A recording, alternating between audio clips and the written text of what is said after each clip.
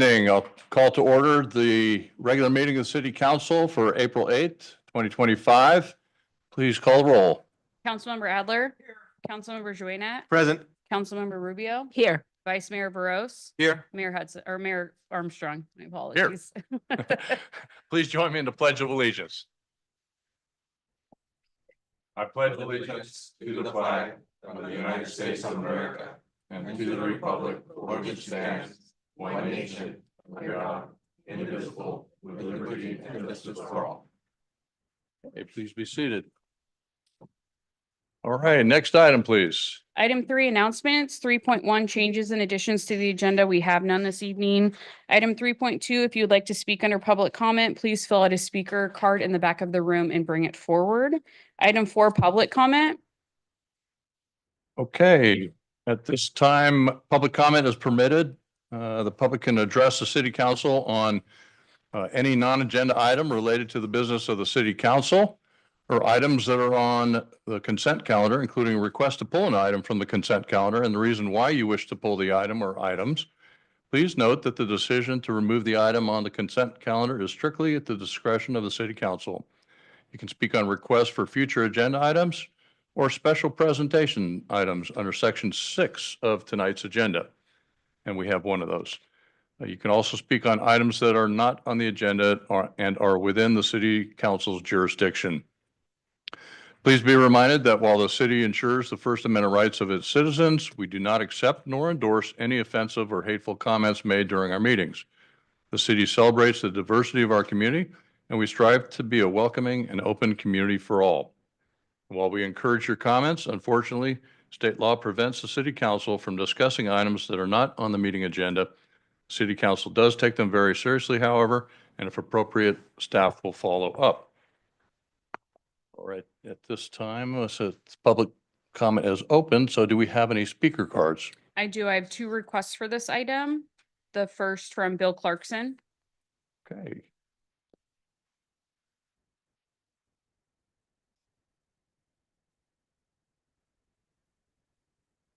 Good evening, Bill.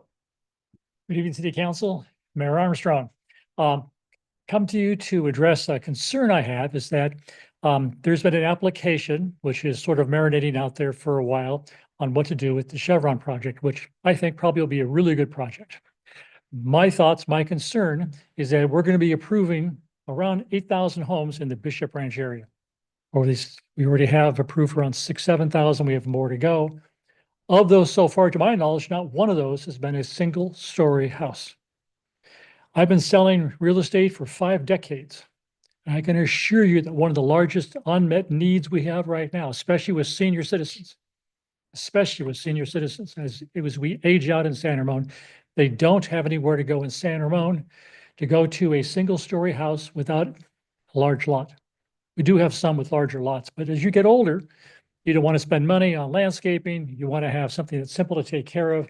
I think you all, each one of you, have an obligation to think about that seriously and being able to allow us to have some single-story homes that are age restricted. I think now the new age is 65 and above. The old days was 55 and above. We're looking 65 and above. Age restricted because if you allow anybody to buy these single stories, young families will crowd out the old folks who need to buy homes. You have lots and lots of older couples who are in 2-story homes that are becoming unsafe for them. I talk to them every day and they need to move into a single-story house and they're leaving the area. They're all leaving the area. With a few go to Crow Canyon Country Club. It's one of the few options here in the Valley, and that's in Danville. So I'm actually begging you to review carefully or think about carefully. And I think you have a responsibility because this project it's a great application. And it's going to be not coming before you for several months. And to tell them way down at the end, because applications are very expensive to put together. And I think you have a duty and an obligation to an applicant to let them know what you're thinking about stuff and policy-wise in advance, because it's too expensive to go down the road with plans and then get kind of surprised at the end. If indeed you have the same belief that I do, that we need to have single-story homes, age restricted, in say the Chevron project that's coming up, I think you have a duty. I think you have a responsibility. You can't do it here because of the Brown Act. I understand that. But you can make public comments and let the applicant know in advance if indeed you're leaning that direction, or if you feel strongly there should be single-family homes. It wouldn't be fair for you to wait to the end and talk about it when they've gone down the road a long ways and they spent a lot of money. It's only fair to them. So again, I'm asking you to think through if you support having some single-family homes. 1%, the 80 houses, 1% of all those homes being single-family homes. They are going to build some multi-structure level units with elevators for older folks, but not everybody wants to be in a building. Some of us would like to retire and still have the normalcy, at least of living in a traditional neighborhood. And I think you have an obligation to have a diversified types of homes here in the valley, that people who are in their larger homes can age out into a single family home, especially this Chevron project where they can literally walk 1 or 2 blocks and be in the new retail area they're going to build, another block or 2 and they're in the city center. What a fabulous place to build some single-story homes for our older citizens who can stay mobile and walk down to it. Thank So, you, Bill. my time is up. Your time is up. Oh, Jesus, I'm sorry. My apologies. Thank you very much for your consideration. No reflection upon you, but I'm going where it's really important. My grandsons are on a ball field. I'm going to go shag flag balls. So that's where I'm heading out. No respect, disrespect. Thank you. Thank you. Next speaker, please. The next request is from Robert Klingner. Right. Evening, Robert. Good evening. My name is Robert Klinger, and I'm a resident of San Ramon. 2 years ago, I was over here and we were talking about a development project, Sunset Development, and it was on Crow Canyon and El Costa by the post office. And I was here and I spoke about that, mostly concerning the traffic. But subsequently, after this was approved and we're going to put homes into that area, what it does is it cuts short the area that's still available for the post office. So for 2 years now, myself as well as a lot of other persons have gone over to the post office, and where they used to have adequate parking, probably 120 spaces, they have about 60 left. So during the holiday season 2 years ago, you couldn't find a place to park. So you go over to the post office and drive around, and there's no place to park. It's so crowded. And subsequently, even though I don't go there more than once a month, every time I go there, it's the same situation. So I think when you're approving these projects, you try to take into consideration as many things as possible, but it's not always possible to find where all the problems will be. So now you have a city of San Ramon, which is growing, which has a lot of people here, more people over and over. You're building a lot of homes, and you have to make accommodations or think about expanding the post office. When I drive around to where I live in Northwest San Ramon, I see lots and lots of spaces, open spaces, and all those open spaces are dedicated to housing. And when I try to find a space, because I can work with the postmaster over at the post office, you know, he's available and you can talk to him and complain about parking, but there's no there's no space available. So I'm just bringing this to your attention. So as you get information from the planning commission or the planning department, or you're out and about, you know, if there's ever a facility that becomes available, the post office, if it's large enough, the post office could move into that and it would solve a problem. That's all. All right. Thank you, Robert. You're welcome. Any other speaker cards? No, not for this item. Any written comment for this item? Not for this item. Okay. Thank you. Then we'll close public comment and we will move on to item 5. Consent calendar. Consent calendar items are considered routine and are acted on by city council with a single action. Does any council member wish to pull a consent item? I move the consent calendar. Okay. I we will have a second motion. that. Motion, Vice Mayor Barros, second by Councilmember Rubio.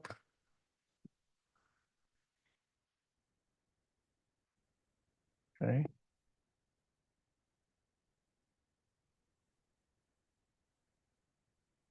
Okay. Adopted unanimously, 5-0. Next item, please. Item 6, special presentation, 6.1, proclamation declaring April 19th, 2025 as Arbor Day. Introduction by Steve Cox, Parks and Community Services Supervisor, and presentation by Gary Savell, Public Works Supervisor and Certified Arborist. Okay.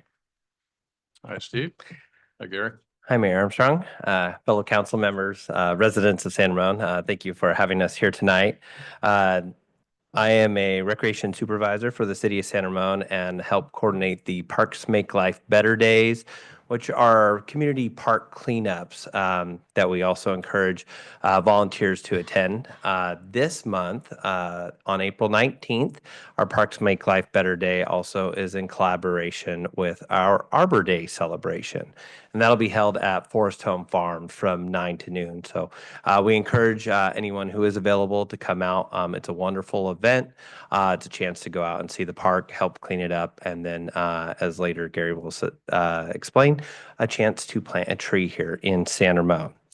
And as we know, San Ramon is very passionate about its tree population, and no more so than Gary, who works in the Public Works Department as a supervisor there and is also a certified arborist. And he is here tonight to receive the Arbor Day proclamation and then discuss the importance of trees in the San Ramon community.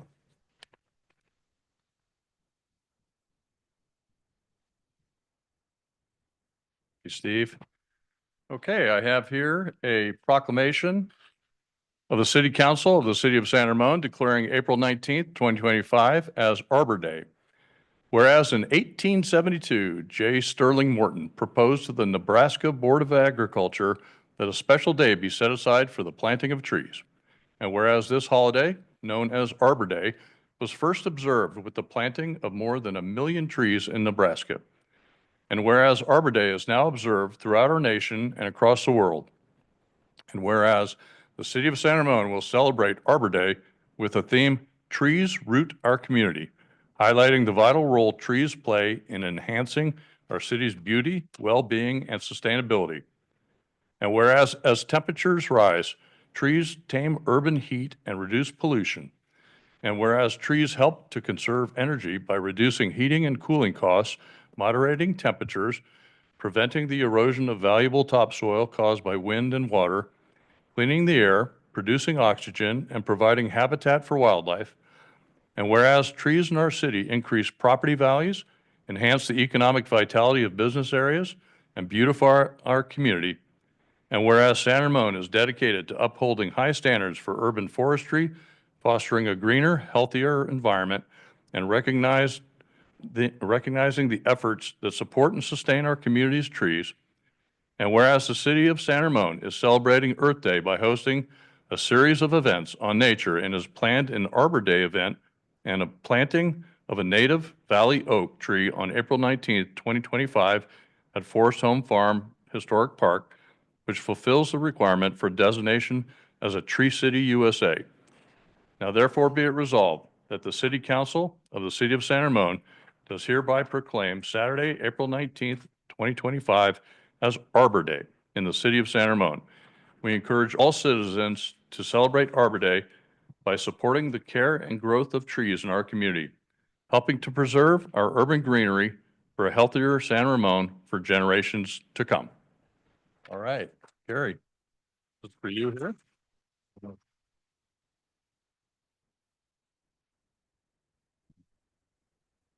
Little pic here.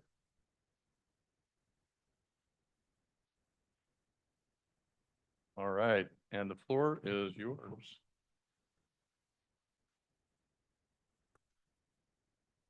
All right, good evening, Mayor Armstrong, Vice Mayor Veros, council members, and residents of San Ramon. It's an honor to be here tonight to accept this proclamation and to celebrate a longstanding tradition, one that roots back to 1872. And if you're wondering, yes, the pun intended. Our actions tonight represent a commitment to our community, our environment, and more importantly, to future generations.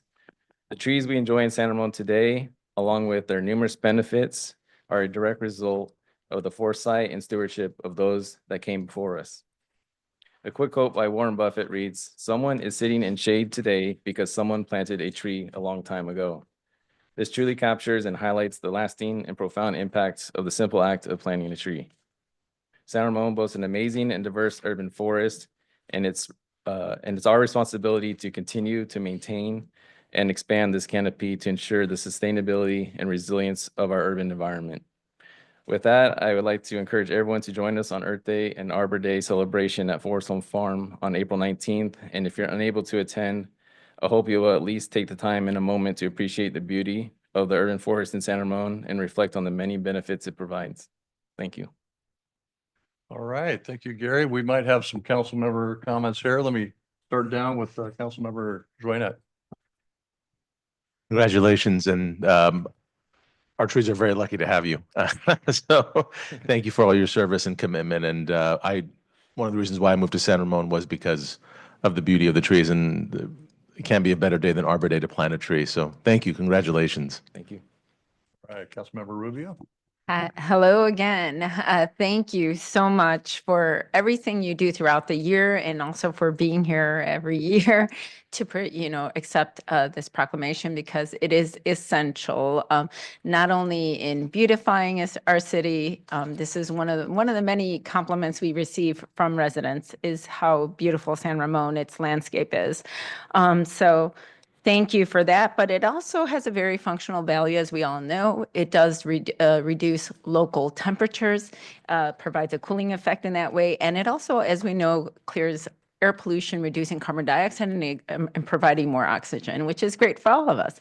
So I just want to really thank you for the knowledge and the skills that you have brought and the passion you have brought to this space, because I certainly have heard you present in the infrastructure committee and what you're doing. So I thank you for everything.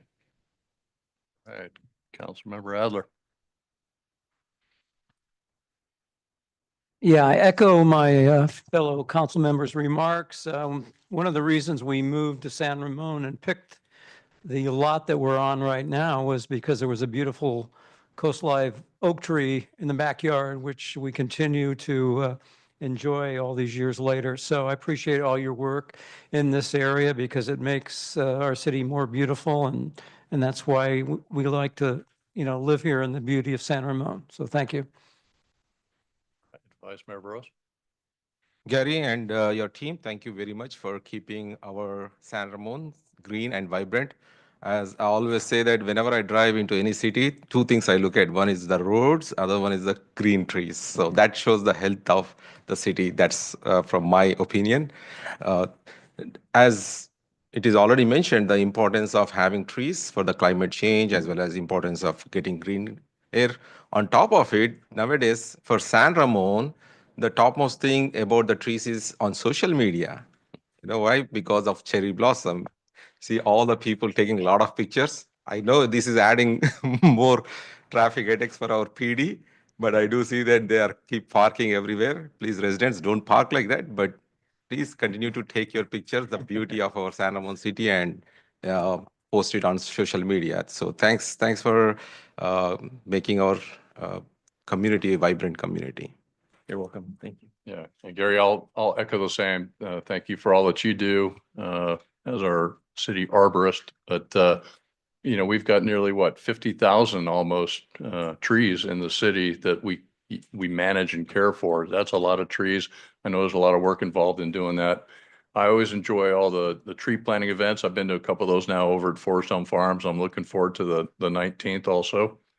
And hopefully, at some point we can kind of get back active with our Doherty Valley tree program and kind of maybe get some of the funding restored for that at some point where we can kind of care for some of those problem trees that are cracking the sidewalks and busting water meters and creating safety hazards. But we'll do what we can for emergencies for the time being. But again, thanks for watching out for our trees and for all that you do. All right. Thank you for your support. All right, Gary. Thanks. All right. Madam Clerk, next item, please. Item 7, deferred consent items, we have none. Item 8, unfinished business, we also have none this evening. Item 9, new business. 9.1, Library Advisory Committee Annual Report. Introduction by Steve Cox, Parks and Community Services Supervisor, and presentation by Cindy Alpert, Vice Chair, Library Advisory Committee. All right, Steve Cox, you're up again.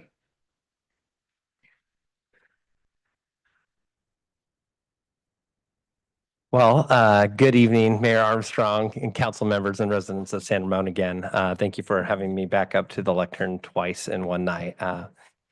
My name is Steve Cox. I'm also the staff advisor to the Library Advisory Committee. Last month, I was here to introduce the National Library Week proclamation, which I just want to make sure everybody knows this is National Library Week going on right now. So please go out there and visit your San Ramon Library if you can. Tonight, I am very pleased to be able to introduce Vice Chair Cindy Alpert. She has been a member of the Library Advisory for quite so many years and also involved with the San Ramon Library Foundation. Tonight's recommended action is that the City Council receives the Library Advisory 2024 Annual Report, provide feedback, and then accept that. With that, I would like to turn it over now to Cindy Alpert. Thank you, Steve. Good evening, Cindy.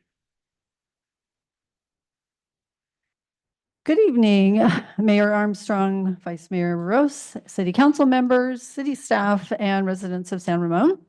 As Steve mentioned, my name is Cindy Alpert. I'm the current Vice Chair of the Library Advisory Committee.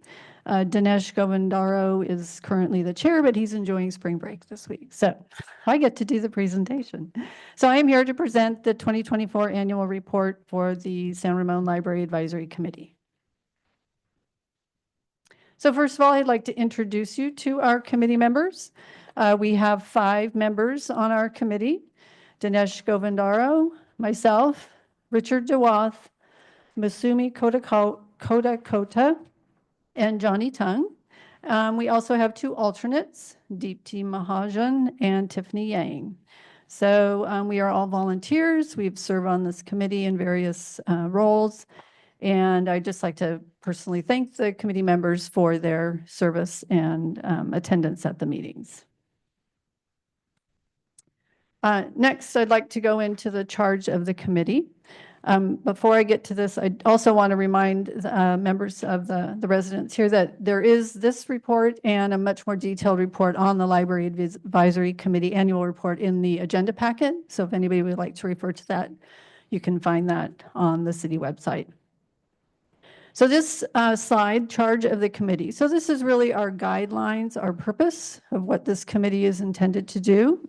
A little bit of background, we were formed in 1992, which was after the San Ramon Library was opened.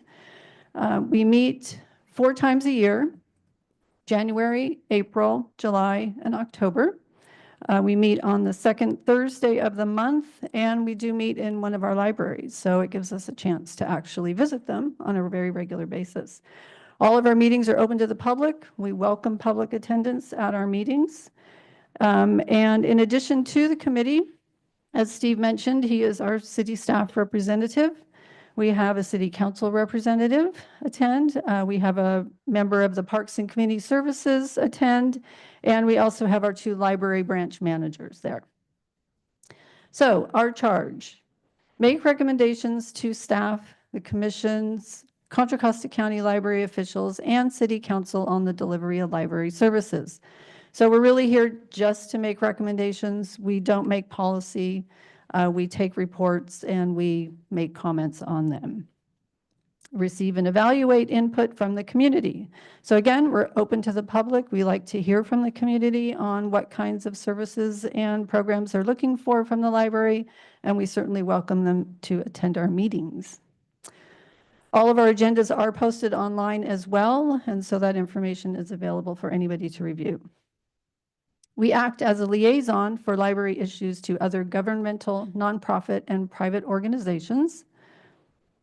Serve as a resource and advocate to the city on library issues, and then review county library policies and provide input to the county on policies that are really focused most on San Ramon libraries.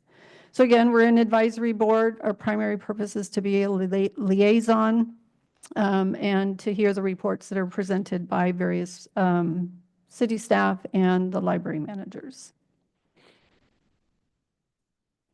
So our goals and objectives. So we're a really ambitious committee, and we set 7 goals for ourselves this year. But we get a lot done. So our first goal, the Library Advisory Committee will monitor the retention and use of the library performance standards or library performance metrics outlined in the city's General Plan 2040 update. So this is really our opportunity to ensure that the certain standards that are in the general plan are being met by our libraries. We evaluate these once a year. We received the report at our July meeting last year. And essentially what's included in these performance metrics are things like the number of power outlets, seating availability, meeting room accessibility, operating hours. So we look at these for each library, the San Ramon Library, the Doherty Station Library, and we also include the Diablo Valley College Library because that is open to the public. So although we don't operate that one, we do incorporate it into these standards. One of the items, of course, that was a topic of discussion of this past year was hours. And so the report that we received last year, we did very well based on the additional funding the city provides. I believe the report that we'll actually get this year will obviously reflect the adjustment that was made. But we are very, very pleased with the City Council's decision to fund those additional hours again for our San Ramon Library. I think it was just this past Monday that we opened again on Mondays. So everybody was very excited about that, and we really do appreciate your support in that area. Goal number 2. The Library Advisory Committee will continue to evaluate library services to ensure San Ramon's libraries services meet and respond to the evolving needs of the community. So we receive reports, like I said, from city staff and primarily from the county library managers. So they share a lot of information about the programs that they carry out, the activities that they have, things that are happening at the county library level, and they share all this information with us. Again, it's really informational. It's not anything that we necessarily can take action on, but we do get really, really robust reports from them. Yeah, so it's good information for us to have. Our third goal, the Library Advisory Committee members will continue to monitor library services offered in San Ramon and visit the San Ramon Library, the Doherty Station Library, and the Diablo Valley College Library throughout the year. So this was one that we added just this past year. We don't really have a formal process to gather that information. We just ask our committee members to pay visits to the libraries, observe what's going on, perhaps talk to the library managers while they're there and just get some feedback on that. We kind of will revisit this particular goal this upcoming year and not necessarily focus as much attention on this one. We've got some other things that we'd really like to do. Goal number 4. The Library Advisory Committee will continue to monitor the Contra Costa County Library Strategic Plan implementation in San Ramon. So a key factor to remember is that our libraries are actually operated by the Contra Costa County Library System. They set policy, they set operations, and we just want to ensure that our libraries are being met to meet, or are set up in a way to meet the needs of our community. So this one, we actually did not receive a report this past year. I believe the county library system was in the process of updating their strategic plan, which they have completed. And I'm happy to say that we actually get this report presented this week. So we'll get to cross this goal off our list already. Goal number 5, this is our favorite one. The Library Advisory Committee will review and approve Story Walk books that are presented by the community library manager. So if you haven't had a chance to do this, I highly encourage you to visit Central Park, where we have Story Walk set up. Story Walk was actually set up in October of 2018. It was partially funded by a grant from a local Rotary Club. And the San Ramon Library Foundation actually covers the costs of the books. So the way this works is the community library manager, in conjunction with the children's library services person in each library, presents 2 books to the Library Advisory Committee for us to review. And we make a selection of one of those books to be used in Story Walk.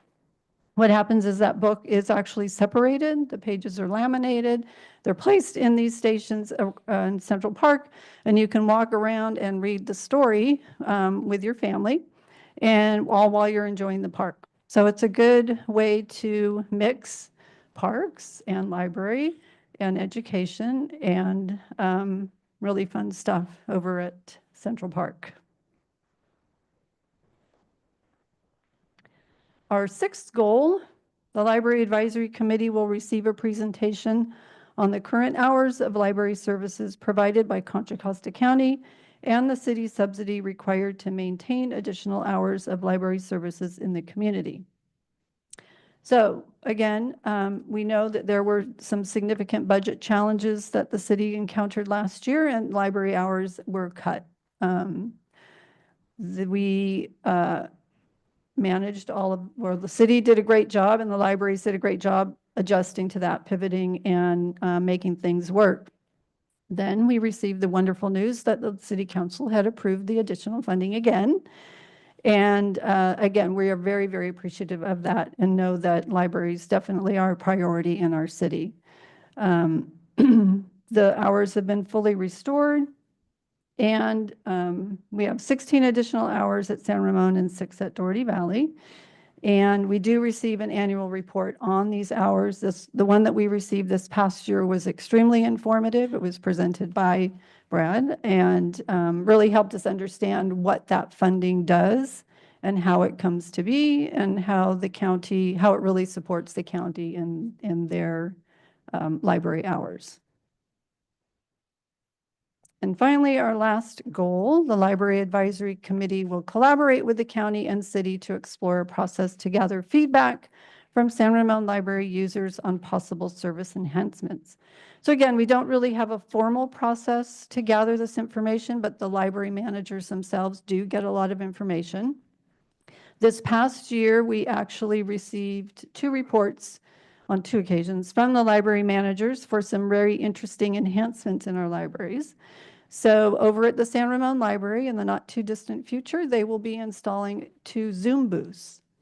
These came about as the result of a survey that was done for people who work remotely. And it was determined that there are a lot of people that use that library when they work remotely.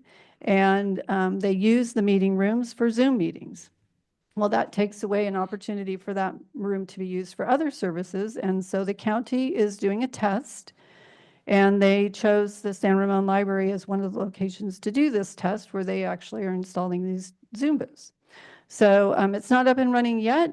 We keep hearing that it's coming soon, but it should provide a really, really good resource for our community members to use. And then at our Doherty Station Library, they have programs there, primarily for children, but they are very, very well attended. And what happens is they're so well attended that the crowds move into the library itself. And there's basically, they run out of room for people to attend. And so Elaine from the Doherty Station Library presented an opportunity to actually create some movable bookshelves. And these bookshelves are located right in the area outside their meeting room. So she made the presentation to the advisory committee. We liked what she presented. We recommended that she take it forward.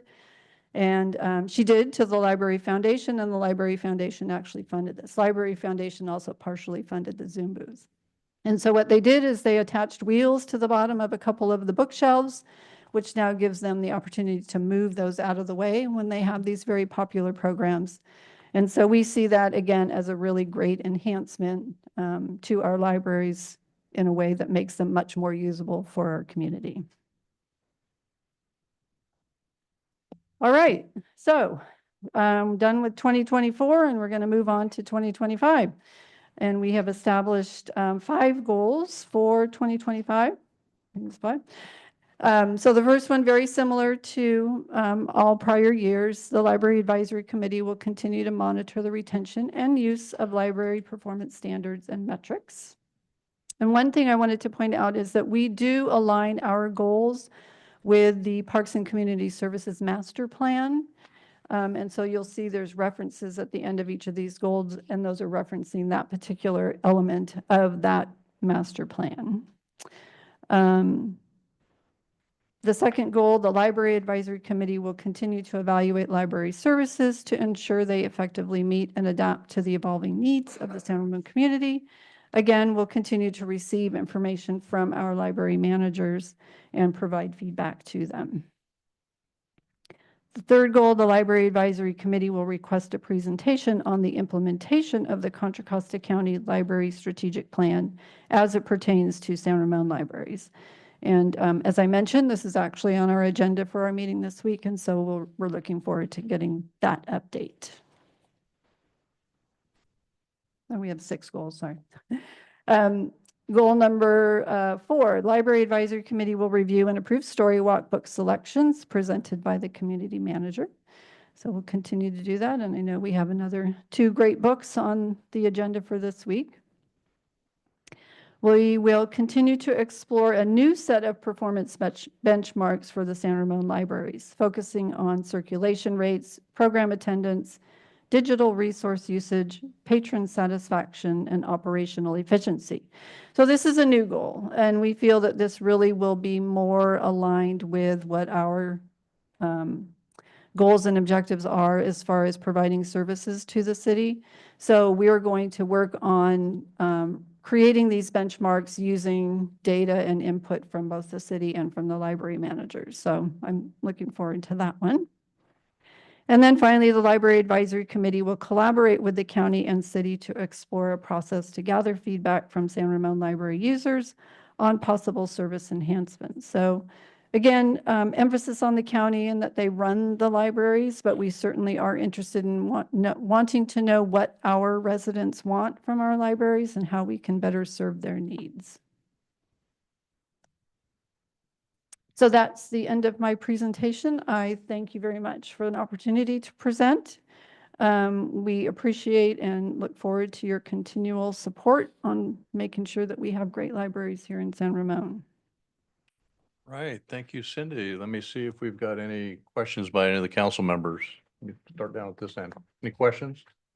Because after questions, we'll take public comment and then any final closing comments. Cindy, thank you. No, very clear, concise presentation. Thank you. Very well done.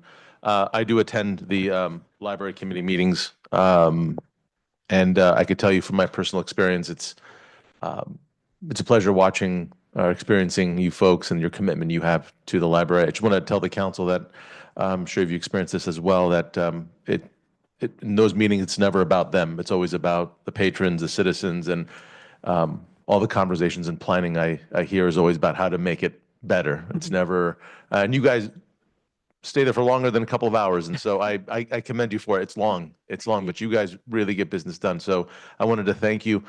My question really was geared toward, we had a discussion not too long ago regarding signage for the Doherty Valley Library, something that we wanted to talk about because it's, when you're driving by, you can't really see it. Did you want to comment on that, or did you want to? That was a presentation to the Library Foundation. Correct, yeah. So the Library Advisory Committee has not actually heard that report yet. Oh, Yeah. yeah. But yeah, I know Elaine is very passionate about trying to get some additional signage out there. She feels that there are people who are not necessarily aware of the fact that there is a library in the Doherty Valley area. So she has some ideas, and I think she has talked to certain council members about what we can do in city staff. So we hope to hear a report on that at some point. Yeah. And my final question regarding the Zoom booths, are these just private? I'm assuming they're like just private booths, not necessarily Zoom It's booths. a modern phone booth. Modern phone, that's what it is. Okay. Okay. Yeah, they will be available to reserve very much in a similar fashion as the meeting rooms in the library. And you would use it for a very specific amount of time for your particular Zoom meeting. Okay. Yeah. Any and final question, sorry, is there any discussion around increasing the, talk about increasing the portable Wi-Fi for people to, or the modems, et cetera? I know some people have asked me, is there, now that we're open on Mondays, is there a plan to increase services for laptops and modems, et cetera, for people to check out? I know that the libraries have laptops that can be checked out. I've not heard any reports that they're not meeting current needs, but perhaps that's something else that we could look into. Fair enough. Thank you. Yeah. Thank you. Thank you, Cindy, for that wonderful presentation. We appreciate, of course, everything that you're doing every day to keep us on track and make sure we're providing our community with the best possible resources. I just have a few questions, and 3 out of the 4 are service enhancement type of inquiries. How do you assess currently and are considering to assess your inventory of books that are most utilized or checked out, and what's missing in terms of the types of books or resources you should be having? I'm going to let Steve address that one. Yeah, and the Library Advisory Committee obviously worked very closely with the library managers. That is a question to the library managers, as they are the ones that are doing the assessment of the circulation and what's coming in through the libraries at both Doherty Station Library and the San Ramon Library. I know that they do a county-wide. They look at all the books that are being checked out countywide, and then they'll come back and then look at the most popular books that are being checked out, in our San Ramon libraries. And that's how they're going to base what kind of books and what areas are being utilized the most. We do know that our San Ramon libraries are very popular with our young adults and our youth, and some of the largest programs are like story time. And so they will look at making sure that they meet the need, especially for that age group. And how frequently do they do those assessments that you just referred to? The Contra Costa County does conduct an annual report, so they will be doing an annual report yearly. So I assume with that, they're going to be doing that on a yearly basis. Here in San Ramon, the library managers, do you know? They have to give their same information into that. So it's a year. Okay, because they were dependent on that information from the county. Okay, great. And then my other question is return to staying with the service enhancement questions. Are there any missing amenities, which are like, for example, which ones are most used, and are there any that you feel need either to be established or be fortified? For example, like study rooms and things like that, all the other services that are not necessarily books, but they're things that you're providing in the library. That I think one of the things the Library Advisory Committee has done a really good job is building new goals. And in that final goal, one of the ideas is to learn what San Ramon libraries are looking for more in-service enhancements through working in collaboration with the library manager, something that hasn't been done before.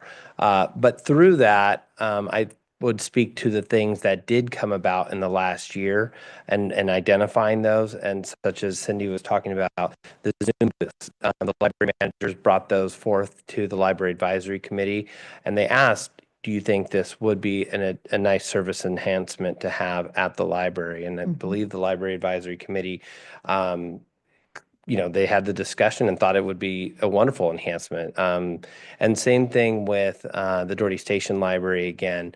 When they were talking about how to accommodate larger groups for the storytime activities, one of the ideas they had were, how do we do that? And about that came the idea of creating these mobile bookshelves, because they had seen it. And again, the nice part about working with the county and the county librarians who, are here in San Ramon is they come and provide this information to the Library Advisory Committee.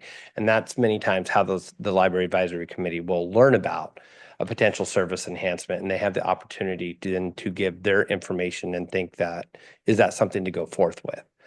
So that's what they've done in the last year. And then going forward, they are looking at having a way that we can systematically gather information for San Ramon library patrons to learn more about what the community needs are. And yeah, that there's so many ways you can possibly do that. Of course, it could be the people that are already coming in, but it could also talk about how do we, reach further out and get people, to come, more people to come in and be aware of what's happening in our libraries, right?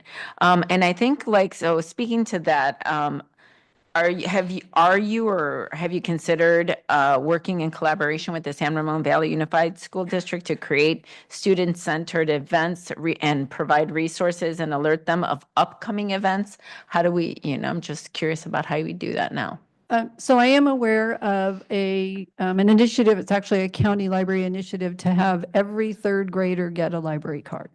And so I know that the staff at the two libraries has been visiting all third grade classrooms to tell them about the library and share that information and invite them to come in and get a library card.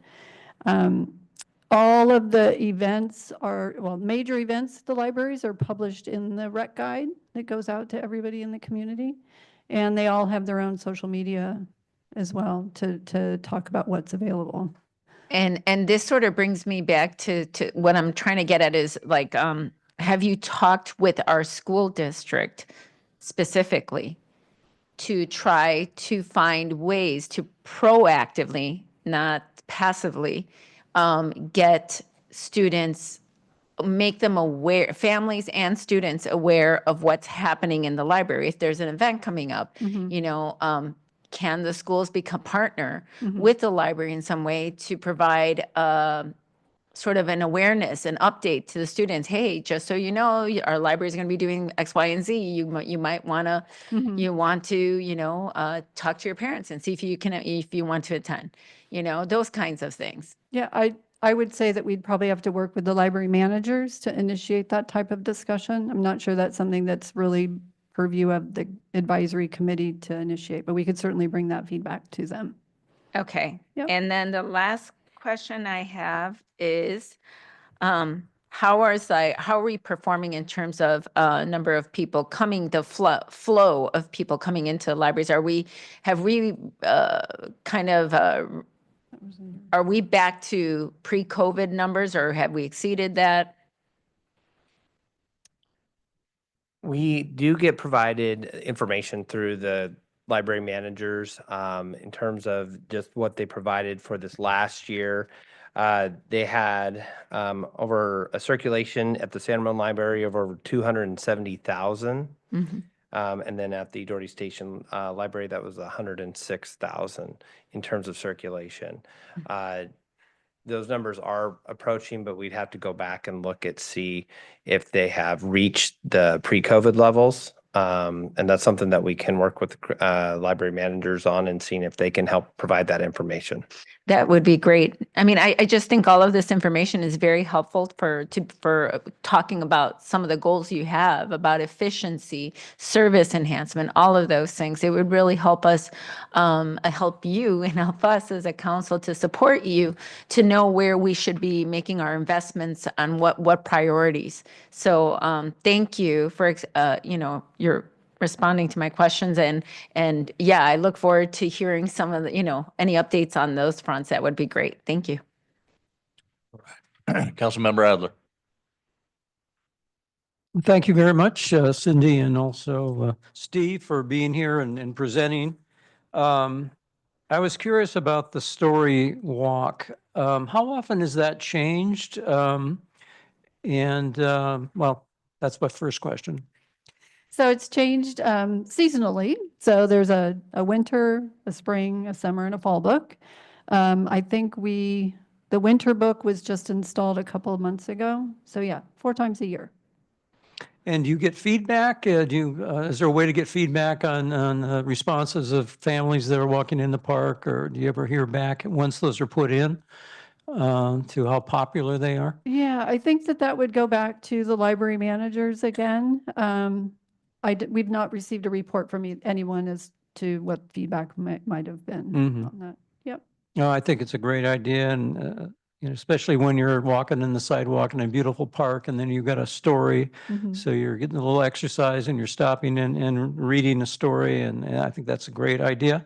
Just one final question about those movable bookshelves. I haven't looked at those. Are those something that can be safely moved by just a few people, or is it a big, like just thinking about safety, is that a concern ever, or is it easy to move those? We asked those same questions, and Elaine at the Doherty Station Library has actually given us a demonstration. They're very easy to move. Yeah, one or two people can do it. They rearranged the books in those shelves to make it more movable. And yeah, the whole idea was to make it safe and easy to do. So yeah, I think she met that goal. Make it easier to kind of multi-purpose the room. Exactly. Well, thanks. I love the libraries. It says a lot about our city, that people appreciate the libraries, and I've always loved them, and keep up the good work. Thank you. Vice Mayor Burrows, any questions? Yep, Cindy, thank you very much for sharing the great presentation. I have a couple of questions. My first question is regarding the meeting rooms. I love those meeting rooms. They're really good. More than my council office, I use that rooms so for my meetings. So is there any reason why we don't do that online reservations? Again, that's a county-run process, and so they're just following the county process. I think what I've also heard is they want to make them available on a first-come, first-served basis so that they're available to everybody that comes into the library. So that's the feedback that we've received. Maybe they'll get more people if it is available online, right? Yeah, I know. the A other way team around. council member has also brought that feedback to us, that they should try to make that an online reservation process. So, and we think we did take it back to the library managers, so we'll share that again. My second question is regarding if any youth, they want to start some clubs or they want to do some events in the library, is there a way to get their access? Like, can they go to a certain person, or they can use an email address or call? Is there a procedure so that they can reach out to the library? I'm not aware of a formal process. I know I've received emails from the library staff and when they've been approached by students for certain projects and certain requests. I think that's primarily the way to do that. Yeah, the library managers are both very accessible. We also do have a community room. The Parks and Community Services Department has a community room at the San Ramon Library. So if it's a larger event, you can reserve that through the Parks and Community Services Department too, during regular operational hours of the library. Okay, just to rephrase my question, let me, like, if some youth, like typically they reach out to me for starting a club or starting an event, and then they look for a space within library. So if they reach out to any of our council, where we should be able to navigate them so that they should be able to get access? So again, I think they'd have to go to their local library, either Doherty Station. Doherty Station has a huge meeting room as well. They took the room that used to have computers in it that wasn't being used very often, and they converted it into a meeting room. But they would go to either one of those two libraries and ask to reserve a room, and they can have their meeting and do what they want to do. Is that what you're alluding to? Yeah, that's good. Yeah, just they would need to reach out to reach out to the library. library, go to the main service desk, reserve a room, and go ahead and have their meeting. Oh, okay, Yeah, yeah. Those are my two questions. Thank you. Okay, and thank you, Cindy, for the report. The only question I had was, it's probably really a foundation question, not so much that. Maybe I can answer that too.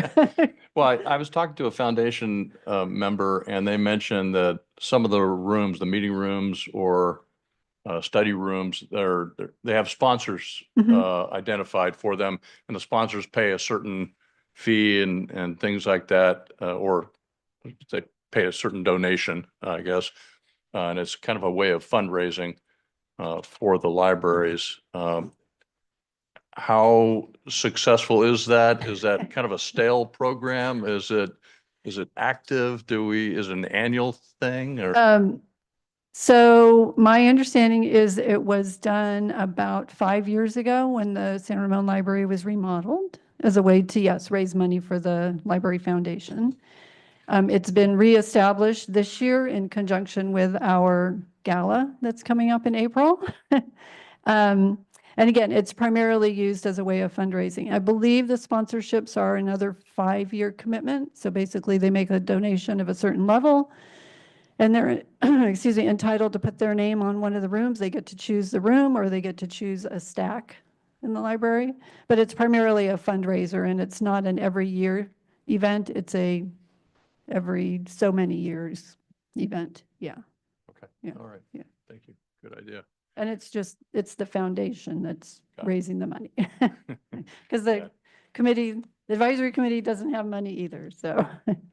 All right. Yeah. Well, thank you, Cindy. That's all the questions for now. We may have some closing comments here in a second, but Okay. for now, I'm going to open up public comment on this item. And do we have any speaker cards? Not for this item, no. Any written? No. Okay. And then any final closing comments for Cindy and the committee that you haven't already said? Just, no, thank you. Yeah.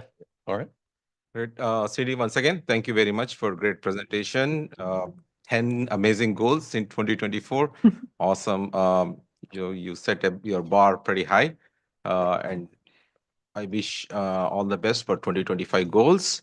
Also, I would like to, I heard that we got now 3D printer at our Yes. library. Yes, so that's actually, both awesome. libraries have a 3D printer now, 3D thanks oh, to a donation from Doherty Valley High School. Fantastic. Yeah. So yeah. it will be great if we can get some update on that, so Mm. that how the users can book and how they can use it. That will be fantastic. And also one more important thing that we always miss to highlight is about LinkedIn LinkedIn training. Mhm. You know, all our library members, they get to access tons of LinkedIn online Learning. courses Mhm. for free. Mhm. Otherwise, you have to subscribe for $50 per month, Mm. pretty much. So that's a great resource that we have through our library. And also, I'm glad to say that I'm glad to see our story walks is successful. At that time, I was a liaison as a Parks Commissioner for Library Committee. So it's great to see that it's such a popular event in our library landscape. Thank you very much, and thanks to all your committee members for their services. Appreciate all your great work. Thank you. Yeah, no, I'll just say thank you also, Cindy, to you, to the committee members, the foundation members for all the great work they do for our libraries. It's just such a popular resource for our community. And I especially love the story walk. I go out there with my grandson and we check it out. I was looking at the agenda earlier and if I read it right, the 2 books coming up, I think on Thursday, right? Mhm. Are Have you seen Gordon and Hello World? And the descriptions look like a lot of fun. So I look forward to seeing what you guys pick Okay. for that. And She makes it very hard for us. Yeah, it is a They're hard- great choices. it's hard. And Yeah. look forward to the gala on the 26th of April. Thank you. Yeah. Yep. Thank you. Appreciate it. All right. Thank you, Cindy. Okay. Next item, please. Item 9.2, public hearing, general plan amendment for downtown mixed use, North DMU North site-wide floor area ratio amendment, zoning ordinance text amendment for DMU North site-wide FAR amendment, and environmental review for the proposed general plan amendment and text amendment. Staff report by Lauren Barr, Planning Services Division Manager. All right. Good evening, Lauren.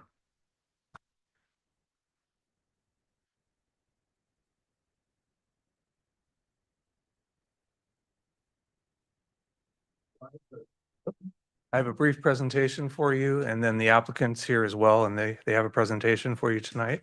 So let me just walk through an introduction here. So the request is the applicant's proposing an amendment to the city's general plan 2040 as well as the zoning ordinance to reduce the DMU North, or the downtown mixed use north minimum site-wide floor area ratio standard from the current 1.25 minimum to a 0.5 minimum. So tonight's meeting is first in a series of public hearings to provide opportunity for the city council to review the proposal and take comments and provide feedback and direction to staff. No formal action is proposed tonight. So just a little bit of context, the downtown mixed use north project area is bordered by the freeway on the west, Executive Parkway to the south, El Costa Boulevard to the east, and then just north of Norris Canyon to the north. And it's about 205 acres, and there's roughly 700 parcels within that area. So just in terms of a little bit of background, we do public hearing notices for this type of application. So we do direct mailing within 300 feet of the DMU North zone. In addition, in your packet, there's a letter that was received from the applicant addressed to the council and commission expressing the purpose and intent of this request. So it gives some background information, and they'll touch on that more in their presentation. With regards to environmental review, the project has been evaluated and deemed consistent with the General Plan 2040. This particular reduction in FAR would not result in any additional impacts beyond those already analyzed in the EIR when the General Plan 2040 was adopted. So again, a little additional background. The application was originally filed on October 17th, 2024. It was revised slightly in January 21st, 2025. And again, it's to adjust the DMU North minimum FAR standards. On February 11th, you might recall there was a joint meeting with the council and commission where we took public testimony and provided an overview of the proposed changes and asked for questions and feedback. The council and commission requested 3 additional pieces of information for us to consider and come back with. The first was the alignment with this proposal in the city's goals and policies. The second was background information on why the city adopted the current minimum site-wide FAR of 1.25. And then lastly, the benefits of potentially reducing the standard as proposed.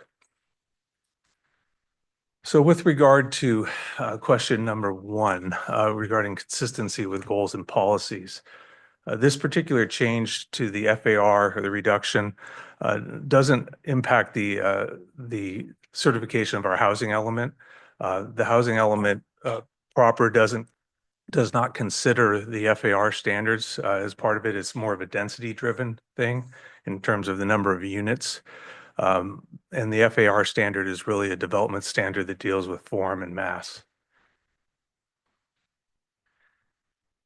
The second question was about how we got to the 1.25 standard.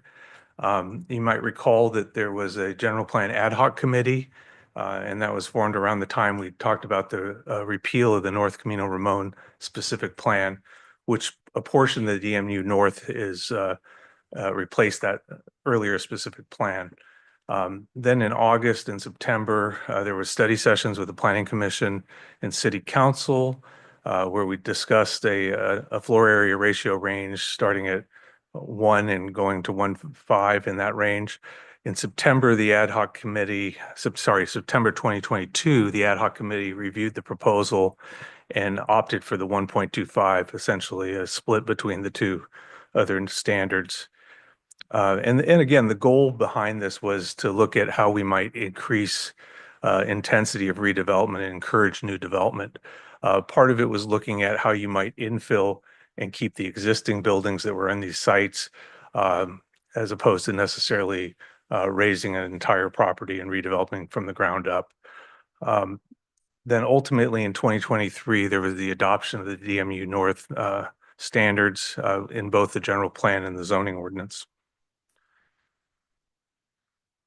So in terms of the benefits of potentially reducing the minimum FAR is, in some cases, having a higher development standard could be seen as a barrier for development and increased cost of construction for housing.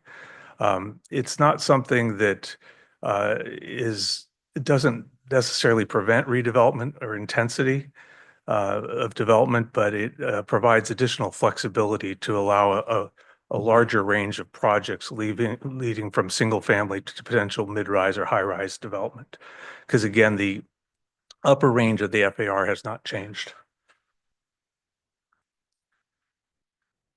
So as part of the review that we conducted with the Planning Commission, we were asked to look at different options for floor area ratios beyond the 0.5 standard.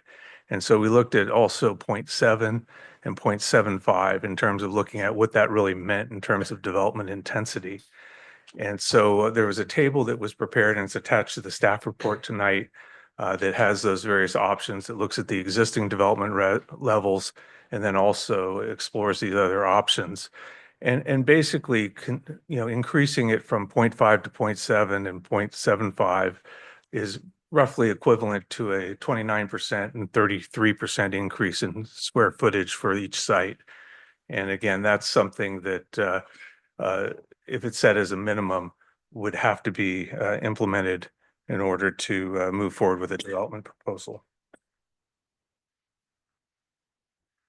So this analysis, in terms of some of the impacts, while increasing a minimum would require more square footage through a higher site-wide minimum FAR, and in theory, that could relate to more development intensity on a site, which also could translate into higher or meeting our densities for our arena, our housing allocation faster.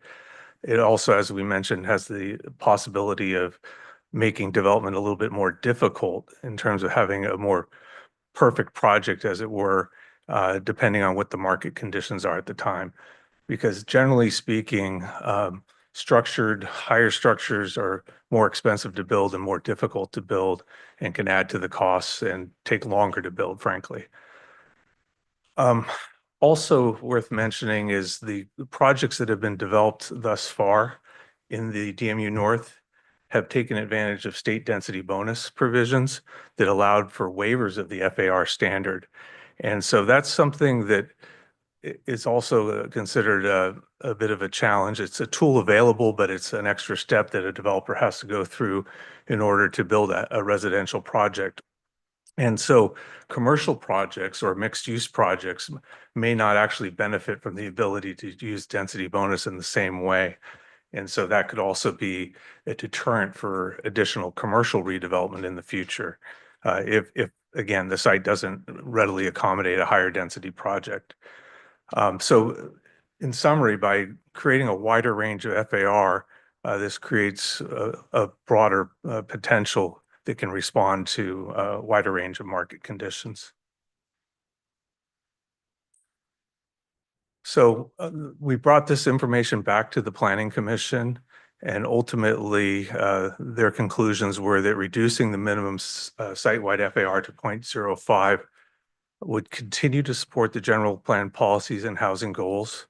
It did not impact the certification of the housing element. It also does not prevent redevelopment at the intensity envisioned at the upper end of the general plan, but provides flexibility to reduce the building mass and potentially encourages redevelopment. And then there was a resolution adopted by the Planning Commission that had findings and a recommended approval of the project. And that's also provided in your staff report. So in terms of the next steps for tonight, we would receive public testimony, provide feedback and direction to the applicant and staff. And then we're asking to continue the public hearing to April 22nd, 2025. So with that, I'm available for questions, or if you'd like to hear from the applicant, we can bring them up as well. Let's go ahead and bring the applicant up, and then that way we've got all the information. We can figure out who might need the question. Sure.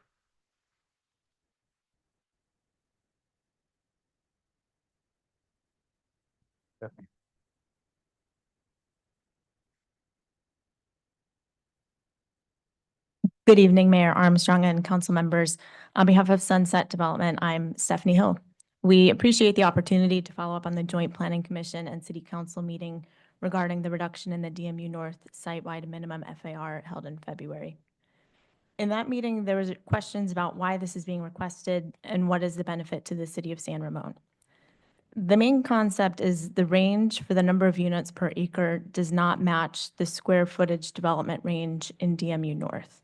The general plan has inconsistent metrics, which require developers to utilize tools such as the state density bonus to comply.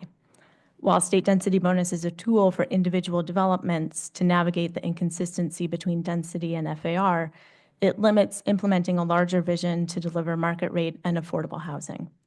We sent a letter that describes how the DMU North FAR reduction allows for an alternate affordable housing strategy, which increases the number of affordable homes delivered at a deeper level of affordability.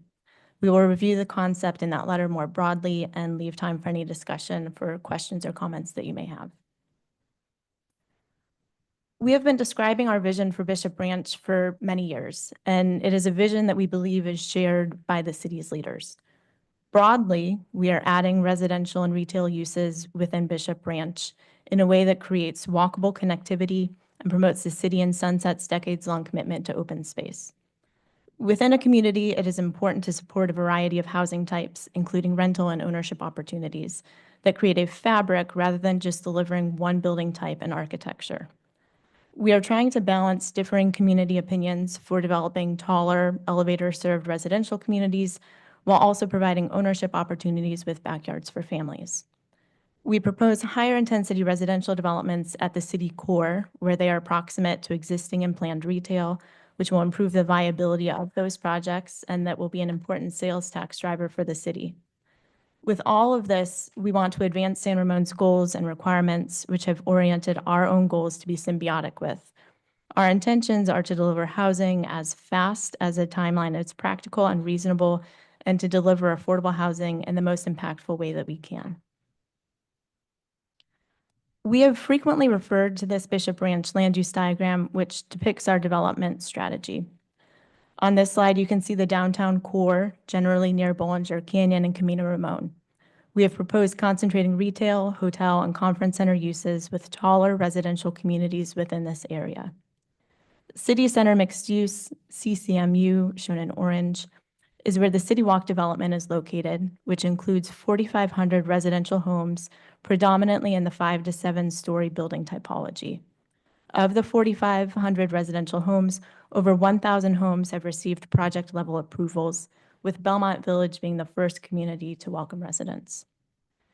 City Center is a successful execution of horizontal mixed use for downtown San Ramon. The low-rise, open layout feels more welcoming and less imposing than a taller development. Alexander Square benefits from the open-air environment, supporting leisure activities, events, and destination dining. The horizontal format allows for easier reconfiguration of retail spaces, accommodating tenant needs over time, particularly for destination retail. We are proposing vertical mixed use at Orchards within DMU South. This development would include ground floor retail with residential uses above. This will be a different but complementary type of retail to City Center and will be more resident-oriented businesses with proximity to a park. After our last meeting in the letter, you are likely familiar with the 2 development intensity standards in DMU North and DMU South, dwelling units per acre and floor area ratio. The dwelling unit per acre range is 20 to 60 units per acre, and the FAR range is 1.25 to 2.75. The 2 metrics do not align for 100% residential developments. Residential intensity is typically measured by the number of units per acre. The city's housing element is based on delivering residential homes, not residential square footage. FAR is a simple calculation. It is the building area divided by gross acreage. FAR does not consider wider setbacks to accommodate meandering sidewalks, landscaped buffers, internal circulation, paseos, parks, or gathering spaces. These elements are vital to the city and community in fostering a desirable pedestrian-oriented environment and have been consistently emphasized throughout the development design process. In the DMU North Zone, the 2 development standards are not reflective of each other. Developers must rely upon the state density bonus to implement the city's general plan rather than it being an internally consistent document. Due to this inconsistency, BR7 and BR11 in DMU North relied upon the state density bonus to decrease the minimum site-wide FAR. From this table, you can see that a project at 22 units per acre, like BR7 or Bartlett, results in a 0.72 FAR and does not qualify with the development standards. Similarly, a project at a 1.93 FAR, like Related, results in 69 units per acre and also wouldn't qualify in DMU North. Just for reference, related is in City Walk, where this intensity is contemplated. When we discovered the site-wide FAR standard of 1.25 was going to apply to these projects, we sought a state density bonus waiver to be able to continue with the project's approval. When opting to utilize state density bonus, we are required to deliver more very low-income affordable homes and less low-income homes. The state density bonus execution requires 8 more very low-income homes. Either way, the requirement for these projects is 15% and 58 affordable homes would be delivered. This is shown in the chart on this slide. While what we are proposing to do is to build the affordable units for multiple projects in a standalone affordable building developed by a professional affordable housing operator. In the case of the service center located at 2453 Camino Ramon, that is Eden Housing.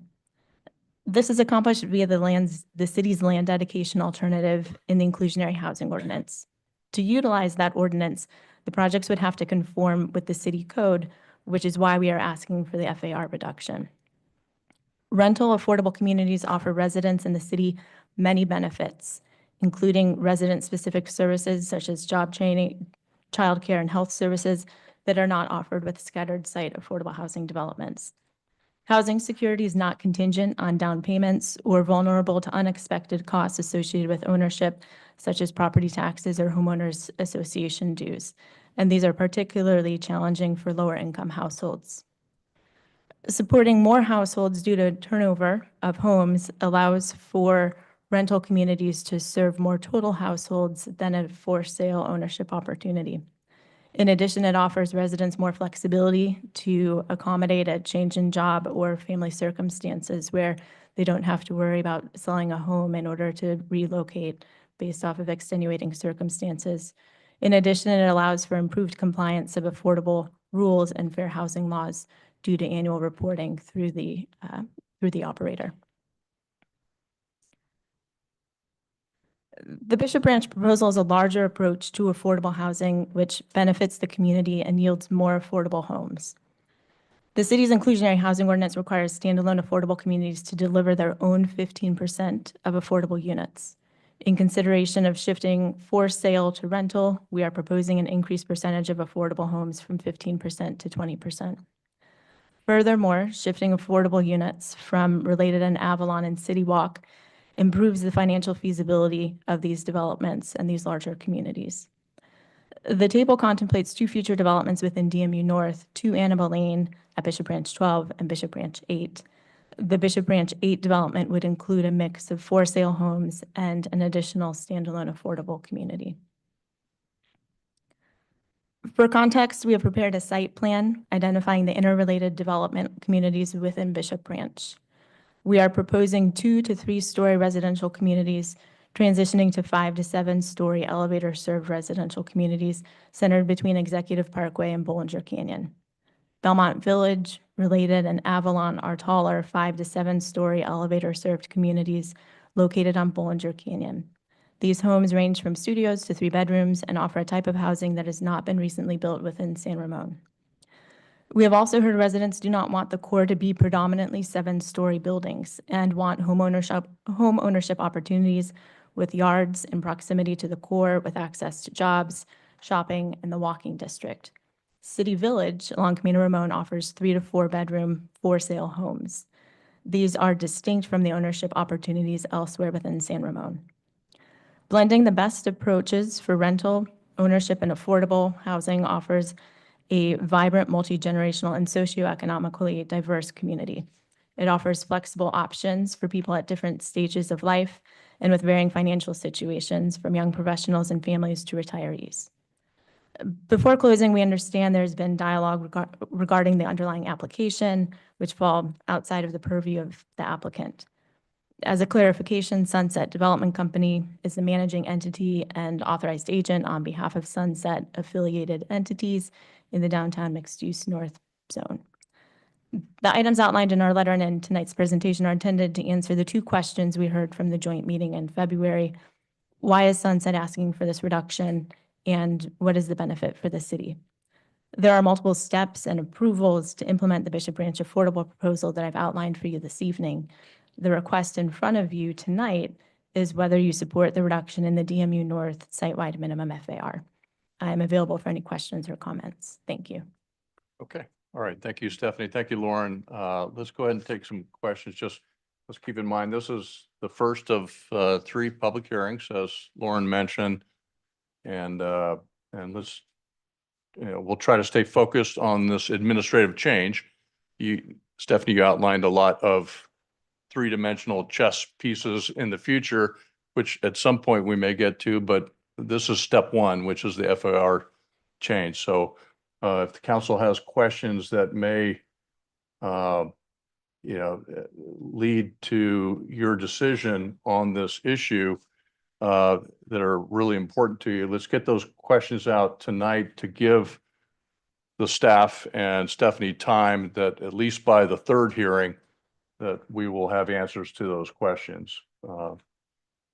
But let's go ahead and start with the questions first from the council, and then we will open up public comment. So I'm going to kind of reverse the order here and go over to Councilmember Adler. We'll start with you. Oh, well, yeah, whoever you need to address it to, they're here. We have mixed use, so we're using 2 theories of building, right? I mean, we've got the FAR plan and we've got the UAC plan. And I've already heard some people, I guess one of my things I've heard from people is the single story aspect of it, that we don't really have too much of that. Is that an aspect of building that you consider for older people that don't want to live in a taller building, that want to just have 1 level? Who are you asking? Well, whoever can answer the questions. I think it'll be both of us answering it. One thing I just wanted to mention, you had raised the point about this being a mixed use area. One thing that I need to mention is that housing opportunity sites within this area can go 100% residential. And so many of the projects that you've seen come through the process and be approved as residential with the density bonus are 100% residential, and they're housing opportunity sites. So that's the first question. In terms of the ability to do a single family, single story, that's really a question for the applicant in terms of their development profile. I would argue, though, that it would be very difficult, if not impossible, to do single family homes with an FAR as high as 1.25, and also given the density, the lower end of the density range, because currently these developments can't even meet the FAR standard and the low end of the density range. They're in conflict unless they go at a much higher density and taller structures, multi-story. I don't know if you want to add anything in terms of.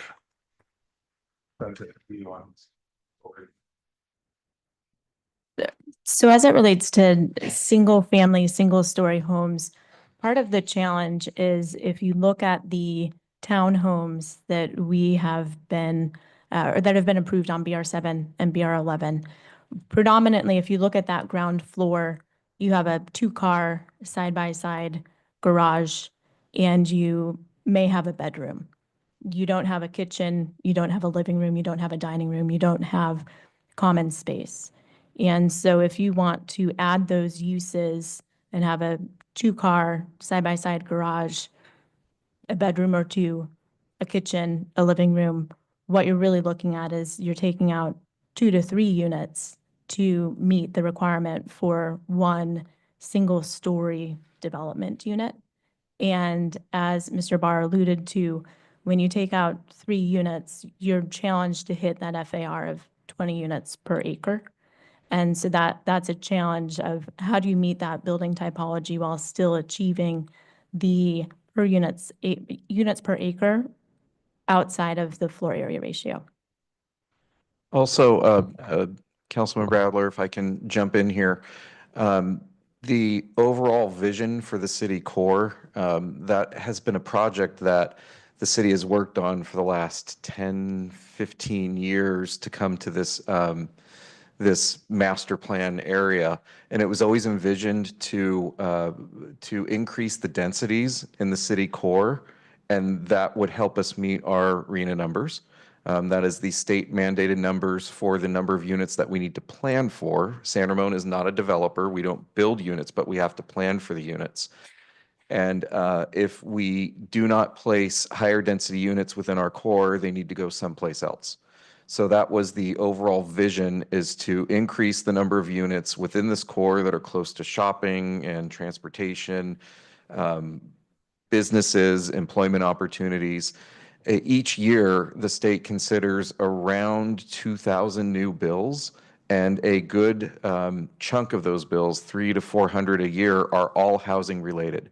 So every year we're getting more and more requirements placed upon us. So it will be a challenge to find higher densities outside of this area. So that's why we're focused on keeping the densities on the higher range and not building this entire area out. Not that anybody's suggesting that, but single story is a bit problematic for that reason.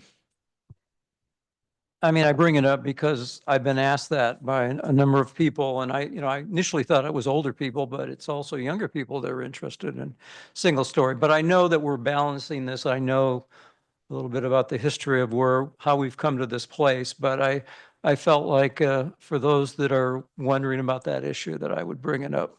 But thank you very much. Yeah, and that may be more of an issue for the orchards discussion at a later date than this DMU North issue right now. All right, let me go over to Councilmember Schweinert. Thank you, Lauren. Thank you, Stephanie, for the presentation. Stephanie, I have a question. I want to go back to the comment you made regarding, and I this is what I want to address. I want to address basically the comment about ownership. I know the answer.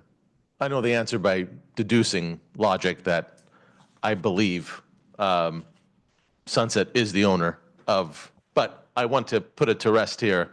And I really want to, and I'm sort of gonna guide the witness, if you will. I want to understand, when you say control, I want to be very careful. You say control or own these are LLCs, these are, if Yes. you could elaborate a little bit more on it. Yes, so they are all under, with the exception of 2453 Camino Ramon, which is owned outright by Sunset Development Company. Okay. The balance of the sites are owned by LLCs, in which Sunset Development Company is the managing entity of that LLC. Got it. And if an LLC were to challenge this application that was submitted by Sunset, would they be able to challenge the application? Given that Sunset is operating on behalf of the LLC, we would be challenging ourselves. Okay, okay. We wouldn't do that. Thank you. I have a question for staff.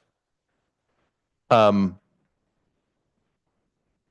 the question's related to, because Commissioner Wallace made a mention about ownership, and there's been comment about lack of ownership, et cetera. Given that that area is operated, owned by Sunset, there was a comment made that Ms. Chamberlain was supposed to, I'm not gonna quote it properly, but sign or submit a form, basically regarding some edit to the, maybe I'm misquoting it, but I want to be sure. I want to see if the onus was on Debbie to make that report, that to validate that Sunset owned the property, or if that's, oh, there he is. Okay, sorry. Up there. Sorry. I think I know where you're going. You know I'm going there? Okay, go ahead. So the question comes about is who can initiate a general plan amendment related to DMU North? And there's several different provisions that allow for that. The applicant, as a property owner, initiated an application. We do not do what would be referred to as spot zoning or spot designations, because it would create a different standard from the balance of the district that they are currently in. So the zoning administrator has the authority to expand the request to apply to the entire DMU North standard. And so that's what we had presented to the Planning Commission and to the City Council at the joint meeting, because it would make no sense to do spot zoning and only look at the 100 acres or so that Sunset actually owns or manages on behalf of Bishop Ranch. So it's really just a question of what are we reviewing and how we process the proposal that was raised by a property owner within the district. Okay, And so it applies to the district as a whole, and we've noticed everybody in the district. got it. So Sunset does in fact own, operate, and control that parcel. Yes. Okay. Thank you. And it was discussed at length at multiple planning commission meetings. We provided the definitive answer to the questions, and it was generally accepted at the planning commission. Yeah. Thank you. I would just want to add one more thing to that, not to pile on, but we also have a resolution from the Planning Commission that essentially ratified the zoning administrator's action in initiating the general plan amendment application for the rest of the parcels. So it's essentially a moot point at this point in time. Thank you. Thank you, Mayor. Councilmember Rubio. Thank you. There may be I just need a little more clarity on a couple of things. I know that I saw the chart, the table that you presented, and clearly saw that, doing an all affordable unit versus a mixed income type of development enabled you to produce more affordable, like low and very low in affordable units. And what I want to provide more clarity for all is what's behind that, why that is possible more so in one scenario versus another. Okay, so there's two points of view, and from the developer side, I'll have them expand on specifically why they want to do this. But one thing I'll touch on is just the logistics of building on-site versus off-site and consolidation to a centralized location. It's very difficult to build affordable housing. It's expensive to do. And so being able to pool resources and consolidate construction costs and everything else helps. And so that's one of the factors in consideration. But being able to move these units off-site to a central location is also considered alternative compliance under the city's inclusionary housing ordinance. And so that allows us to negotiate a deal.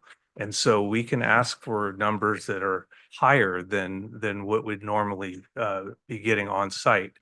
And there are some trade-offs also. As a 100% affordable project, they typically have a higher affordability level than what our for sale project would be if it was left to the city standard. So again, this is a later phase that we're talking about, but the key right now is in order to move units off-site that were approved by granting a density bonus to get exceptions to the FAR standard, those units would have to be built on the site for where the density bonus was proposed. So they would have to come in and basically reprocess aspects of this in order to go off-site, and then that alternative proposal would need to be approved through a separate process. Mm-hmm. And so I don't know if you want to touch on why. So one of the ways that affordable housing is able to proceed right now, where these larger apartment communities such as Related and Avalon are in a different, category, is that they have access to different financing. And within the state of California, there's a huge push to develop affordable housing. And so they have access to different funding sources when you build a 100% affordable community. And it's a combination of tax credits and equity investment and loans. So they have different funding sources that allow them to build these developments, which also allows us to develop and deliver more affordable units within these communities. One item that I'd like to add to that, also, not only the funding availability for the affordable units, that guarantees construction sooner, faster than you would get them with included in other developments. And in general, we're fortunate in San Ramon that we have seen developments that are approved go up relatively quickly. When you compare it to other cities in the Tri-Valley, I know of developments in other cities that were approved and 7 and 8 years later, they're still not under construction.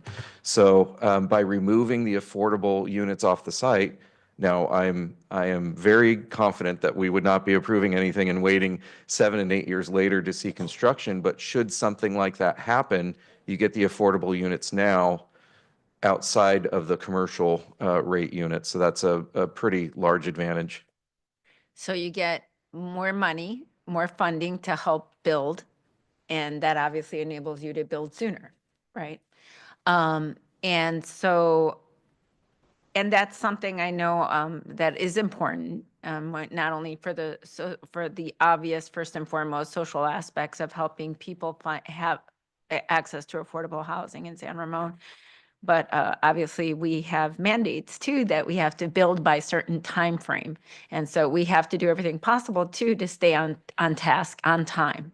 And so I just wanted to go again, I mean, I kind of missed it a little bit. So if you don't mind reiterating, what are some of those services provided by having an all affordable unit, and who pays for that?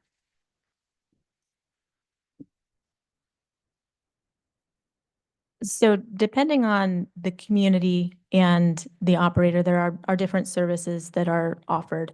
Within Eden's proposed development at 2453 Camino Ramon, they're proposing a family-oriented community and a senior-oriented community. Those two populations have different needs so you'll likely see a child care component within the family, and you may see more health or medical within the senior. And so what they'll do is they will look at who is their population, what is their demographic, and then identify what are those services that are being offered ultimately by Eden Housing and their partners to the residents that are living within those communities. So Eden would be covering that, Eden Housing. Yes. So Eden is a developer, owner, operator of affordable housing throughout the Bay Area. Wonderful. And so each unit, one will be family focused, another one senior focused, right? Yes, they have two buildings that are proposed. One is a family building, and what that means is that 50% of the units are 2-bed and 3 beds. So it's really focused towards families. And then the seniors tend to have a smaller unit. So they're more studios in ones than the families.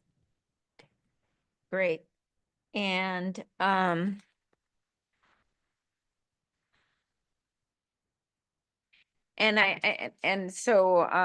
one of the things, I mean, this is fairly still close, even though there will be standalone affordable units, this is still fairly close to the rest of the community, right? So it's not going to be completely isolated out in some awkward way, right? That's correct. And so if we look at this map, there are 3 boxes that show AH, which are the affordable housing sites. And if you look at them, all of them are adjacent to, if not within, communities that would ultimately be providing housing. And so if we look at, there's affordable housing, which is directly next to BR7. We have affordable housing directly next to BR8, and then we have affordable housing within the Orchards community that's being proposed. And this is something in doing my research for this preparation for this meeting, I was actually reading about it, that this actually works better in more suburban areas like ours.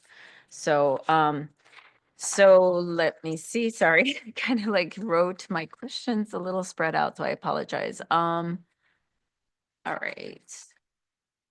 And obviously when we have a higher FAR, we're talking about more higher level buildings. And when we have a lower FAR, we're enabling more horizontal construction. And as I heard in your presentation, you're talking about more continuity across really the city in terms of character and presentation, right? Yes, that's correct. And what we're trying to do is to balance having the 2 to 3 story homes with the 5 to 7 story homes. We've heard from the community that they don't want everything in the core to be 5 to 7 story homes. And there's a desire to have ownership opportunities and yards and walking districts, and also the 5 to 7 story apartment communities in order to help meet the housing requirements from Sacramento. And so what we've tried to do is to blend those uses, and the FAR that's contemplated in DMU North is really what we're proposing to develop within our City Walk development, which is just south of the DMU North zone. And we're proposing that that's really where we're concentrating our 5 to 7 story apartment homes. And then we have the 2 to 3 story homes at the very southern end of Orchards, and then also in DMU North. And as you mentioned, it will provide more open space areas, those types of things. So aesthetically, it would be more appealing per se. Okay, and then I'm just gonna, now, having said said that, how do we, based on projections and population growth here in San Ramon, which I think every city is going to face that, but what we predict in San Ramon, will we be able to accommodate the demand, say 20, 40 years out? And this is kind of a question that goes to both of you, both the city manager and That's a good question, and I might need to break out the magic 8 ball on that one and just shake it and ask that question, because 20, 40 years out, as I mentioned previously, every year the state passes new housing laws. Right. So I would have to try and predict how it would, yeah. Right now, we are meeting our numbers. I could say that. And I think in the future, we do have areas where we can look for zoning to increase our housing numbers that we would plan for. But I know Lauren has a perfect prediction that 40 years from now will come exactly true. So Sure. Sorry. I think one thing to remember is that, we do this 20-year projection and it's based on information available at the time. But as you're aware, we have our regional housing needs assessment or RENA allocation, and that's an 8-year cycle. So we're actually coming up on probably halfway through this current one. So in 2030, we'll be doing this all again and revisiting it. And we'll also be looking at new numbers from the state. And so the question is going to be is how are we producing, and what are the numbers going to look like for the next housing cycle? Now, one thing to remember is, this 4,500 units that were created in the city center mixed use area, we split those units between 3 housing cycles. So we already have, roughly 1,500 units in the bank for the next cycle. So that's part of the way we're looking at it. But, again, we can't control when units come online. Those are market conditions. And so what I can say is that we are now tasked with monitoring progress. Every project we do, we look at it from a no net loss standard in terms of how we're complying with our standard. And that goes into our annual reports, and we'll be continuing to monitor progress and make changes as needed. Good, because that's important, because we need to anticipate that.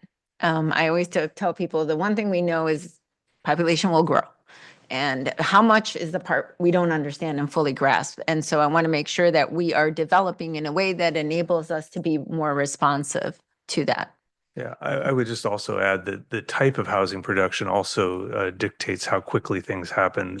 These larger projects like Avalon Bay and related, roughly 1,000 units, they have a much longer construction horizon and leasing horizon than a single family project. So it's sort of balancing those two competing economic models that is also a challenge. Okay. And my last question has to do. Now, in terms of these affordable units, these all affordable, these will remain all affordable indefinitely. They don't term out.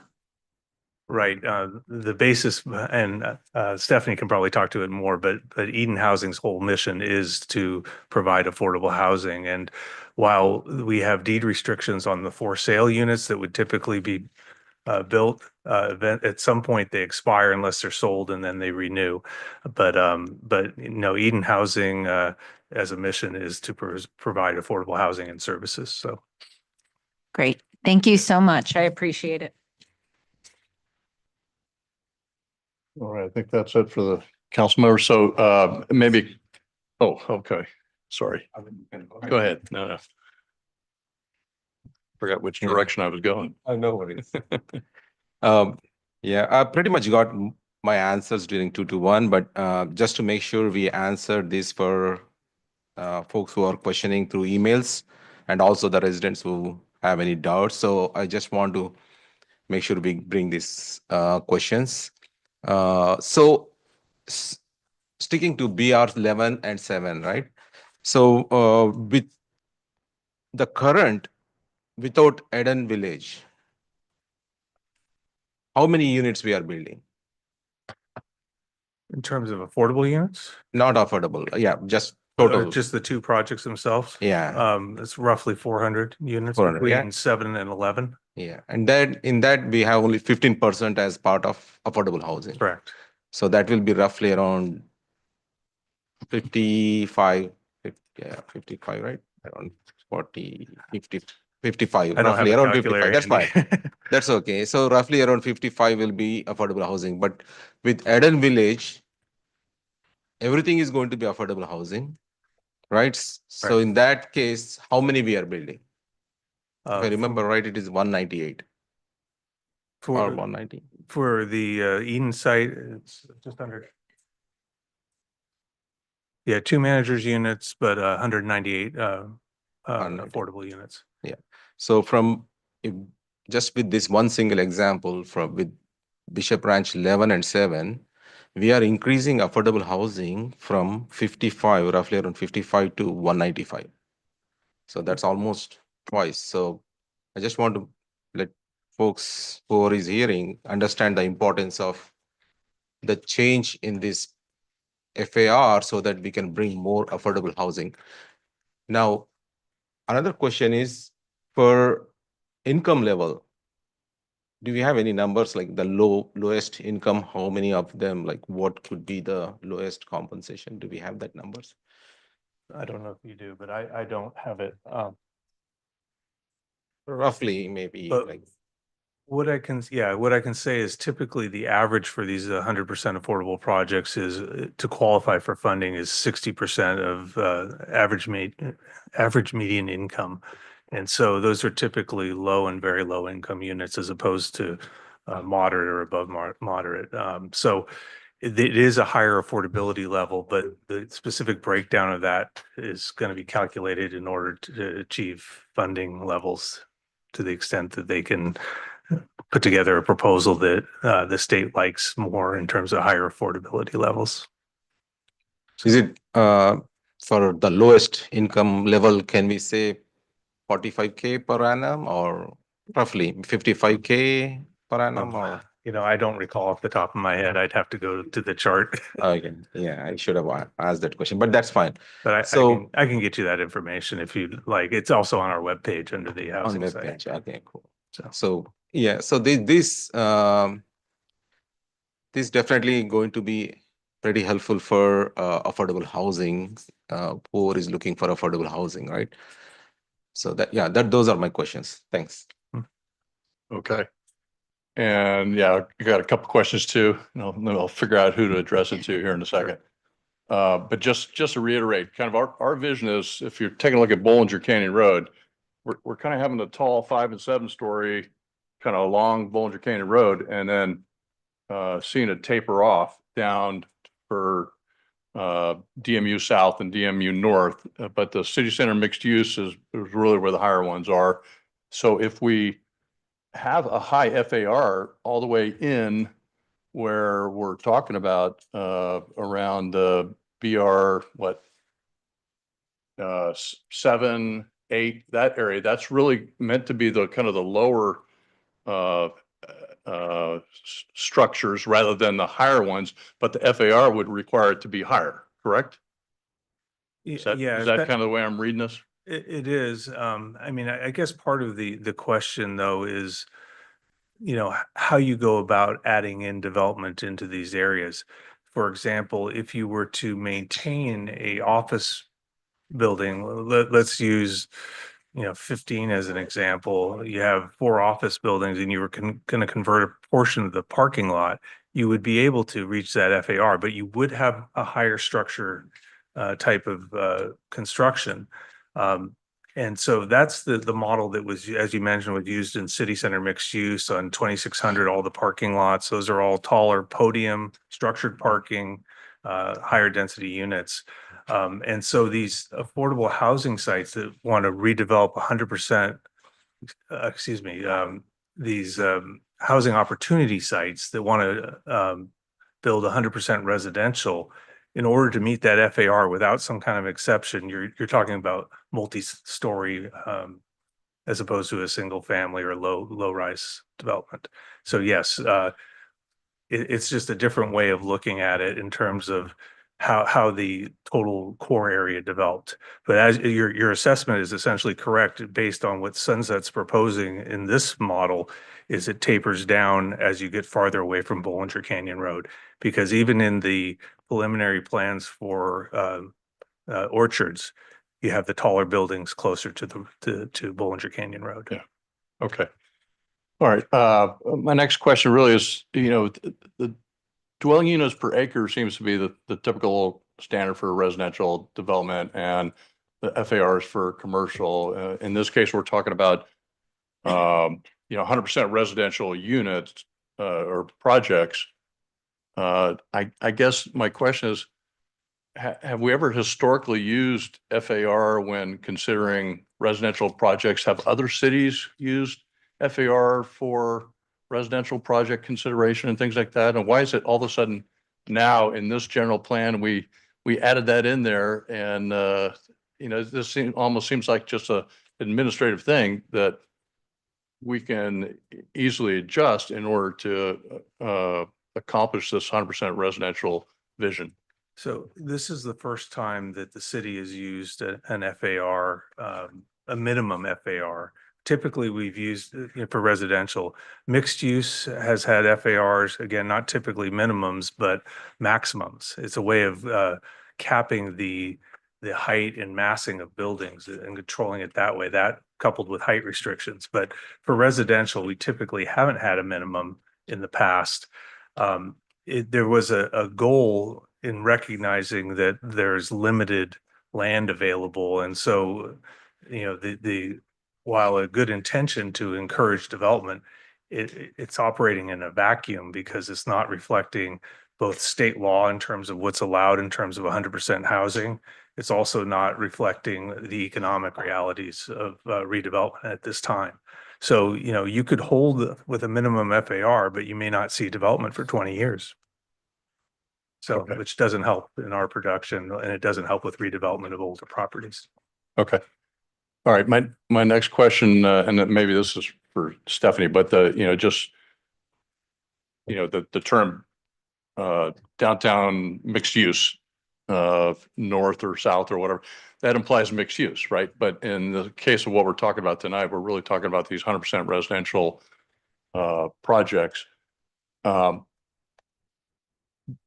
there's no commercial as part of that. But when we did City Walk, the master plan, several years ago, there was some talk, I recall, something about 170,000 square feet of retail at some point is going to get developed. Are we still on track with that? Is that still part of the vision? You mentioned up front in your presentation, Stephanie, that, there is going to be some retail and things like that. We're not losing sight of this potential retail in this city core area, are we? By going to these 100% residential projects.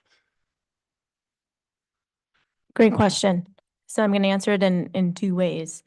One, we do have horizontal mixed use within DMU North, where we have residential, which is next to office. And office qualifies as commercial. So if we look at BR7, it's being built directly adjacent to an existing office. BR3 or Shepherd or Sycamore, as it's been rebranded. It's next to BR15, which is Shepherd's Glen.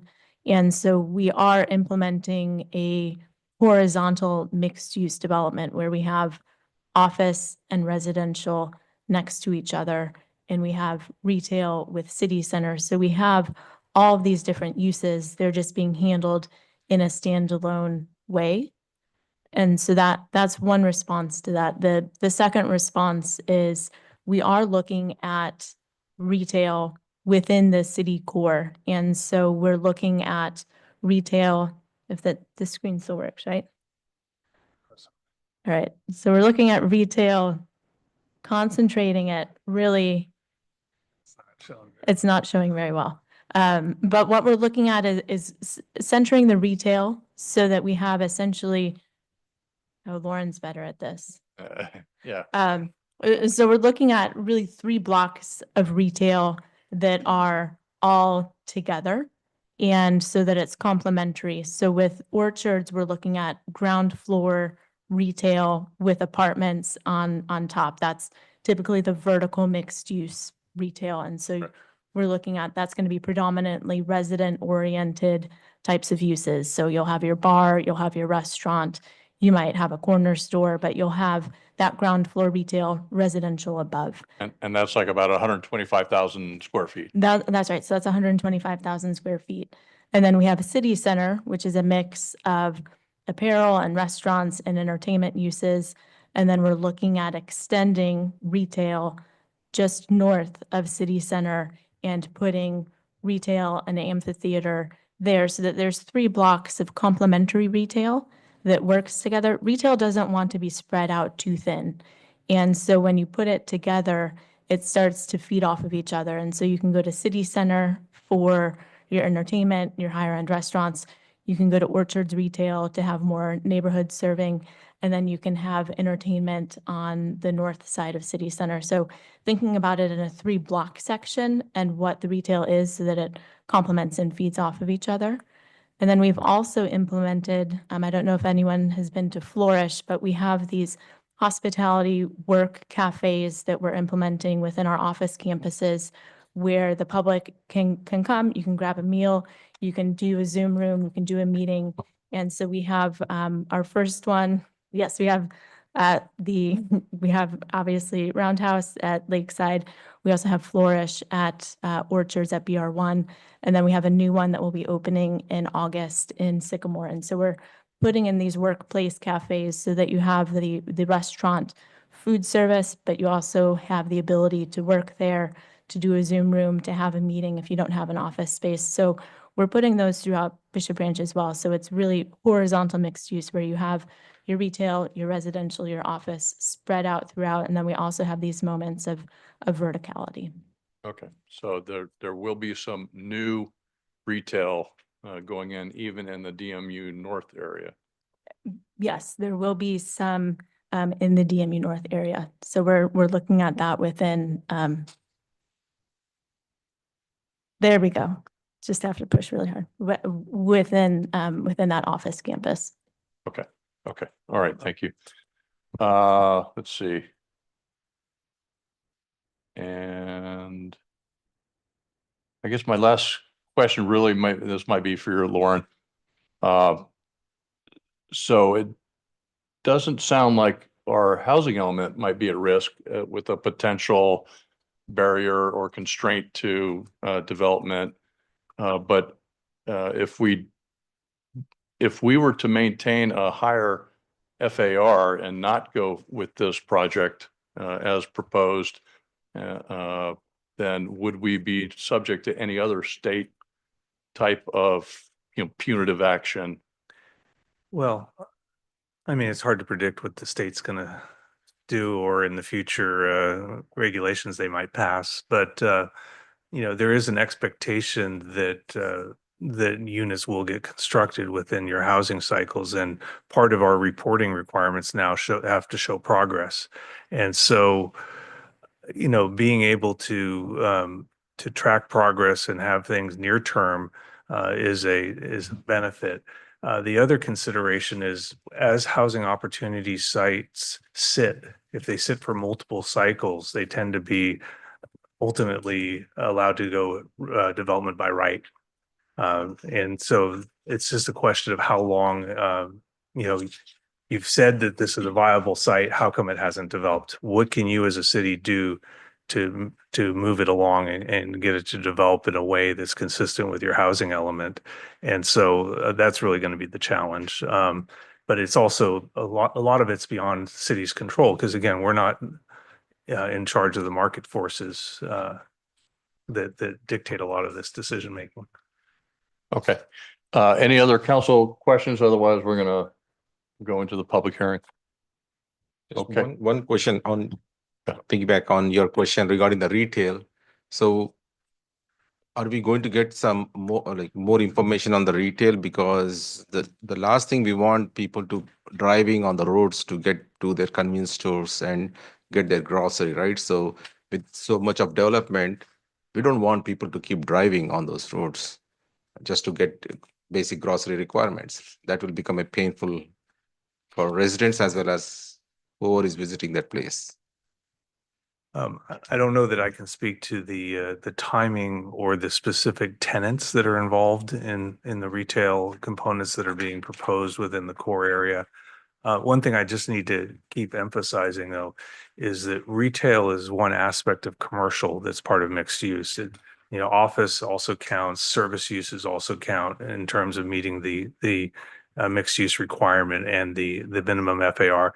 And I would say also that many of the properties in the DMU North are not housing opportunity sites, so they're still subject to this 0.5 FAR standard, which is typically a higher development standard than many of the properties that currently exist there. So you're talking about a redevelopment that would increase density, whether it's an office use, a restaurant, or true retail. I can't predict what the market forces are going to say, but we're trying to provide the opportunity.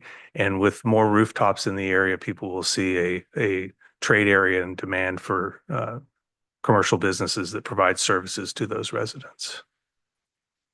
I hope that answers your question, but I just want to can't make guarantee sure it. that we are cognizant about what is required for the community, right? I don't want another Dottie Valley there, which we are experiencing right now, right? So any basic requirement, we need to drive like 5 miles in order to get anything.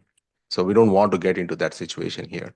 And when we say city center is our retail space, that's not like for day-to-day life retail. Well, Yeah, I would so- call it a lifestyle center, but you also have Whole Foods, Target, and other amenities, and there are Safeways nearby, and then you have Crow Canyon Commons as well as the shopping center area. So, Marketplace. but again, I think the question is, how do you spur economic development? And again, the trade area here, there has to be a demand for business to lure businesses here. And so having an additional housing in the core should help with that effort to attract businesses. Oh, yeah, definitely. That helps. At the same time, as I said, imagine like Dottie Valley, when they designed, they might have thought the same thing, right? But now we ended up without any retail. So just don't want to get into that kind of situation. And if I could add Yeah, just go one more comment, I just wanted to say that, yes, and I agree. So it does, the more people, the more density there is there, the more it's going to, obviously, like you said, attract more business. And in turn, that density and having more businesses come will also likely drive up the value of homes in the surrounding area. So I think that that's a kind of a plus for people who already here have a home in San Ramon. Good point. Okay, can I get a motion to open the public hearing?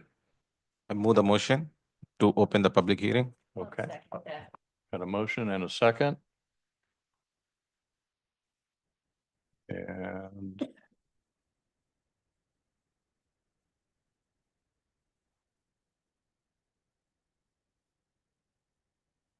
okay, passes 5-0. So the public hearing is now open.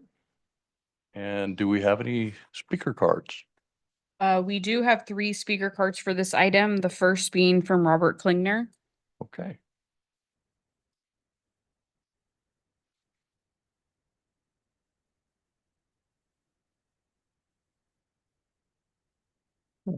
My name is Robert Klinger, and I'm a resident of San Ramon. I think I heard the city manager make a comment that this has been going on for like 10 years. I remember it 8 years ago when they first started to talk about this whole project and to build these homes. And so I went to most of those meetings and spoke at most of those. But I'm on, I think, a totally different page from what I hear from you folks here today. Someplace along the line, I guess where this starts out is the city manager gets a note from Sacramento and gives you a figure, and so you understand you're under obligation to build homes, and so you know that, and the city manager knows that. But the people giving you this information, number one, I don't think they've ever been in San Ramon. I don't think they know anything about San Ramon, and they certainly don't communicate with any of the people that live here. So I'm a resident, I live here. I see where many of these homes have been built long ago. People have lived here for many years, and because of a scarcity in the number of homes, the prices stay high. I could tell you everyone that's moved in the last 20 years. I've been here 27 years. And on average, they make $500,000. Well, they take that, and if they're old and they're retiring, that's what they live on. So that's important to them. Lots of other people, if they've been here longer, they're looking at equity in their homes of like a few $1,000,000. So what's of interest to people is to protect that, the value of their homes.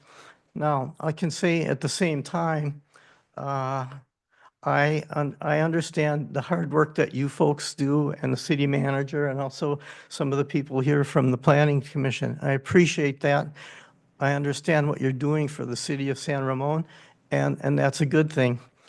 When I look at this plan overall, what I see is too much focus on building homes and not enough understanding some of the other prerogatives that are available. What I mean is that the inference on this plan, how it was sold to the residents of San Ramon, is that people could just come here, get a home, and they could walk down the street and they would have a job. And I mean, that's what this whole thing is based on. And there's nothing that actually says that that's going to happen. Sunset Development or the tenants in these different places, whether it be AT&T or Chevron, they're under no obligation to hire people. Other thing I'll say is when you go over to City Center and you talk to all the people there, none of those people live in San Ramon. I mean, I've talked to everyone that I see over there, and they're all from around different communities. So they're not necessarily living here, and they're not necessarily being hired by the employers in this area.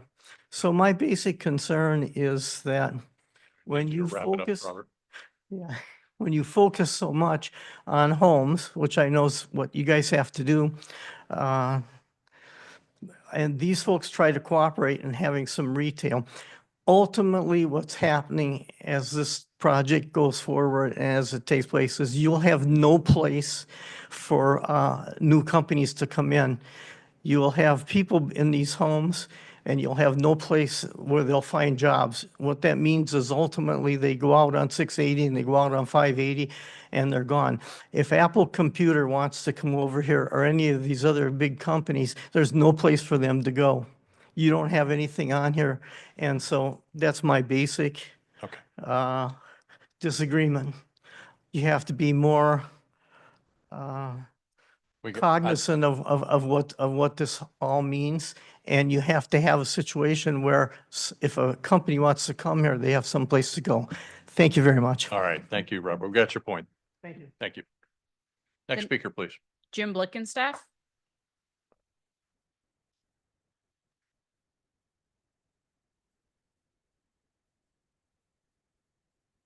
Evening, Jim. Good evening. Me again. I had just a couple of quick observations on 9.2. Generally, you have to be in favor of the flexibility that is allowed by reducing the FAR. If it's done correctly, you have a chance to make a more attractive, more appealing end product.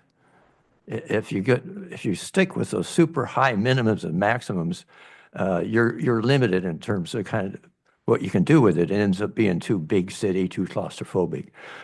So let's focus on that with the good parts that are part of the deal, like the better setbacks. You can have a little better setback than you did with the super high density. And then there's more landscaping that's allowed, which is good. It's part of the attractive appeal to it. And for my personal favorite, it gives an opportunity for more parks. Because part of the key of an appealing area that people want to go to is the fact it has green space. And it's not just good for the citizens, but it's good for the development too, because it makes the development more interesting, more appealing. So let's not short shift parks in the pursuit of housing, because they kind of collaborate in a way that makes it either a good product or a bad product at the end. And we've kind of, in the past, reduced the parks that are required by the general plan for other issues that were considered more important. So let's keep that aspect of it on the table for making sure, because the map I saw had limited amount of parks, and we can improve on that for the benefit of everybody. On the downside, or possible downside, is parking. If parking is reduced, then you have all kinds of complications with parking in the wrong area, towaways, all kinds of stuff that is a real negative. It needs to be mitigated somehow. The state doesn't care, but as a city, we have to care. And then the density bonus, you have to be careful if you trigger a density bonus, what's the end product at that stage? Is it better than what you had before, or is it allowing other negatives, again, too dense perhaps, that you weren't expecting?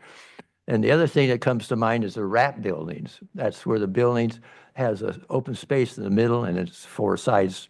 It seems to be, it reduces the amount of availability for setbacks and landscaping. And it could be more dense because all you see is the building sides. You don't see anything else that breaks up the outline of it. And there could be a fire hazard with egress and access to a wrap building in terms of fire trucks and people escaping if there's a serious fire.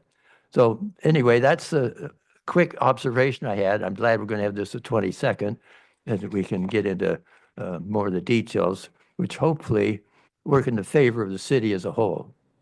That's just my obligation in terms of what I see as important, you know. And so no vested interest, just here to see if we can make it better. Thank you, Jim. Thank Appreciate it. All right, next speaker, please. Shirag Kathrani.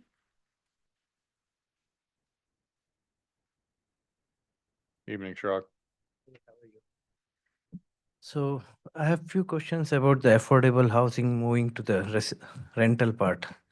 We have similar Muir Woods, which has affordable rental. And if you see the rent over there, it's $1,700. And if you go to other places, it's around $2,100 in San Ramon itself.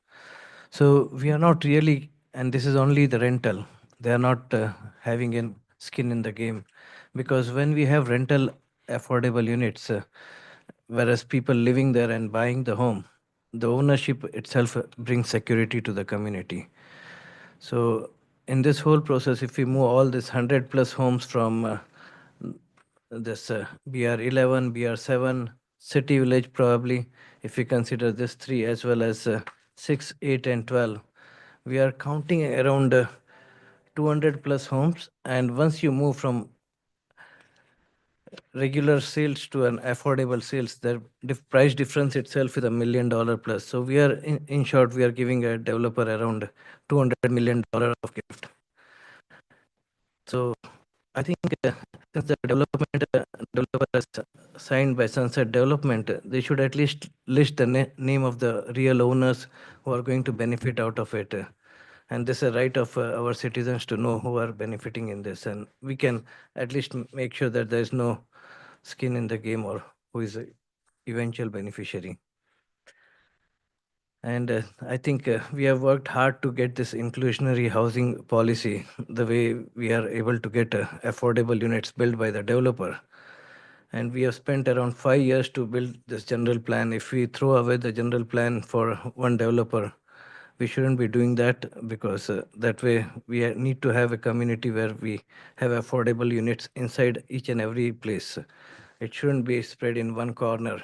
So we don't want our teachers, we want our kids to come and live here, be affordably live here. That's why we have a high density setup in the core of the city. And if we are throwing it away, at least we get affordable units. That's why we build this example of having an inclusionary housing, then the developer can build it. They have to have an incentive to build affordable homes.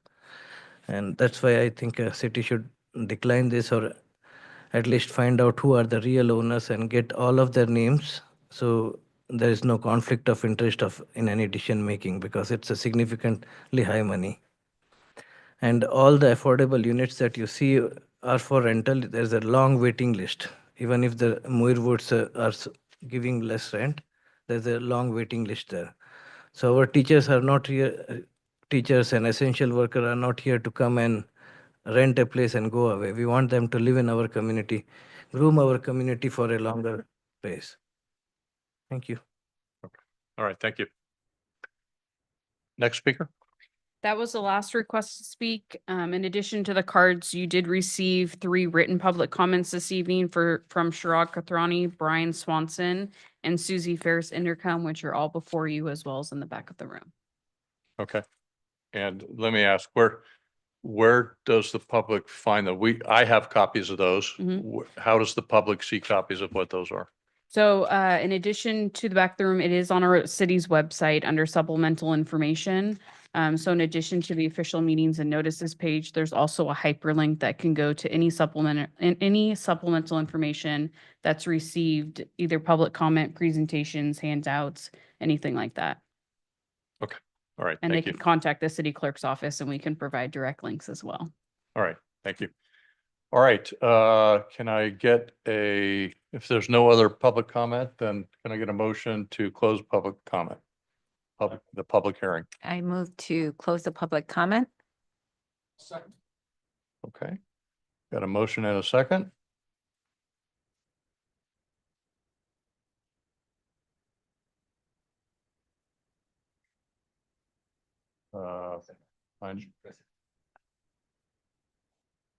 There we go.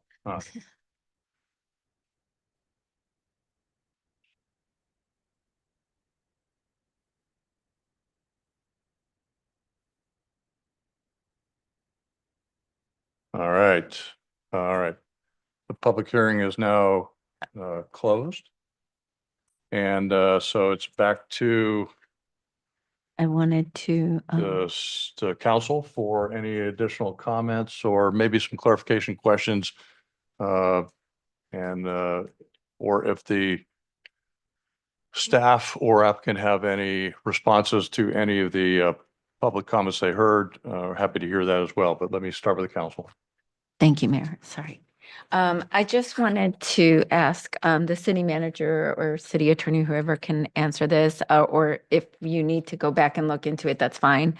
If you could please look into the the remarks made regarding beneficiaries who's the real owners of these properties and the amount stated that would be a, how shall I say, a profit, I should say, the stated profit. Can you give us some clarification on those remarks? If he's talking about the owners of the non-sunset parcels, I think we've settled that Sunset owns the sunset parcels. So the only ones that I think are at issue here are the ones that are non-sunset parcels. This is a privacy issue. They did not come to the city for this application. The ownership of these parcels is a public matter, and that can be looked up. However, as far as rooting out whether or not there's a conflict of interest involved with the decision makers, we do that by having records on the decision makers' interests. And the decision makers, as you know, all file with the FPPC, the Form 700s, and we know whether or not they have interest in the decision at hand.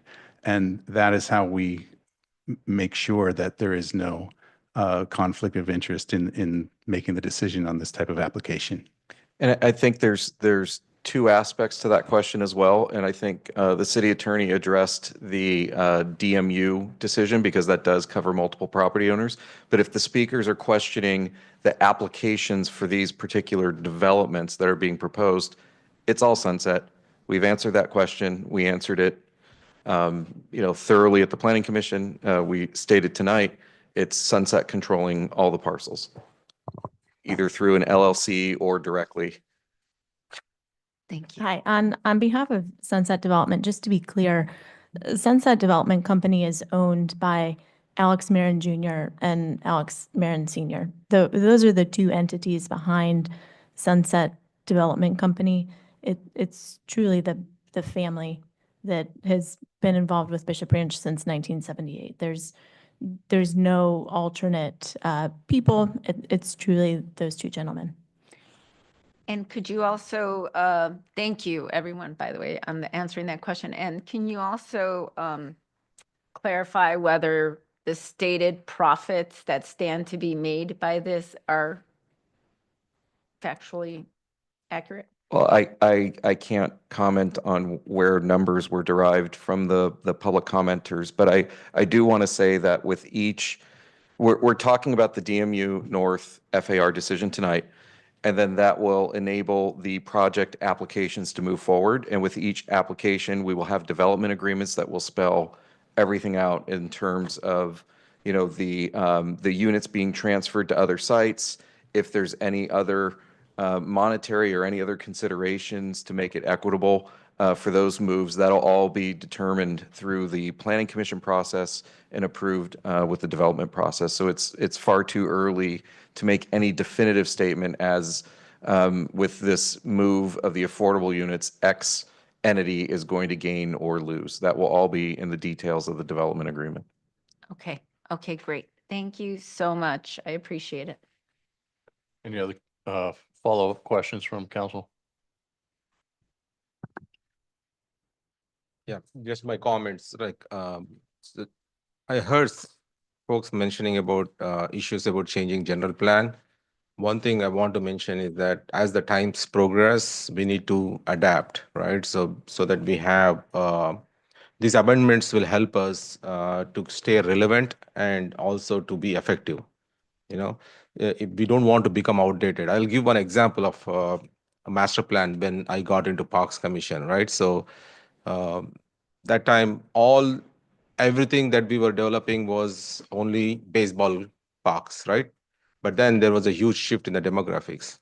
That's when I reached out to Parks Commission at that time and also the Parks Department. Then we said okay, there is a shift now. We cannot just say that, okay, come after 10 years, then we will look into it. Then we will work on it while your whole demographic changed. That's not the way we work. So if we want to stay relevant, if we want to stay effective, then amendments are needed so that we can work through the problems that our community is facing. The challenges, we need to address those challenges. So that is the importance. I just want to make sure we understand, at least that's my opinion, and that's how today San Ramon became so vibrant, and everybody, all kind of demographics are able to enjoy our facilities. And So that's yeah, go ahead. oh, no, I was just going to second what Vice Mayor Barros is saying. The general plan is a living document. It will evolve and change. It's intended to evolve and change as needs and demands change. It's not supposed to be static. Otherwise, we'd be following policies from back in, 40 years ago, and that would not be a right fit for today. So I think that I fully agree with that. It's just not realistic to think that way. Thank you. No. No, we've closed the public hearing. You'll have the opportunity at the next public hearing.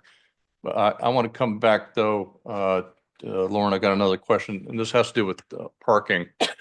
Under the current approval for, I guess, BR 711, using the state density bonus law, there were some parking concessions made. Is that correct? Correct.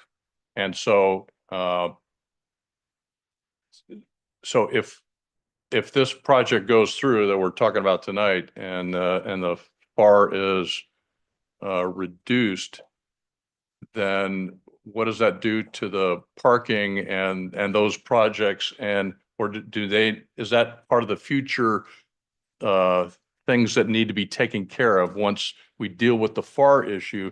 Then we can go back and readdress parking issues. Okay, so the projects that have been approved to date assume construction of affordable units on site.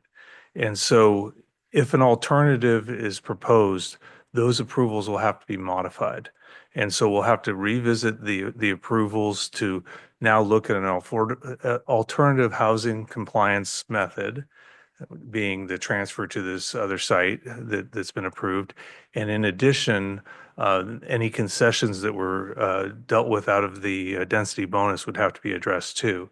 That could be done through shared parking, or it can be done by other parking studies and things like that. But those issues have to be done, because if the density bonus provision is no longer applied on site, you don't get the benefit of those things. Right. And so again, there will be a step to address those issues at a future time. Okay. All right. Thank you. Mr. Mayor, I have just a quick comment if you don't Go mind, ahead. really quick.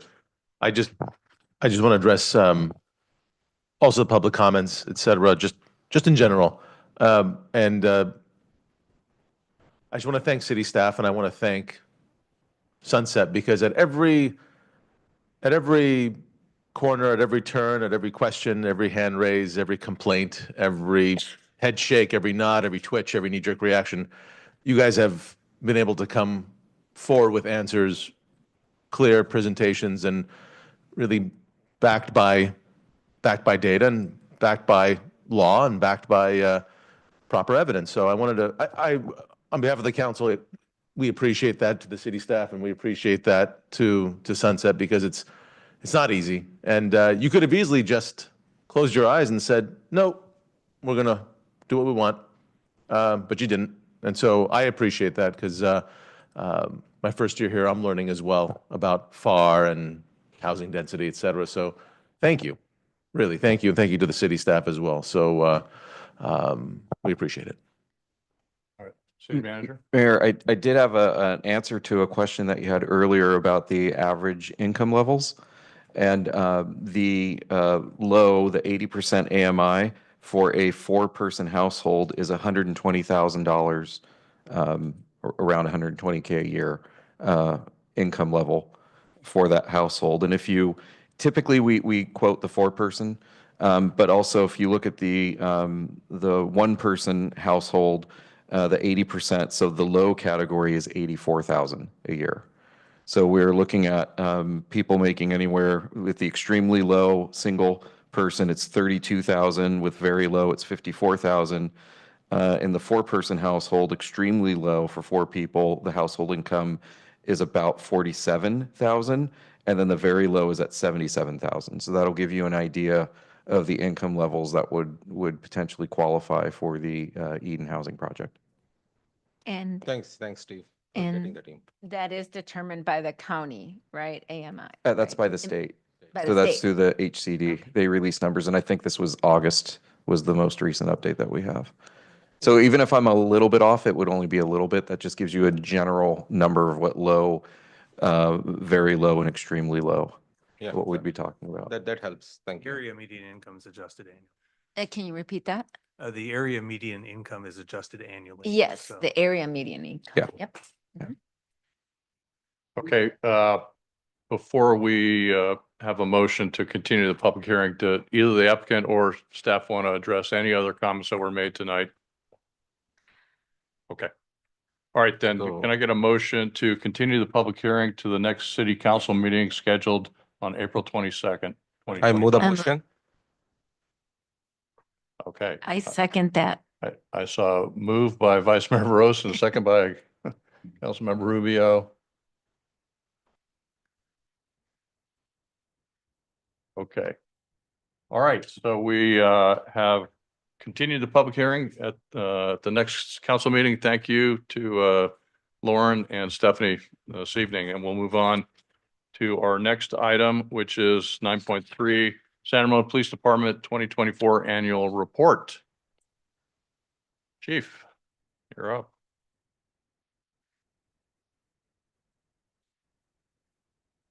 Right. Good evening, Mayor, Vice Mayor, council members. Let us get our presentation up here. We'll jump right into it. While that's coming up, does council need to take a Needs a break. break? 5 minutes, if that's okay. Okay, let's take, let's take a Absolutely. last time I said 5-minute break and we All came right. back in 10. Let's try to make it 5 minutes. So 5-minute break, reconvene at 9:40.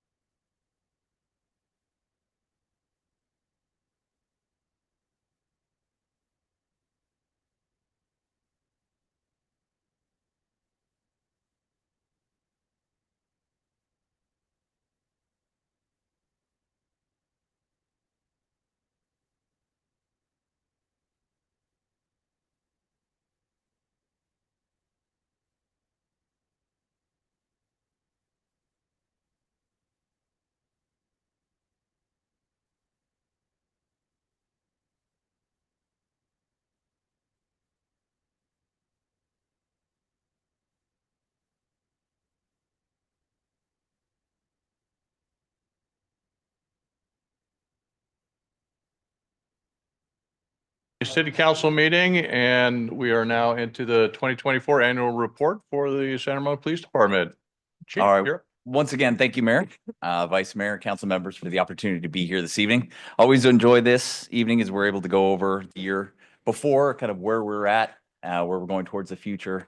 But I wanted to touch on a few things that we're going to talk about tonight. One is just an overview again of our organizational structure. I think it's important information for all of you and then for the public as well. Talk about some highlights of the things that we accomplished in 2024. Overview of our calls for service, some of our statistics related to traffic, crime, and then also go a little bit into where we are now and some of our future planning.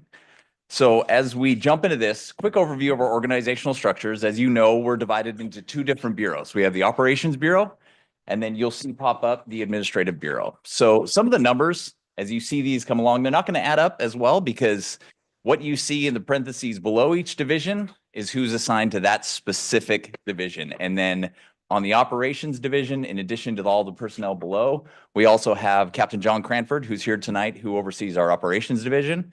Then on the administrative side, all of those divisions within that bureau are overseen by Captain Becky Chestnut, who's here this evening as well. So I wanted to give that overview. And then as you see, as you total up those two numbers at the top of each bureau, that's 85. We actually have 86 because I'm not on there. So I'm not in either one of those bureaus. So that's why the numbers are kind of where they are. But we do have 86 authorized positions right now within the police department. So as we move forward, I'm going to turn it over really quickly to Captain Chestnut, and she's going to go over some of the highlights of the projects that she oversaw this year. And then she'll turn it over to Captain Cranford to touch on a couple of things that he oversaw this year. So I'll turn it over to them. All right. Thank you. Evening, Becky. Good evening, Mayor, Vice Mayor, council members. I got the good part of this presentation and the highlights of our department. There's a lot of things that we're very proud of, but we wanted to touch on a couple of them for you. Let's see if I can get this. Nope. There we are. And there we go. So the Behavioral Health Response Program, you've heard from the fire department in the past about this program. This is our partnership with the fire department in order to handle mental health calls for service. Mental health, behavioral health are synonymous terms for us in a more compassionate and responsible way. This started actually in 2021. I looked up today. So we've been having these conversations with the fire department for quite some time. And at the beginning, it seemed like such an uphill battle to change the way that we approach these calls for service. But our officers stood behind us. They worked very well with the fire department on this to get us to where we are today. In October of 23, the fire first response model was initiated. And that is a pretty simple way of saying we can divert some of these calls to the fire department to be treated more like a medical call for service than a criminal call for service that we're used to. In the past, they all came to us, and now we're diverting a few of them that we are able to that don't have safety risks to the firefighters or the public. In 2023, when it started, from then until now, there have been 281 incidents in San Ramon, with 52 of those receiving a fire first response. Of those 52 calls, 42 did not result in an involuntary hold, which we know to be a 5150 involuntary hold. So 42 of those were diverted, and that's the diversion rate you're seeing. They went to other hospitals, they called their therapist, they did all kinds of other things other than go to county hospital on a mental health hold. I think it's a strong testament to both our collaboration efforts with the fire department and our commitment to serve the community in a more appropriate way and to give them better care in a crisis than we had in the past. Property and evidence has been a big deal for us in 2024. In 2023, we started a complete outside audit of our property and evidence division. It was completed in 2024. The report is absolutely huge and covered everything from our policies and procedures, best practices within the industry, safety issues for our staff. It went over everything to do with property and evidence. Because of that audit that we did with Evidence Control Systems, which is out of Burbank, California, it was a nice overview of an outside perspective of what we were doing right and what we are doing wrong. As a result of the audit, we did a few upgrades to our evidence room and put an investment into our property and evidence division. We had additional lockers installed for our patrol officers to store evidence into. We also had to come up with more evidence storage for our organized retail theft team, which you'll hear about a little bit later. But those cases come with a lot of evidence when we do find suspects that have been stealing from our stores. We put a new refrigeration locker in there for blood and other types of evidence that must be refrigerated for us.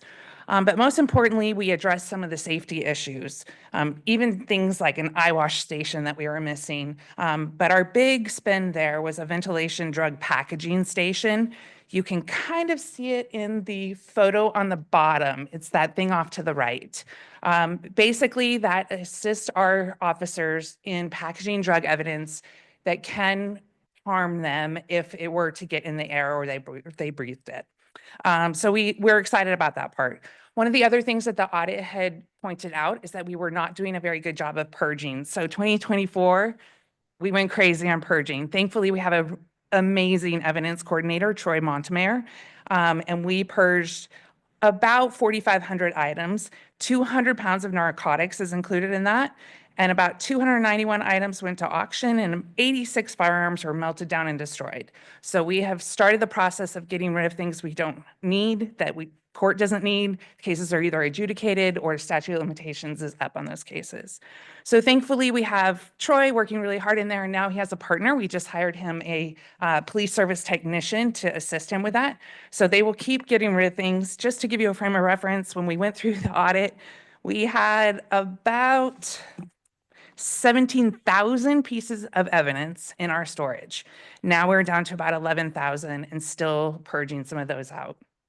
So it's been an exciting year on both of those fronts, and now I'll turn it over to Captain Cranford. Okay, thank you. Good evening. Evening. I'm going to talk to you guys about our ORT team. So the Organized Retail Theft Suppression Team, so easier to say ORT team. I'm going to start by giving you guys a little bit of background on what it is and how we got to where we got to.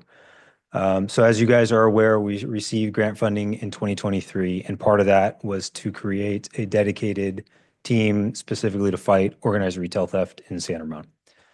So that team consists of 5 people. There's a sergeant, a corporal, 2 officers, and then a data specialist. And these positions are all grant funded through December of 2026. So what do? They do a combination really of uniformed, high visibility patrol, so proactive work in terms of ORT. They also investigate all of our organized retail theft cases that come in, and build partnerships with the loss preventions from our business and with our other local agencies. So we're asking them to do a lot. And I think you'll see here in a minute that they've been up to the task so far. So before I jump into some San Ramon specific stats, I want to talk about some information we got from Ulta Beauty. So loss prevention and Ulta Beauty, they put out their own annual report. And part of that report basically stated that 30% of all of Ulta's organized retail theft cases in Northern California were solved or closed by the San Ramon ORT team. So this is how they get there, right? So a call comes into San Ramon, we have a crime that's committed here. Our officers go investigate that crime. Through the process of investigating it, they're able to associate the people responsible to other ORT crimes at Ulta Beauty in Northern California. So that's a pretty impressive stat. The second one I want to touch on from that same report to me is equally as impressive. So Ulta Beauty keeps some pretty phenomenal statistics. And they said that of the people who were arrested in San Ramon at Ulta Beauty for ORT, none of them have come back to reoffend, right? Which is pretty impressive. So not only are we helping our community and our citizens, they're really making an impact regionally on organized retail theft. Some specific numbers to San Ramon. We've had 177 incidents of ORT related crimes here in town. We've arrested 83 people.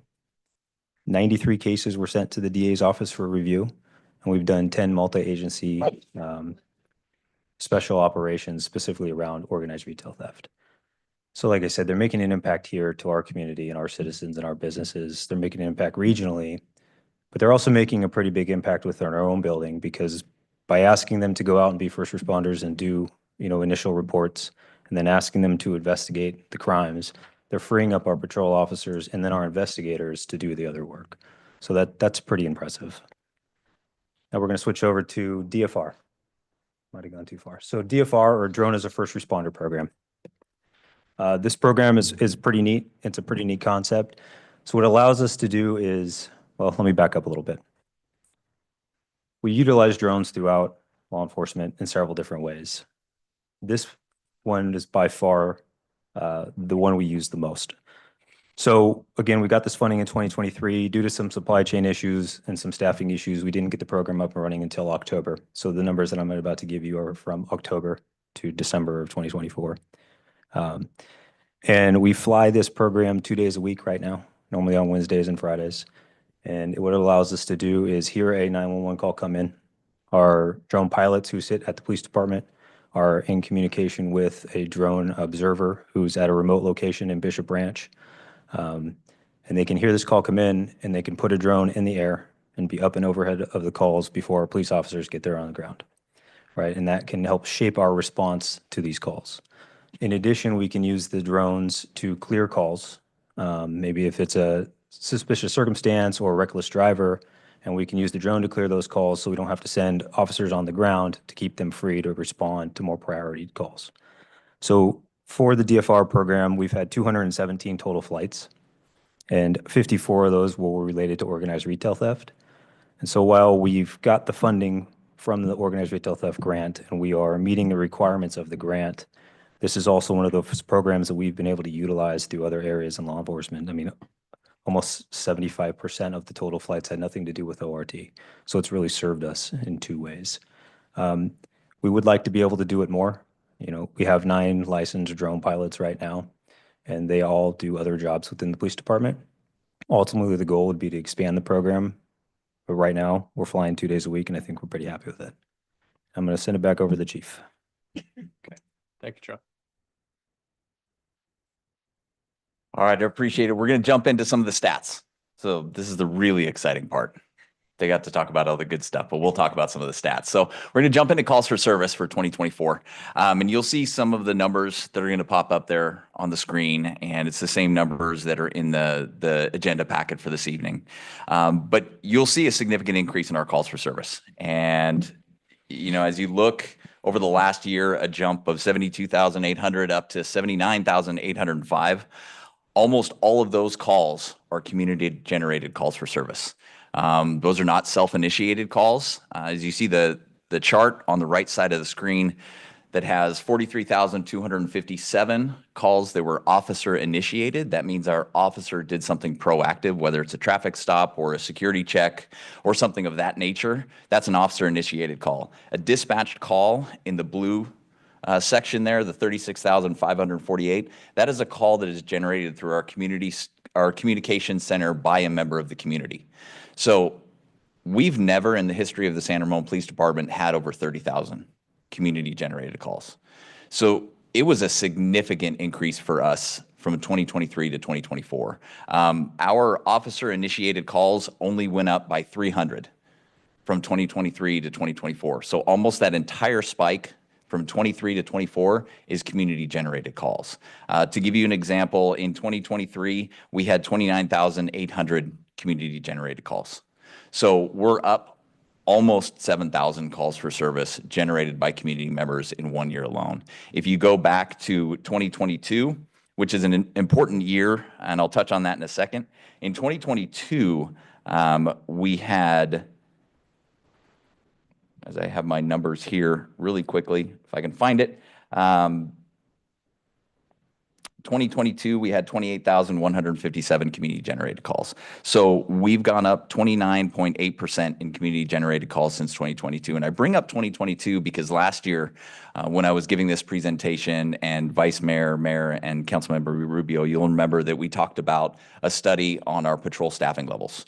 And at the time, the study was done in 2023, and it was taken and composed using data from 2022. So unfortunately, that data that reflected that our staffing levels were appropriate in 2022, and that's what I said last year to all of you, we've had an increase of almost 8,000 calls for service, community-generated calls for service increase over when that patrol staffing study was done. So we've seen a significant increase, and the trend is continuing into 2025. If you compare our year-to-date data from 2024 to the first through April 7th, I ran these numbers today, we're actually up another 10.4% from 2024 numbers into 2025. And if you compare 2022 to where we're at year to date, so you take those first 3 months and a few days of 2022 and compare them to the first few months and 3 days of 2025, we're up 36.7% in specifically community-generated calls for service. So we're seeing a massive increase. Now, the good news on that is that we're able to still maintain our priority one response time. When something comes in that's an immediate priority, we drop everything and we go. So we've still maintained that goal of under 5 minutes for a priority response time. But we are seeing a significant change in the calls for service throughout San Ramon. We want to jump into traffic related. I did want to bring up one thing because I think it's important when we talk about calls for service. If you look at 79,800 calls for service, I wanted to mention that the use of force incidents that we've had in the San Ramon Police Department, we had 29 for all of 2024. So that is roughly every 2,750 calls for service that an officer goes on where some type of force is used. And of all those 29 incidents involving the use of force, every single one of them was physical force only. We never used an impact weapon. We never used a taser. We didn't use pepper spray. We didn't use anything like that throughout the entire calendar year, which I think is a pretty impressive statistic when you talk about almost 80,000 calls for service, and we had 29 incidents throughout the entire year where actual physical force was used, and that's all that was used. So I think it's a testament to the professionalism of the people within the organization that they're able to accomplish that and address every single type of call for service that comes our way in a manner that really ends up with those types of results. Traffic-related statistic. This is probably the complaint all of you hear the most about is traffic in San Ramon. And we get the same thing. So some of the statistics that you'll see come up there, you saw on the previous screen the amount of traffic stops we made last year. It was over 7,800 traffic stops. We issued over 3,300 citations in 2024. Our crashes are going down. They are decreasing. By year, the DUI crashes are decreasing, and this is a trend that we've seen for quite a while. We're also seeing fewer injury collisions. If we look at our statistics in 2024, in 2023, we had 136 injury collisions, including 16 collisions with a pedestrian and 26 bicycle-related collisions. In 2024, that number dropped to 114. And we saw 1 fewer collision involving a pedestrian and 11 fewer collisions involving a bicyclist. So our overall collisions and injury collisions are continuing to drop, which is a good thing. And I'll say it's a good thing, especially because I think it's been a concerted effort from our staff across the board. As you know, some of the staffing fluctuations that we've had in an organization, our traffic division, which is primarily responsible for enforcing throughout the city of San Ramon, for the first 5 months of the year, they were operating with 4 traffic personnel out of an authorized 6. For the last 7 months, they were operating with 3 people in our traffic division out of the authorized 6. Fortunately, we just had an officer that graduated from motor school who's now another officer on a motorcycle that's out there. So that's 4 now. And we did have the authorized traffic sergeant position at mid-year, which is great. So in May, that division will be back up to 5. So we're hoping to increase our enforcement measures, be able to drop these statistics more in 2025, and hopefully as the community pays attention more to driving and being safe, that we can continue to see these numbers drop. Crime statistics, one of the things that we talk about pretty consistently within our building. You're going to see an increase. And I think as you look at that chart that just popped up there, if you separate it by the top 4 and the bottom 4, you're going to separate it by property crime versus violent crime. So as you see the violent crime up on top there, you're going to see that our numbers are pretty consistent. But unfortunately, the bottom section, when you talk about property-related crimes, you're seeing an increase. And the graphic that just popped up there on the right side of the screen shows that. We saw a significant increase in property crime.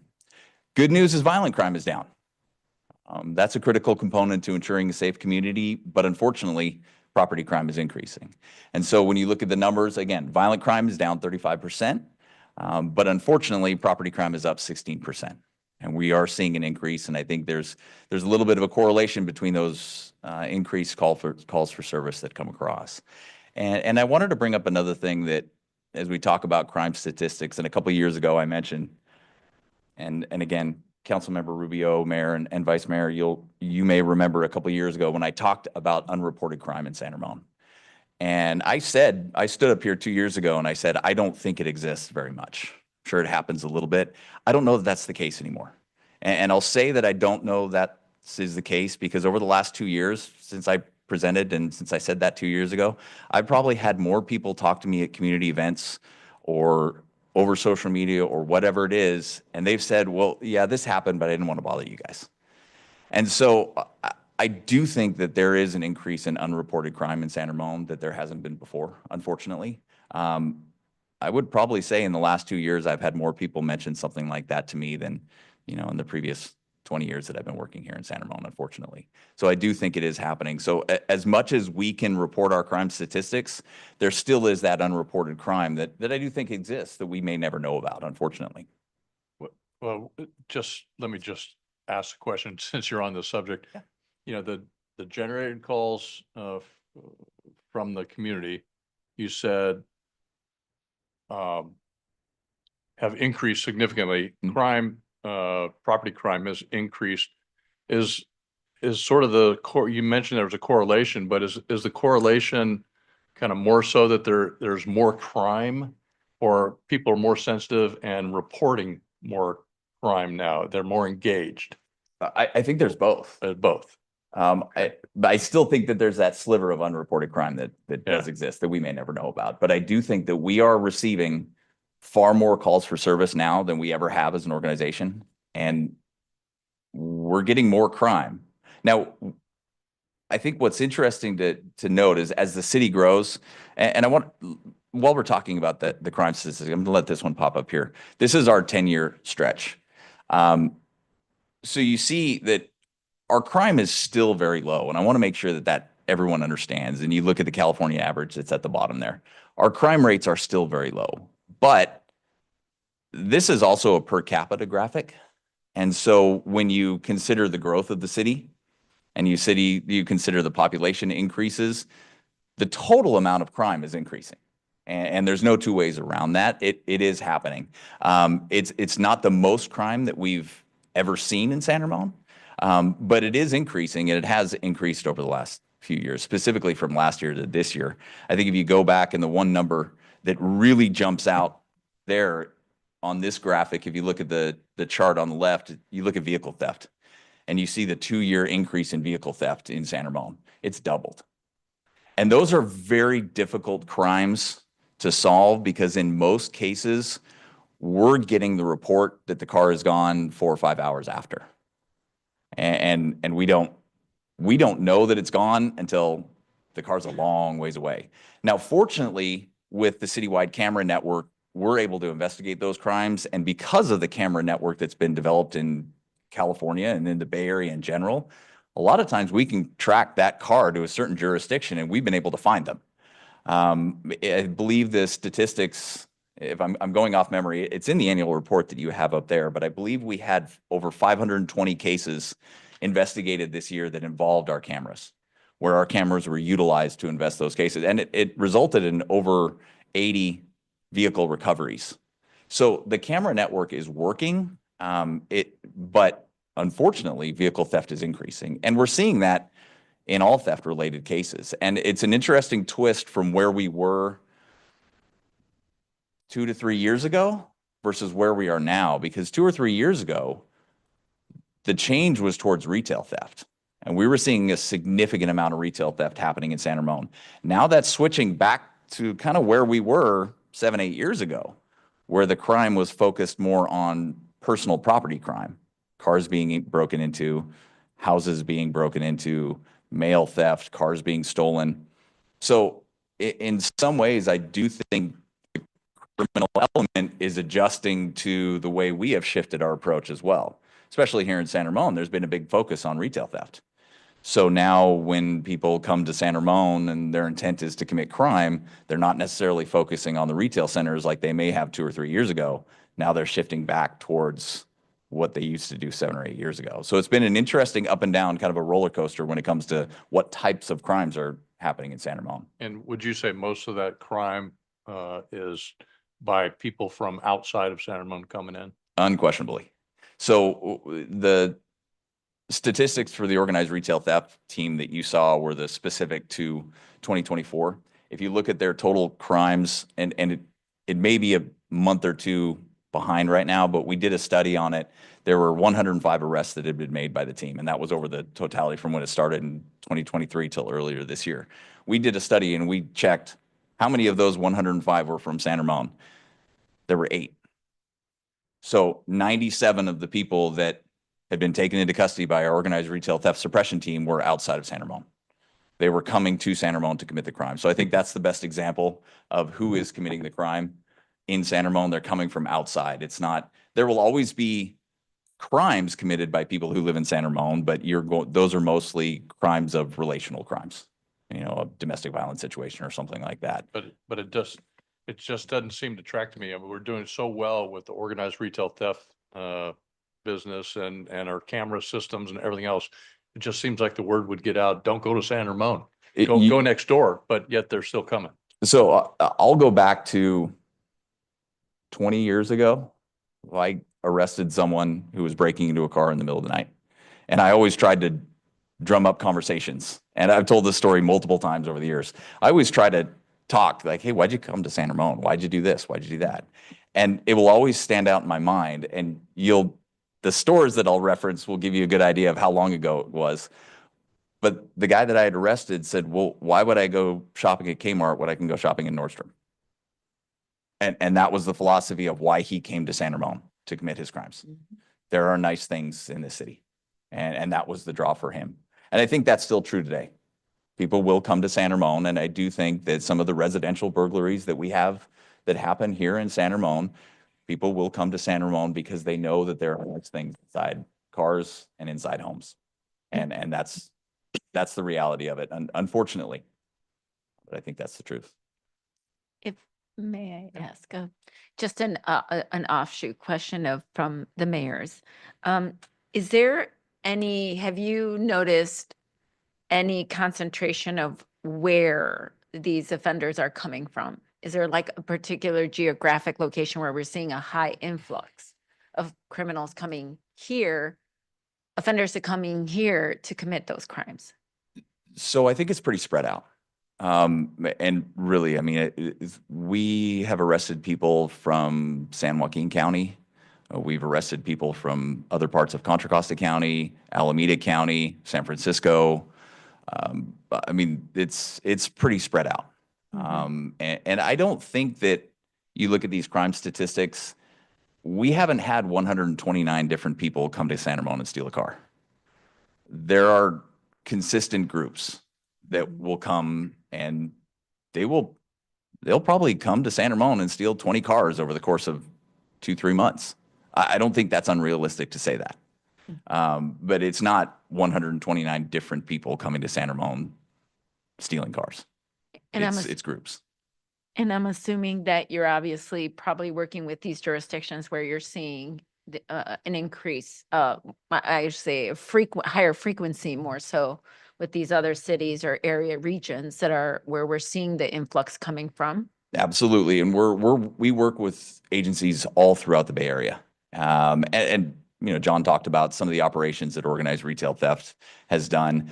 That's done through all different crime measures. We have regional investigator meetings that we attend where collaboration is done between detectives and investigation bureaus from different areas talking about their crime trends, what they're seeing, what leads they have. We have a network within law enforcement where if we have any lead, if we have a good suspect photograph or anything related to a crime that's happened, we can create a flyer and we can disseminate it to all law enforcement agencies in the Bay Area. And I see reports come across all the time from our detectives saying they produced this flyer, they'd send it out, and within 2 days they heard from a detective in Fairfield and said, I know exactly who that person is. They were arrested in our city for a similar crime. This is who they are. That's who that person is in your surveillance video. And again, just an example of how these crimes are committed by groups and they're doing multiple crimes.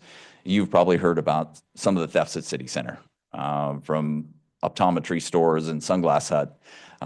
We worked through our investigation division, our ORT team, to develop a pattern. And there's a crew that was taken down that had committed over 15 Sunglass Sunglass Hut thefts throughout the Bay Area. And each one of those is a $10,000, $15,000, $20,000 theft case. And so they were able to work with these other organizations to bring down that team that had committed these crimes throughout the entire Bay Area. So there's a tremendous amount of collaboration because all of these crimes go beyond jurisdictional boundaries.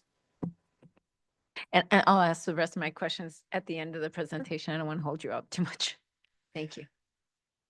So jumping in, we talked about this a little bit here, the crime trends that we're seeing, California average. But what I wanted to jump into really quickly is kind of our future planning and what we're looking at. And I wanted to put a little bit of information up here talking about then versus now and where we're at. So you can see some of the 2014 numbers. And I want to emphasize, as we're talking about this, about how San Ramon's changing a little bit. And what we're facing as an organization is changing, our call volume, the different things that are coming our way, and how we're trying to adapt to that.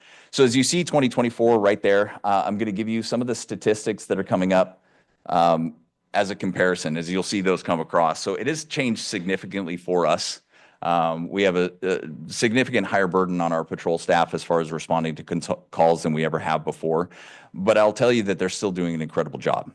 And if you look at the stat on the bottom there, if you look at the felony case closure rate, we're still operating at a 37% felony closure rate in San Ramon. And if you look at the amount of felony investigations that are being conducted, you look at the number of search warrants that are being written by our investigation division as follow-up crimes, and you look at what the California average is for felony closure rates, our personnel throughout our organization, they're knocking it out of the park. They're doing an amazing job at what they're doing. But I will say that their burden is getting pretty heavy.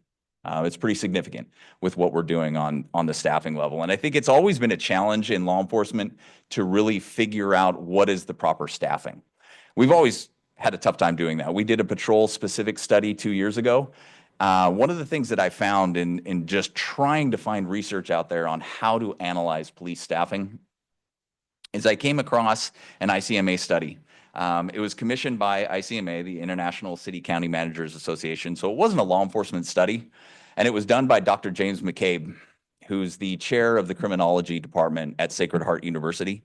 And what he did is he took data and studied 61 cities over 26 states. And they came up with an equation of police staffing that really relates to individual cities themselves. Instead of going by population, because we know that doesn't work. Population, you can't say you need one police officer per 1,000 people because no city's the same. So what they came up with is they called it the rules of 60. And it's two different rules. 60% of your officers should be assigned to patrol and patrol specific functionality. That leaves you investigators on the side. That leaves you community resource and crime prevention personnel, and it leaves that room for other duties that need to be handled besides specific patrol response. The other thing that they came up with was a saturation index. What a saturation index is, per this study by ICMA, is how much of a police officer's time is spent assigned to calls for service. Now, they lumped self-initiated calls and community-based calls for service in the same amount. And they said that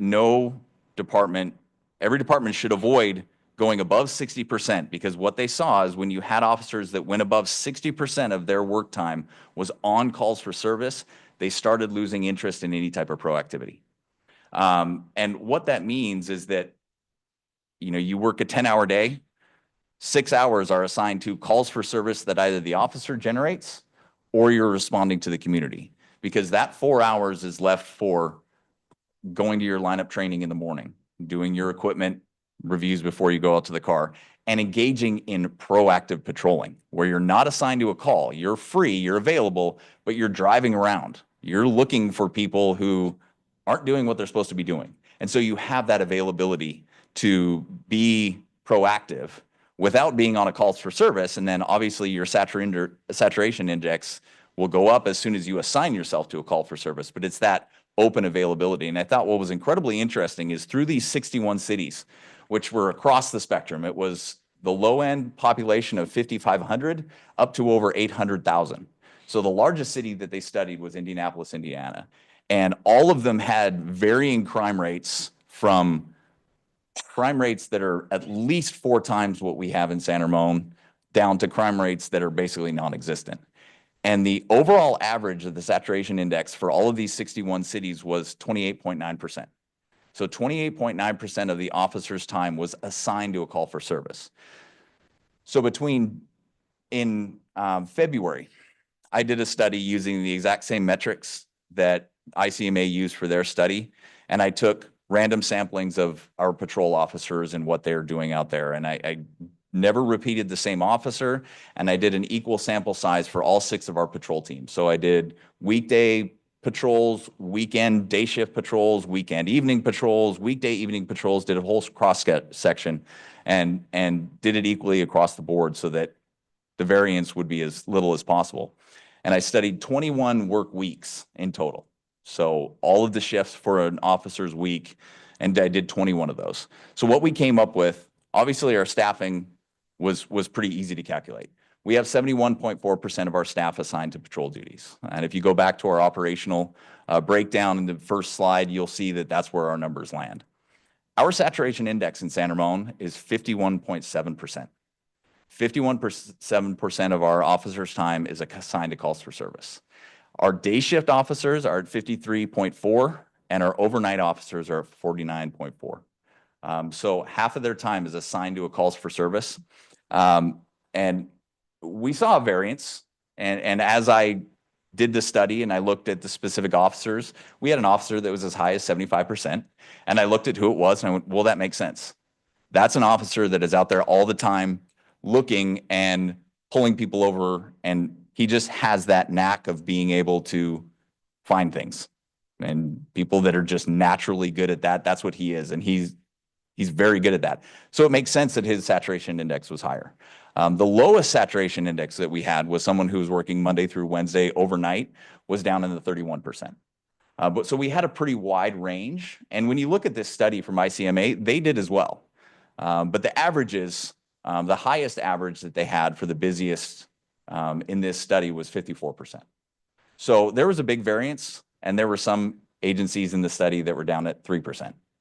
So you can imagine the sleepy town community that was probably in that study that ended up with 3% saturation index. So it was an interesting to see, because I've never come across a study like this where it really took call volume and calls for service, based it on staffing levels and how busy officers were. So I wanted to give that as a reference point, because I did think it's an interesting note, just because it's not a law enforcement specific study that was commissioned by the ICMA. So this is pretty interesting. So when you say that the calls received, do you have like priority type of calls, like call 1, like we where absolutely you do. have to like very intensive, then call 2, call 3, like that. So Sure. We take our calls for service, and they're categorized in 3 different categories: priority 1, 2, or 3. Priority 1 calls are our emergency calls, and that's where we drop everything and we go. Those types of calls, our goal is always below a 5-minute response time. And that's where in the earlier slide, we referenced a 4-minute, 25-second response time. Those are the critical calls for service that we have. Then the priority 2 calls are something that is important, but it's not maybe a life-threatening situation.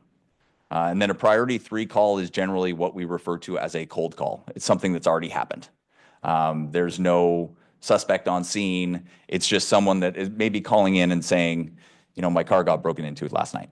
That would be a priority 3 call for us. So in this calculation, did you use all 3-tier? It's every call for service. Every call And for so service. what I did is I took a week-long unit history for an officer and everything that they did during their entire work week.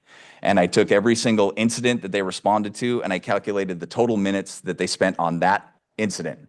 And I totaled all of the incidents that they were assigned to, self-initiated or community-generated, during their work week, and then compared it percentage-wise to what their total work minutes were during that week, right? Their total hours, total minutes that they worked. So that's how I came up with the saturation index, which is the same calculation method that the ICMA survey did.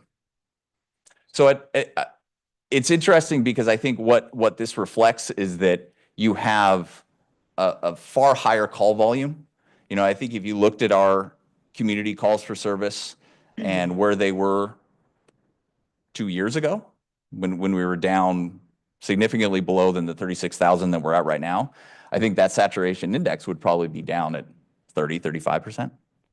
But I think the increased call volume that we're seeing that's community generated, because remember, our self-initiated, officer-initiated calls for service haven't varied very much over the last 2 or 3 years. They've stayed fairly consistent.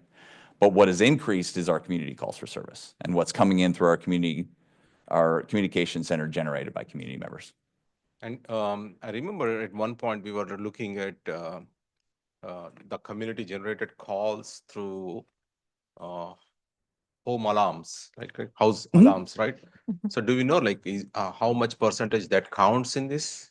As far as how many alarm calls for service? Yeah. I can't remember if that's in the report right now, but I do believe that's around 2,000, maybe 2,100 were our numbers on alarm calls for 2024. I could be wrong. I'll get you that exact number so you know.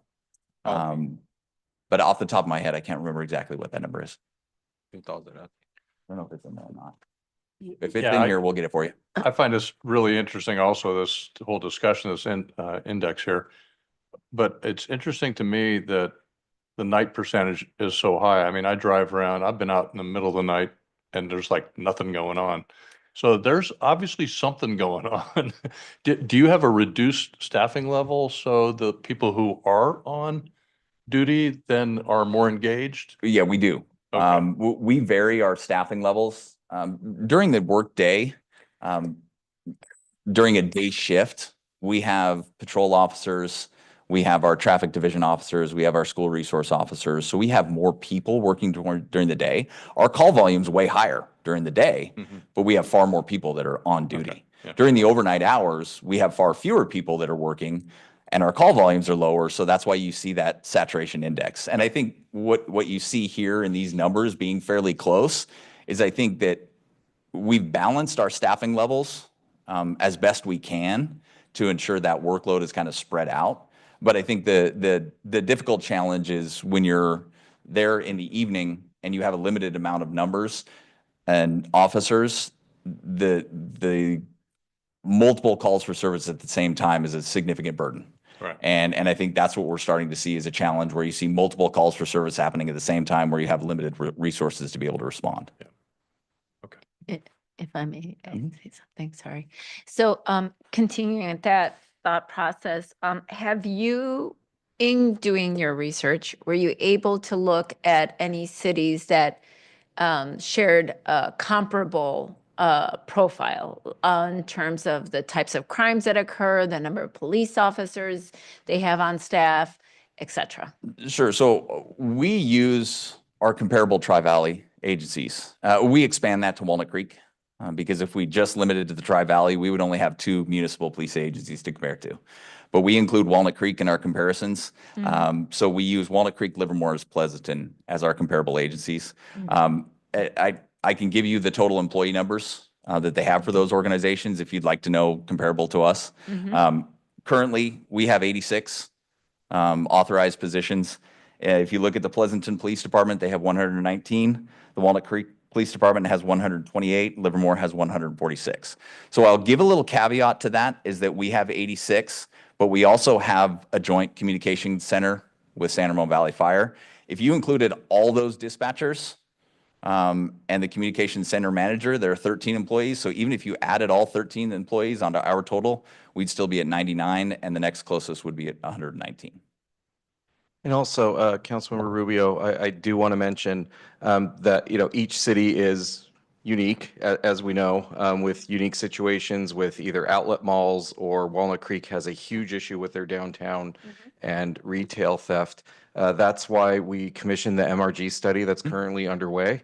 It seems we always look for ways to compare and methodologies, either calls for services or officers per 1,000 residents.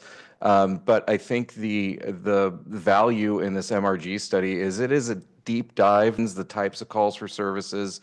They will be doing a complete top to bottom analysis. And when that report comes out, I don't know when it's estimated to come out, but they are working on it right now. And that will give us a pretty good blueprint as to our unique situation. Exactly, and that's kind of what I was trying to get at, is that, you know, we can't just look at population and how many police officers. We have to look at the type of crimes that were particularly occurring, what time of day, all those different things, you know. 100%. I couldn't agree with you more. And I'm looking forward to it. I know we've been gathering an unbelievable amount of data for MRG. And I will, that Becky and John have been gathering. So thank you very much for that. But they've been doing an incredible job gathering everything. I mean, I think the list that we got as far as requests from them for historical staffing, crime data, and everything under the sun. So I'm looking forward to having that, because it's another way to really analyze, and an independent third-party analysis that's going to come in and take a look at what we're doing and where we're at. I have some ideas of where it may come back, but I think it's going to be interesting to see. And I think having that outside perspective is incredibly valuable. And I look at what we did over the last year with our property and evidence room as another example of finding out what we don't know, and what we're doing that we've always done that we can do a lot better. And so that's why I'm looking forward to that MRG study, because I think it really is going to improve our efficiency internally. And I think it's going to give us a great outside perspective on where we're at. Absolutely, and that is something that hopefully, you know, we will have in kind of interval basis, because like, as we've said earlier in another issue, conditions are constantly changing. And so, you know, that will obviously enable you and the staff and everyone else on the, to be able to optimize our resources and make sure our police officers are where they need to be when we need them. So. No, I think it's critical to have that view. And we did that in 2022, had that outside view that really specifically honed in on our patrol staffing levels. But I think the consistency of it is something that's critical, because the 2022 data is already outdated. And so you have to continually look at that. So we're looking forward to it. I think it's going to be great. Great. Thank you. I hope MRG, they include the GDP of the city also. I hope so. Yeah. So going on to kind of touching on how we make this all work and how we're going to continue to make this all work. One of the things that is critical for us is improving our efficiency, increasing our engagement. You'll see some of the other things that are going to pop up there. We're already working on several different platforms to work on our efficiency and increasing our engagement. We currently have 4 vacancies in our organization. 2 of those, we have interviews coming up with candidates within the next 2 weeks. And of critical importance is one of those positions that is a communication analyst, to really take what our engagement level, our ability to get information out to the public, crime prevention information, all of that to really, you know, a next level from what we've already been doing. So we're looking forward to that. I know that was one of the critical goals for the city council. And so we should have that person on board. We're hoping to by the end of May, which will be great going into the next fiscal year to really ramp up our communication efforts. From a technology front, we have a couple things that are on the CIP plan for us that you'll see when the budget workshops come around, to really improve our efficiency as an organization, to really maximize what we can do with what we have. So I think it's some good things going forward. But I think what's most important is what you see right in the middle. We have a culture, and within our organization, that's one of the things that I'm most proud of. We have an unbelievable group of people who are really mission focused, understand the way we operate as a police department, understand what we're doing, how we're going to do it, despite increased workloads, all those different things. They come to work every day with a smile on their face, committed to serving the community and doing everything they can. And I think that's one of the critical things. And from my perspective, organizationally, that's really one of the things that I'm most proud of, is what we've continued to create as far as that culture within our organization. So now that my mouth is dry and I'm tired of talking here. Oh, you're not done yet. Out. Yeah. Questions? All right. Yeah, let's go ahead. Let's dive into it. Take a few more questions. Absolutely. For the chief here. We got a lot out already. Let me start down at this end here. Chief, thank you. Why not? Captain Burton, Captain Chestnut, thank you so much. First off, I like the Ansel Adams cover. That's great. It's fantastic. Photoshopped either. No, it's not. That is a natural camera picture right there. And It's second, amazing how that turned out. long did it take you to perfect your signature? Wow. That is an awesome signature, man. Thank you. I appreciate You're welcome. So my question is, you know, maybe you put the drug related crimes under felonies. Are there incidents of drug related crimes, fentanyl, methamphetamine? Most of the drug related crimes that we deal with now are not of the felony nature, unfortunately. We do see a broad spectrum of it. We are seeing an increase in fentanyl-related crimes that are coming across. Simple possession may have been 2023 or 2024, I can't remember. But we did have an incident of fentanyl that was all throughout a vehicle in Diablo Plaza, and I remember that we had to shut down the parking lot Yeah. and call out hazmat on it. So we are seeing an increase in it. There's no doubt about it. It's not overwhelming yet. It's you never want to see it happen, but it isn't something that has really taken over the community. But we do see incidents of it. It's kind of what's happening throughout the Bay Area. And I'm so surprised statistically as population rises, the calls are generally going to rise. This is just human nature. Is there one particular area where you receive more calls than the other? I don't know that there is one specific area that we are seeing a spike in that specific type of call.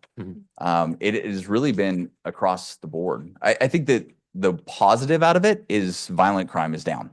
Yeah. But we are seeing more crime-related theft cases come across, and the calls for service are all over the place. And we respond to everything.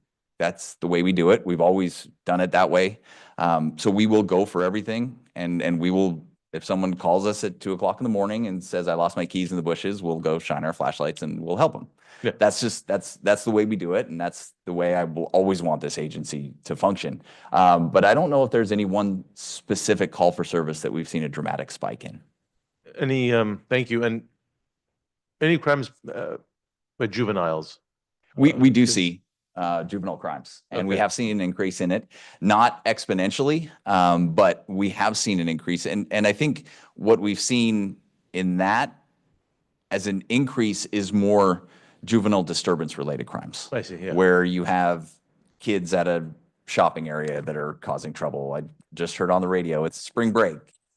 Yesterday, I believe it was, we got a call from Target about a bunch of kids that were going around causing trouble in the store. Yeah. So those types of That one, right. crimes, mischief-related crimes, Yeah. is probably the best way to clarify it. But nothing that is majorly, no significant spikes in major crimes from a juvenile area, if that makes sense. Yeah, no, it does. I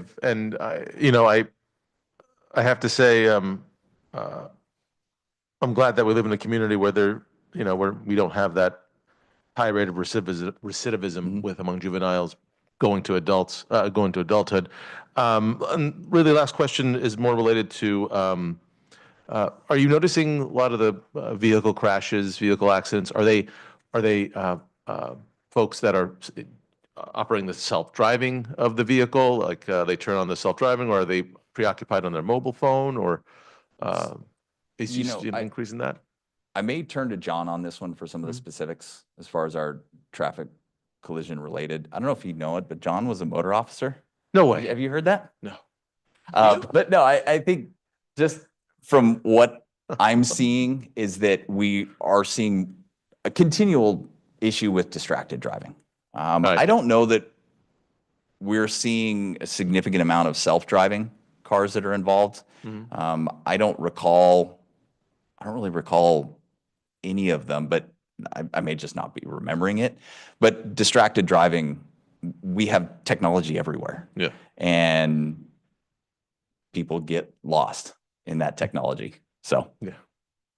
Do you have anything to add, or is that? I will say, so our primary collision factor would be speed. Mhm. Right? That's our highest collision factor. That very well could be distracted driving. It's one of those things, especially when you're looking at traffic accident reconstruction, is how do you prove they were on their phone in the moment? Most people aren't going to tell you they were on their phone in the moment, right? Well, that's why speed becomes the actual primary collision factor. But my guess would be it's probably 50-50 between speed and distracted driving. Yeah. And as far as the self-driving, I think early on when self-driving came out, we had 1 or 2 people claim that it was in self-driving mode, and that quickly went away. Okay. And last question, Mayor, if I may. You said bike collisions have gone down. Is that correct? Or car, maybe. Yeah. Bike. Yeah. Vehicle bicycle collisions have gone down. Is it attributed to the green bike lanes being painted, more of the attention to independent bike lanes or? It very well could be. I don't know that we may never know exactly what is leading to safer interactions between vehicles and bicycles, but it could very well be the greater markings on the roadway, specifically so people know, hey, that's where a bike's going to be. Yeah, as a bike rider, I'm just happy that it is going down. That's good for kids and adults alike. So thank you, Chief. Appreciate it. All right, let me go down to the far end here. Councilmember Adler.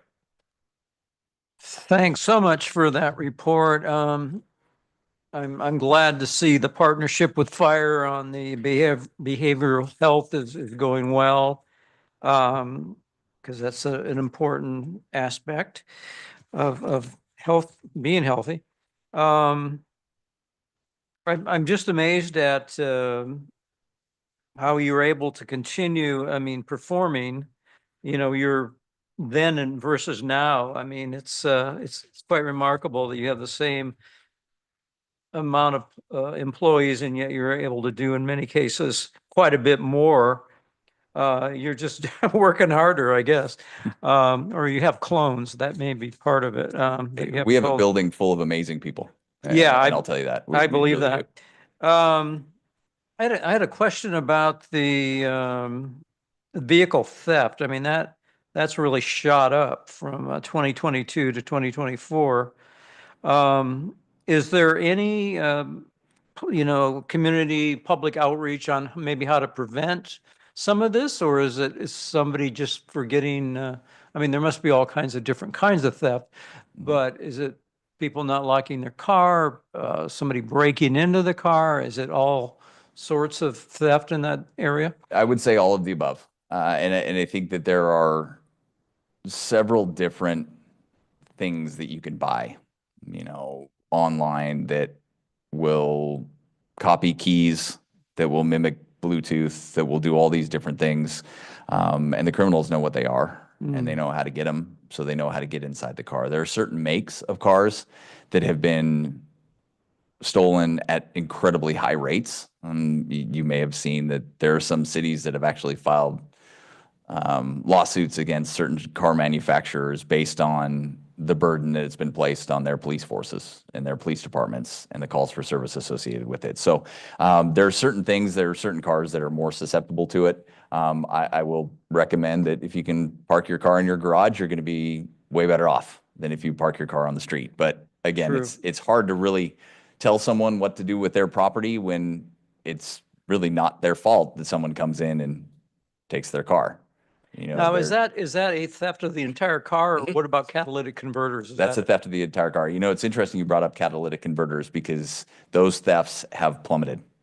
It is a rarity now that we get a catalytic converter theft. And part of it is about the legislation that was enacted, specifically going after the metal recyclers that were accepting these products. But they have fallen off. It is, Well, that's great to it's see. rare that we get a catalytic converter theft anymore. Okay. I think that is about all I needed to ask. Thank you very much. Councilmember Rubio. Thank you. Well, first and foremost, Chief, thank you as always for a great presentation. And of course, more importantly, the hard work that all of you are doing every day and throughout the year. And we appreciate immensely you giving us these updates. My question has to do a little bit with, I'll start off because it's somewhat related to Councilmember Adler's question, but more so on the side of what can residents do, or what can we do from the police, San Ramon PD do? What ideas do you have to help reduce vehicle theft? So, the difficult aspect with that, I will say a visual deterrent from a police department is one of the most effective things that you can. In overwhelming cases of vehicle theft is overnight thefts. They're happening in the middle of the night. The person goes to bed or they leave their car out in front. They last see it at 9 o'clock at night. They go out to go to work at 7:30 in the morning, the car's gone. And we can hone down on when it happened possibly based on our camera system. We can see that license plate that it was driving through San Ramon at 1:30 in the morning, hit on a couple LPR cameras. We didn't get any notifications because we didn't know it was stolen, but we know now rough time of when the theft occurred. So the difficult challenge is that at that time of night, we don't have a tremendous amount of staff throughout the city of San Ramon. So providing that visual presence and being out and about as much as you can gets challenging when you have the calls for service that are taking the officers from driving around all the time. And so it's finding that balance. But I do think from a police department perspective, one of the best things that we can do is provide a visual presence as a visual deterrent. And I think that's just a critical aspect to protecting property during the overnight hours. Okay, great. And why going to property crime, which was the other area where I saw an increase? Why do you think that is going up? And between vehicle theft and property crime, the preponderance of increases in call for service, which one contributed to that and what proportion, if you happen to know? Oh, I exactly what proportion it is. I mean, we can go back to the crime slides to talk specifically about where they were. So if you talk about property crime, we went from 822 to 952. So overall, in relation to total calls for service, it's a fraction of the calls for service that we deal with, right? So, I mean, we had 952 property crimes reported in total. We received over 36,000 community calls for service. So it really is a tiny fraction of our overall calls for service. So it'd be hard to say proportionally what impact that was. But I do think that, and this is my opinion, but I think the increase in property crime related to people's personal property is a direct reflection of policing's focus on organized retail theft. So the crime world's going to react to what we do. That's how they operate. That's what they're going to do. So if we put a focus on retail theft, well, the crime world is going to continue to operate in some form. That's what they do. So they're not going to go where we're putting our enforcement. They're going to adjust and go back to a different methodology. And I think, in my opinion, I think that's what we're seeing. In the policing world, we put a huge focus on organized retail theft. We created an organized retail theft suppression team. We did all those things to ensure that that level of crime was handled as much as we could. So the people involved in crimes switched over to another pattern that didn't have as much of a focus from the policing world. So that, in my opinion, that's what I think we're seeing. And so as mentioned with the ebbs and flows, obviously, but right now, so basically you're seeing a shift more to these other types of crimes, property and vehicle theft, right? Property crime and vehicle theft. Do we have like a resource page for the community to go to know what they can do to reduce the likelihood of being a victim of one of those two crimes? We do. We have a crime prevention resource page. If you go to the police department, it's sanramon.ca.gov/police. There's a resource page there on crime prevention tips. And it covers all different aspects from home protection, vehicle theft, all those different things. It's a resource right there for anybody to go visit. Great, thank you. And I appreciate that because I know you've sent out some officers to come out with Vice Mayor Burrows and I, when we've held our community safety gatherings. And so I really appreciate that you make yourself accessible to answer the community's questions, and also providing that online is helpful for those who can't attend. My last question is, why do you believe there's been an increase in unreported crime, and what can we do about it? So my opinion on the unreported crime is just specifically on what people have said to me. It's a dark statistic. And we will never know exactly what the unreported crime is. It's impossible to know.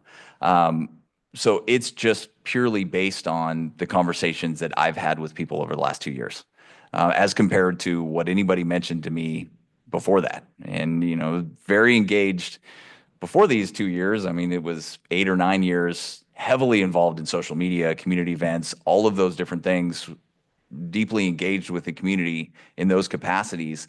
And I didn't have it mentioned very often at all. But over these last 2 years, multiple people, and I've heard it a lot where people have said, yeah, I didn't even call you guys about it. My car was broken into. I didn't even call you about it. And I tell them every time, please call us. We want to know. Did they ever? Well, it already happened. There's nothing you can do about it now. I'm not going to bother you guys. Did they ever explain why they didn't? They didn't want to bother us. That's it? And part of it, and I have people say, well, I didn't call you because I really knew that there was nothing you could do. Oh, I left something in the car, somebody broke a window, they grabbed what was in there and they took off.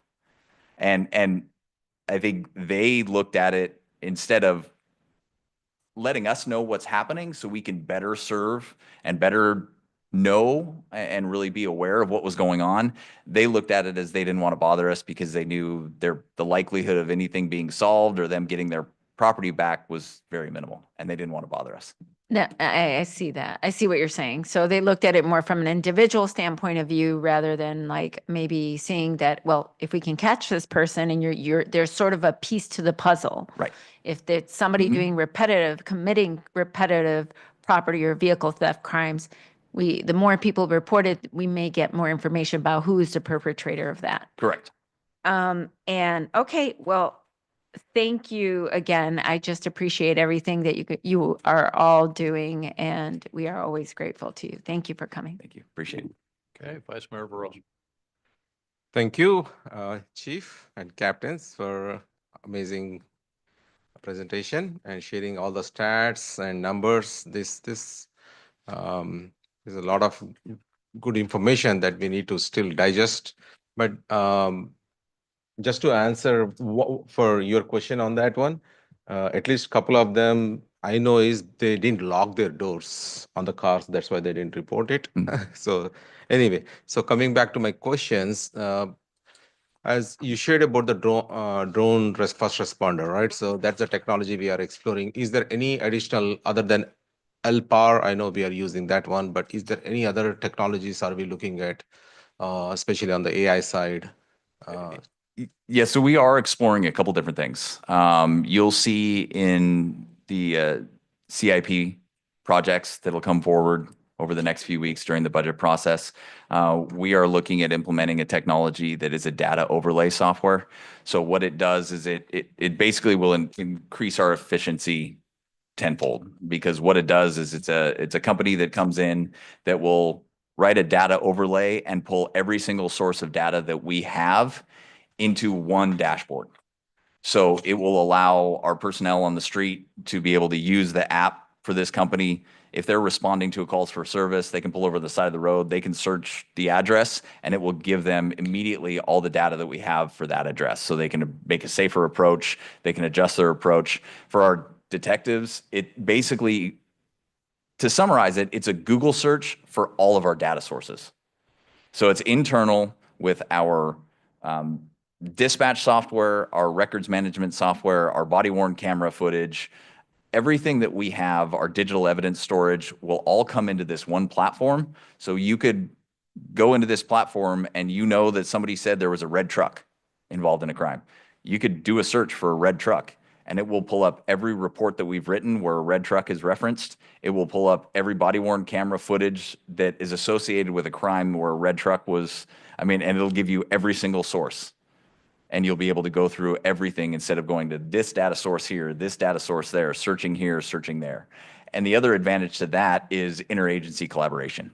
So multiple agencies surrounding our organization, the San Ramon Police Department, have already implemented this technology, or they are in the process of implementing it. What it does is it allows us to search their databases simultaneously as ours. As long as they give us access, we give them access. As long as it's for a law enforcement function by a sworn peace officer, we can search back and forth in all of our different databases to help solve crimes. Again, it's that going beyond the jurisdictional boundaries. And so that's the one technology component that we're looking at to really improve our efficiency internally. The second thing that we are exploring is potentially implementing on a trial basis AI software for some of our report writing systems.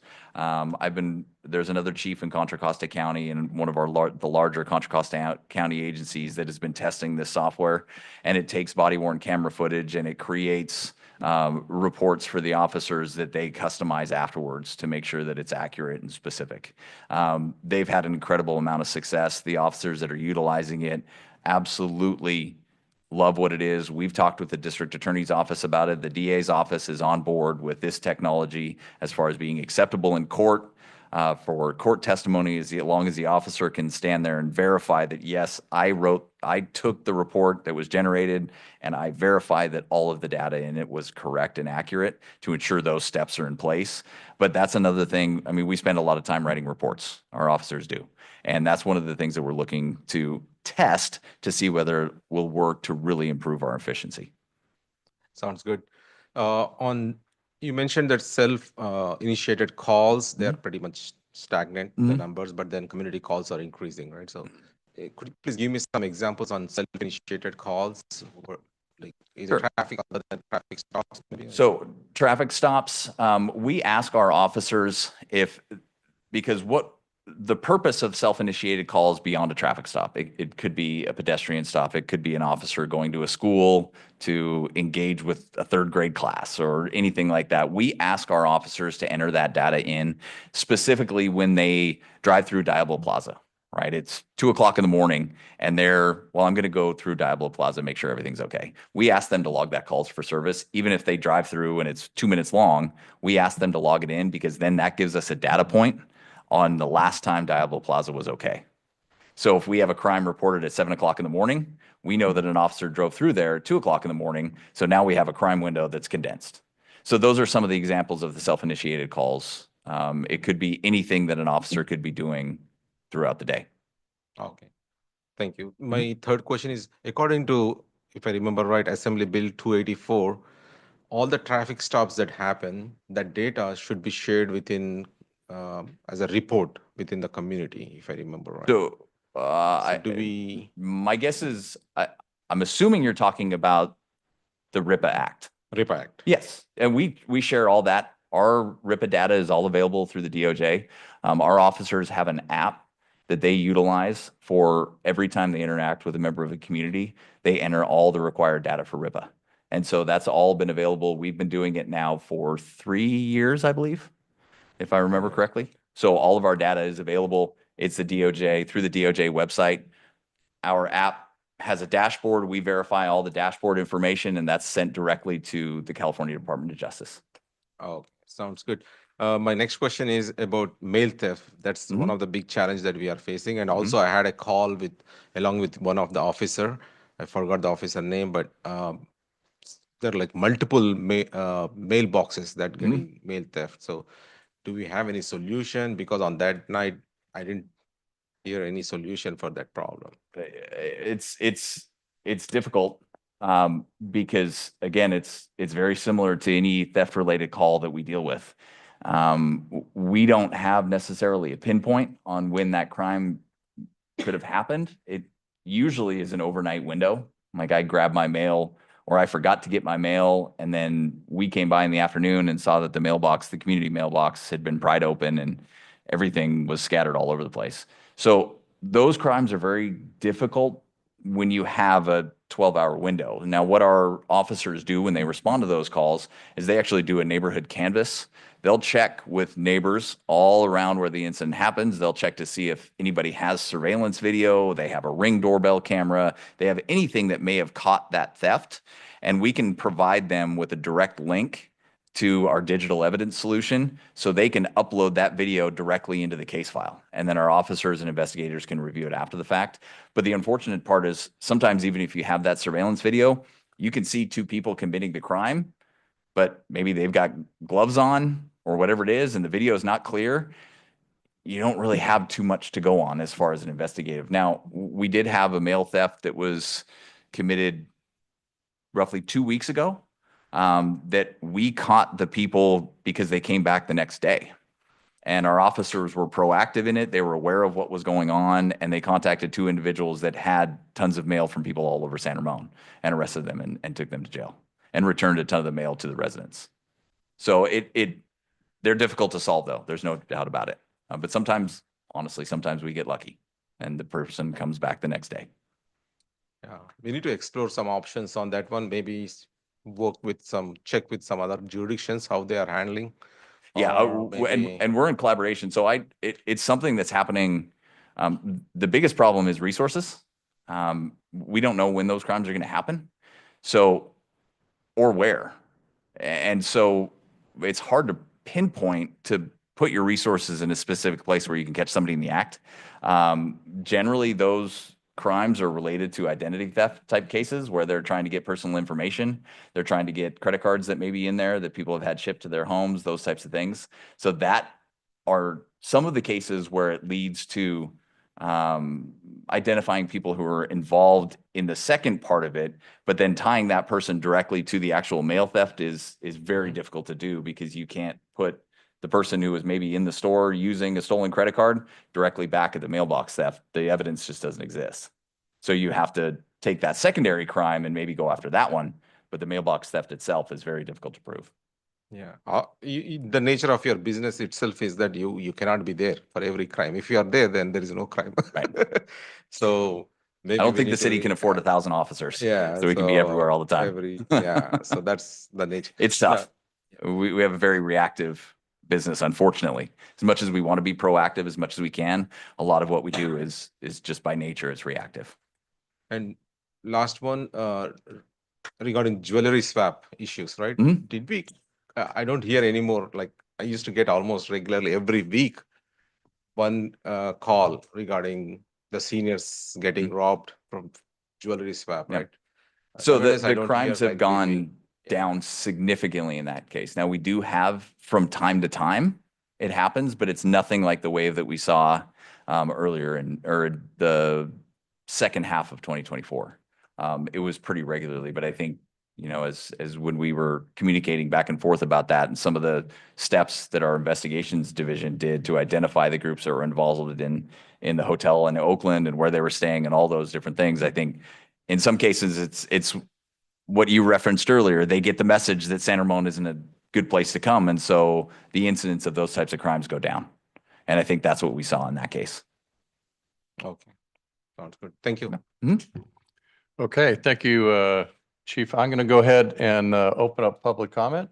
Do we have any Excuse me, through speaker the cards mayor. for this item? Through the mayor.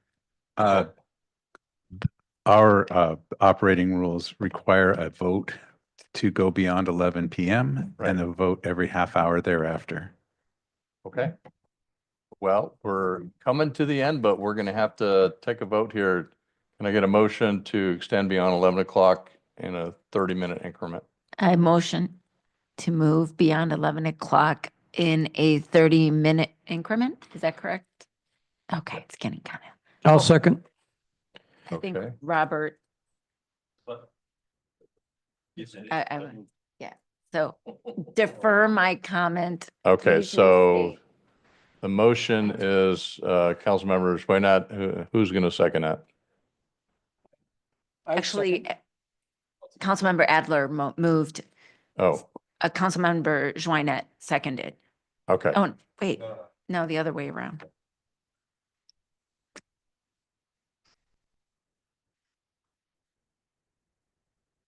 Okay, so we're going to extend past 11 o'clock. So I've opened up public comment. Do we have any speakers? We do one speaker card from Johannes Tillahan. Okay.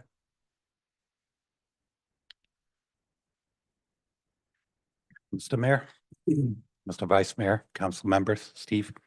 When I filled out that card, I know I had a question because I saw police, but I wasn't quite sure. Turned out I was going to take a lot of notes. One of the best presentations I've ever seen, Chief, really, to the point I've never seen the mayor get so excited and interrupt someone to ask question. It's the first time. That's how good it is. I just want to give you how I see things. Councilwoman Rubio, first of all, regarding the question that you asked, which was a very good question. Why don't people report? I'm one of those people. When my wife a couple of weeks ago had an altercation with a neighbor and I was about to call police and she said, oh, don't bother them. Even though I know the chief, I have his cell phone number. You know me and you, we attend. It's just a guilt. I can't explain it.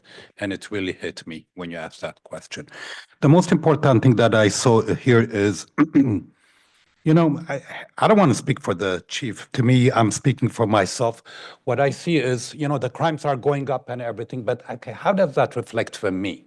You know, as a shareholder, not a shareholder, a citizen of San Ramon. You know, the crime squad, what are the chances of my cars being stolen? Probably little. It's nice, it's 100. To me, the most important thing is when I call 911, that they show up. That's it. I've done that. The minute I live right out up the hill, the minute I call, I hear that fire chief, the fire department coming in. And I don't ever want that to be touched. But then at 79,000 calls is mind-boggling. It's just mind-boggling. You know, how do they handle it? How does it affect with the growth that you have? But the most important data that I saw here is I don't want to hide the 1.1 for 1,000 people. That's an economist thing. It's like the same way the World Bank and the IMF fools the global markets. You know, to me, all I saw was maybe I read it, Chief, in 2014, they had 83 employees, and now they have, in 2024, 85.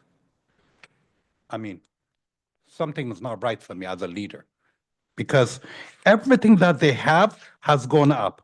They have a budget of $40 million, and unless I read it wrong, the finance person is one person manages a $40 million project, $40 million budget. I promise you that will never happen in a private sector. There'll be a whole army behind it. So to me, I don't know what the ask out of the chiefs is, whether it's money, increase my people, with the fact that we are less than Pleasanton and Walnut Creek. This needs to be looked at, not by in terms of data between 1.1, 1.4. That will never tell you anything. Okay, what will tell you is what does he need and is it realistic? That's it. And the only thing I want to add, okay, 30 seconds, Mr. Mayor. The only thing I want to add is me and Councilwoman Rubio last week attended an amazing class, one of the best classes I've ever attended on drugs. Mr. Mayor, I really want you to take this seriously. I've always wanted to know how do we solve the drugs problems in our high school. When my son can tell me he can buy drugs from me, he doesn't do it. That class that I took over there, and thanks God she was there, who educated us, needs to be duplicated. It was by far the best solution for teenagers on drug classes that I've ever seen. The school system is failing on drugs. And I really want to encourage you to really look at it. Thank you, everybody. I do appreciate it. Thank you. Any other speakers? No speaker cards, but there was written comment on this item from Brian Swanson. Okay, yes, we have that. Thank you. All right, then I'm going to close public comment. And any final comments from council? Yes. Councilmember Rubio. Just for the good of the community, I would like to ask the city manager or the chief, whoever can answer this question. The SRPD, the San Ramon Police Department, is supported in times of need, has reinforcement, I should say, from neighboring cities. And under what circumstances are those reinforcements engaged? Sure, we do have availability. We have a mutual aid agreement. It's actually a statewide mutual aid agreement run by the California Police Chiefs Association, where we all agree that we will support each other in times of need. Generally, that's reserved for emergency situations. But if we need it and there is a critical incident that's taking place in San Ramon where we need resources, we can call any of our neighboring agencies and they'll respond right away, just like we would respond to help them immediately. What would constitute, for some examples of what constitutes that? So I think it would be a situation where our resources are just overwhelmed. We don't have any people available anymore to respond to a critical incident, or we have a critical incident that takes place that has overwhelmed our resources. You could think of that worst case scenario where you have something happen at a school. And what are some of those cities that are working in partnership with us? It's anybody in our local area. Really anybody. Dublin, Danville. Pleasanton, Danville, Contra Costa Sheriff's Office, Alameda County Sheriff's Office, all of them. Okay. And it's the same thing. If any of them called us for assistance, we would go help. Okay, great. And then what percentage of, I think this is a city manager question. I just want it for the good of the community. I want to make sure the numbers are correct.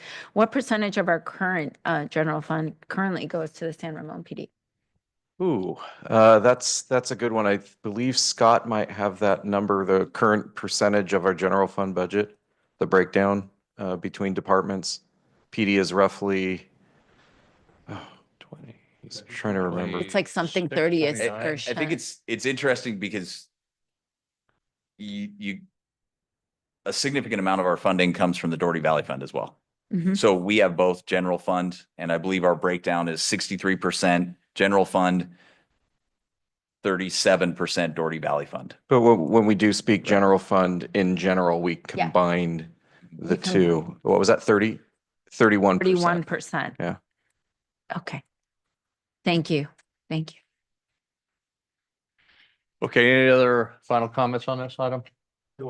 Okay, well, thank you, Chief, for that annual report. Thank you, Becky, John, for you. Please pass on to the whole team our thanks for job well done, and our community has great respect, and I think it has a lot to do with what you said on that last slide about the culture of the police department. So keep up the good work. Thank you. Thank you very much. And I want to express our appreciation for your support as well. It goes a long way for us as an organization. So thank you for that as well. Appreciate it. Thank you. All right. So now we'll move on to item 9.4, discussion of possible remote participation for city council budget workshops for fiscal year 25-26. Good evening. Christina Franco, you're up. I'll try to be brief. So as requested, staff has brought this item back before the city council for further discussion. At the last city council meeting on March 25th, Vice Mayor Veros proposed allowing public participation for budget workshops via Zoom. Following that request, Mayor Armstrong did request that the item get brought back to a future meeting, which we're doing this evening. So just a little history, remote participation via Zoom was introduced in 2020, March of 2020, at the height of the pandemic. It did allow for accessibility when in-person meeting was not feasible. The city did continue that through the pandemic and stopped that remote participation in October of 2023, when cities across the state and the Bay Area specifically were being hit with hate speech. The three options for consideration this evening for the city council would be to either one-time remote participation specifically for the budget workshops for the fiscal year 25-26, ongoing participation for all city council meetings going forward, or to not offer remote participation at all. So tonight staff is requesting further direction of how to proceed for future meetings. And then I think I'll go ahead and turn it over to the city manager to add any additional information as well. Sure, thank you. And Mayor, just a bit more background on the decision to discontinue remote participation at the meetings. As Christina mentioned, cities were beginning to be hit by what people refer to as Zoom bombers. We were watching cities in the area like Walnut Creek, Emeryville, Sunnyvale, Brentwood, Danville, Livermore, Milpitas, El Cerrito, to name a few, start to get hit by the Zoom bombers. Specifically, they were making anti-Semitic statements at council meetings, and the administrative decision was made, and we did notify via the agenda that we were discontinuing remote participations in October. That same evening, or not the same evening, but after the decision was made, the following council meeting, we did have 6 or 7 people who used names for the remote participation that were associated with anti-Semitism. They logged into the Zoom, but due to canceling the remote participation, they weren't able to make those comments. So I know there have been questions about why and at what point. And as Christina stated, I believe most jurisdictions have canceled remote participation. It was initiated by COVID. It was a method of dealing with participation during COVID. And then unfortunately, when those actions occurred, it just across the board, we were watching cities systematically be hit with those kind of comments. So that was the origin of the removal of the remote participation. Okay. All right, thank you. So let's go ahead and turn it over to the council for questions on this item. As I started the proposal, can I mention? Say again? Yeah. As I started the Let's proposal. let's hear it. Yeah. So I propose this specifically only for budget workshop, just to make sure clear on that one. One of the reason why I wanted to have is this year, especially because of Measure N Pass, as we worked with our community members for support on that, and we made it very clear to them that we will provide all transparency. They can participate through being in person, but many of them, because of their work schedules, it is not possible for them to join. So I want to provide them a transparency and as well as the ways they can communicate with us, especially if they have any questions on Measure N money, how we are going to spend it. So it will be convenient for them. So that's the reason I proposed it, just to let you guys know. Okay, all right, thank you for that clarification. All right, questions before we go to public comment? Okay. You're talking about one Zoom meeting? Or are you going to talk about, I mean, I see the amount that's projected, the cost. You've got like option one with the staff and so on for 3 months at 474. Is that just for one meeting or is that, am I looking at this wrong?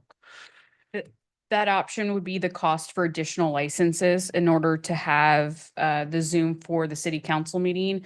The budget workshops will consist of a 3-month period. So essentially adopting the budget in June. So just that limited duration, if it's specifically for the budget workshop, that's what that amount is associated with. You know, I am concerned about what Stephen said, the city manager said about the Zoom bombing. I think it would be extremely disruptive and the value of the meeting would be out. I think that disruption would outweigh the value in that case. So I'm just very concerned about that. And I don't know how I'm going to vote on it, but I'm just concerned about that aspect. I want to jump on. Thank you, Mayor. I want to jump on what Councilman Adler mentioned because I do have empathy for people who are affected by racial epithets and slurs that come online. But I want to be clear here. Is there a way to moderate that where you could kick someone off the Zoom? The standard for kicking someone out of a meeting or out of a Zoom is rather high. Okay. Specifically, they talk about disruption, and disruption speech does not equal disruption. Yeah. But there's one thing that the chair can do, which is to redirect or try to redirect the speech to something that's relevant to council business, because that's one ground for not allowing them to speak. But most often they will take some element of council business and then insert the epithets and that hate speech into that. So you don't even have that option. And the speech has to be allowed to continue for the 3 minutes. Understood. Okay. Thank you. Okay. Councilmember Rubio. I think the key questions were asked. They were trying to assess the cost benefit analysis and, in absolute terms, if there was no concern of possible disruption of that nature, I think it's an easy decision to try to make it accessible to the majority of the public. This is a difficult decision because as we were talking, for example, about predicting, what the population growth, for example, is going to be in San Ramon. And I don't have that crystal ball either to predict who will or will not call. I have no way of knowing that. I do know that for something as significant as a budget workshop, it is worthwhile considering perhaps for that one time, but I do also realize the inherent risk and am a little bit myself in a conundrum on that, trying to decide which one outweighs the other. I do believe that if people have questions, however, it's not, I mean, our meetings are recorded. People are able to see it and read it. If they do have questions and want to ask follow-up questions, you know, if they can reach out to us by email is most effective, and our staff can respond to those questions and moving forward. In terms of the budget workshop, will any final decisions be made that day such that no one, say someone who watches the meeting, will they have an opportunity and ask a question via email as a follow-up and get an answer from us prior to us taking a vote? Yes, that's the design of the workshops, where it will be, we will have at least 2 budget workshops, and then followed by a minimum of 1 council meeting to review the proposed budget. And last year, we did need an additional council meeting. So I would say at a minimum, we will have 3 budget workshops. And not to spoil one of my updates for this evening, but my first city manager update will be to announce the first budget workshop will be next Tuesday, and it will be scheduled for 7 p.m. So normally we would have our budget workshops at 4 o'clock before a council meeting, either in a training room or over at the community center. But this one will be 7 o'clock in the council chambers to allow for people to participate that may be working. So allow for them to get here by 7 p.m. on Tuesday. Right. Okay, great. Thank you. And the other 2, you don't have, well, I guess we can start with this one. This one's starting with the first one, but it's good to know that they will have an opportunity, there will be an opportunity for an exchange to happen in some way, and make sure that their questions are answered or their recommendations are heard. Minimum of 3 meetings that will be televised on YouTube. Okay, thank you. Okay. The only question I have for right now is beyond just software licensing, do we have the infrastructure? Do we have the systems available to transition if we so chose to do so to a 2-way remote participation? Yes. Okay.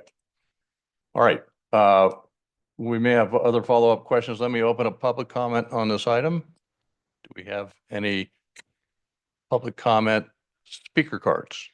We do, but I believe he actually left.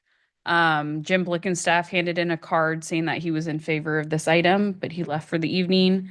And then he also handed a piece of paper out to the city council as well when he arrived this evening. And we also have written comment from Susie Ferris Indercom, Brian Swanson, and Dan Bridges on this item as well. Okay. All right. I acknowledge all that. Thank you. All right, then I'm going to close public comment. We'll go into kind of the discussion mode now here on how we want to proceed. I'll just go back to my experience now during COVID when we were still doing these remote meetings. And then we made a decision that we thought transitioning out of COVID, hybrid meetings and things like that would be good to continue that methodology of allowing the 2-way speaking. But we did have some fairly consistent hate speech that occurred during our meetings. We had anti-Semitic, we had anti-Chinese, anti-Indian type comments that were coming almost every single meeting. In some cases, every item of every meeting, we were getting that type of comment. So that concerns me that even if it's not a Zoom bomb, this creates kind of an environment to where they're directing those comments in many cases to our own staff, our city staff, or we have guests come and do presentations and it's directed towards them, and they're just coming to participate in the meeting. And it was quite disruptive. So, or troublesome, I should add. We can take it up here. We get the free speech idea. I mean, we understand that people can say what they want. They can say hateful things, and I get that whole business. But I do worry that this has an impact on more than just us. And then my other concern, I guess, would be if we go this route, then and just for the budget workshops, you know, we're essentially setting a precedent that, well, if we can do it for a budget workshop, we can do it for any kind of meeting. Why is the budget workshop so important? I get it, and I kind of asked for this to be on the agenda, but you know, based on the whole idea of transparency for the budget workshops, measure in money, oversight, those kinds of things. However, it would, to me, in my mind, it's kind of hard if you do it for this one thing, how do you not do it for the rest of our meetings? And then if we're doing it for all of our meetings, then we're back to doing it really for all the commission meetings as well. So it's either, to me, it's either you do it or you don't do it. And I think that, to me, that's what the question is. So I'll just kind of start off with that. I don't believe there's any state prohibition on us doing this. There are some jurisdictions maybe that do it. There are not many jurisdictions that have gone back to a remote participation. I know that we as council members can have either an emergency or just cause type situation that allow us to participate remotely. And there's certain rules for that. But that same thing doesn't currently apply to the rest of the public. So Sorry, can I say something? yeah. Well, I'll just Oh, yeah, finish finishing. my last thought on this is just that I do believe that, well, I'll just kind of reiterate, I think there's risk in doing this. Again, I'm all for the transparency, but I think it just opens up a whole kind of Pandora's box of, you know, potential problems that we're going to have to deal with that we never had to deal with prior to the pandemic. This is just a post-pandemic, or a pandemic and a post-pandemic phenomena. And so anyway, that's my initial thought on this, but go ahead. My comment may close this much faster. So during our conversation, typically, as Steve mentioned, city manager mentioned that we do this typically at 4 o'clock, right? But now we are planning to do 7 o'clock. So that means pretty much residents are back from work and then they should be able to join. So in that case, I definitely see that there is no reason why we cannot just let them come to council meeting rather than having a Zoom. So I just wanted to make that comment because initially the whole conversation, this came up because typically we do it at 4 o'clock. So that's when a lot of working folks, they could join and they were complaining about it. So now if we are doing 7 o'clock, I agree with all the comments, and I don't see any reason why we need to have Zoom in that case. Okay. Other comments from council? And because at some point we got to give direction to the staff on which way to proceed. I just want to say, Mayor, that the Zoom dial-in, I think, is a luxury. I don't think it's a mandatory thing that we have to offer. I mean, the doors of the chambers are open, the doors to City Hall are open. We televise this on YouTube. Folks can email us, and they've submitted public comment, email us. So I'm not, I don't have a I don't have a strong opinion about, you know, mandating Zoom for these sessions. So And they will have an opportunity to respond after each meeting before we take a vote on it. yeah, correct. I mean, after each Yeah. meeting before we take a vote on it. So, yeah.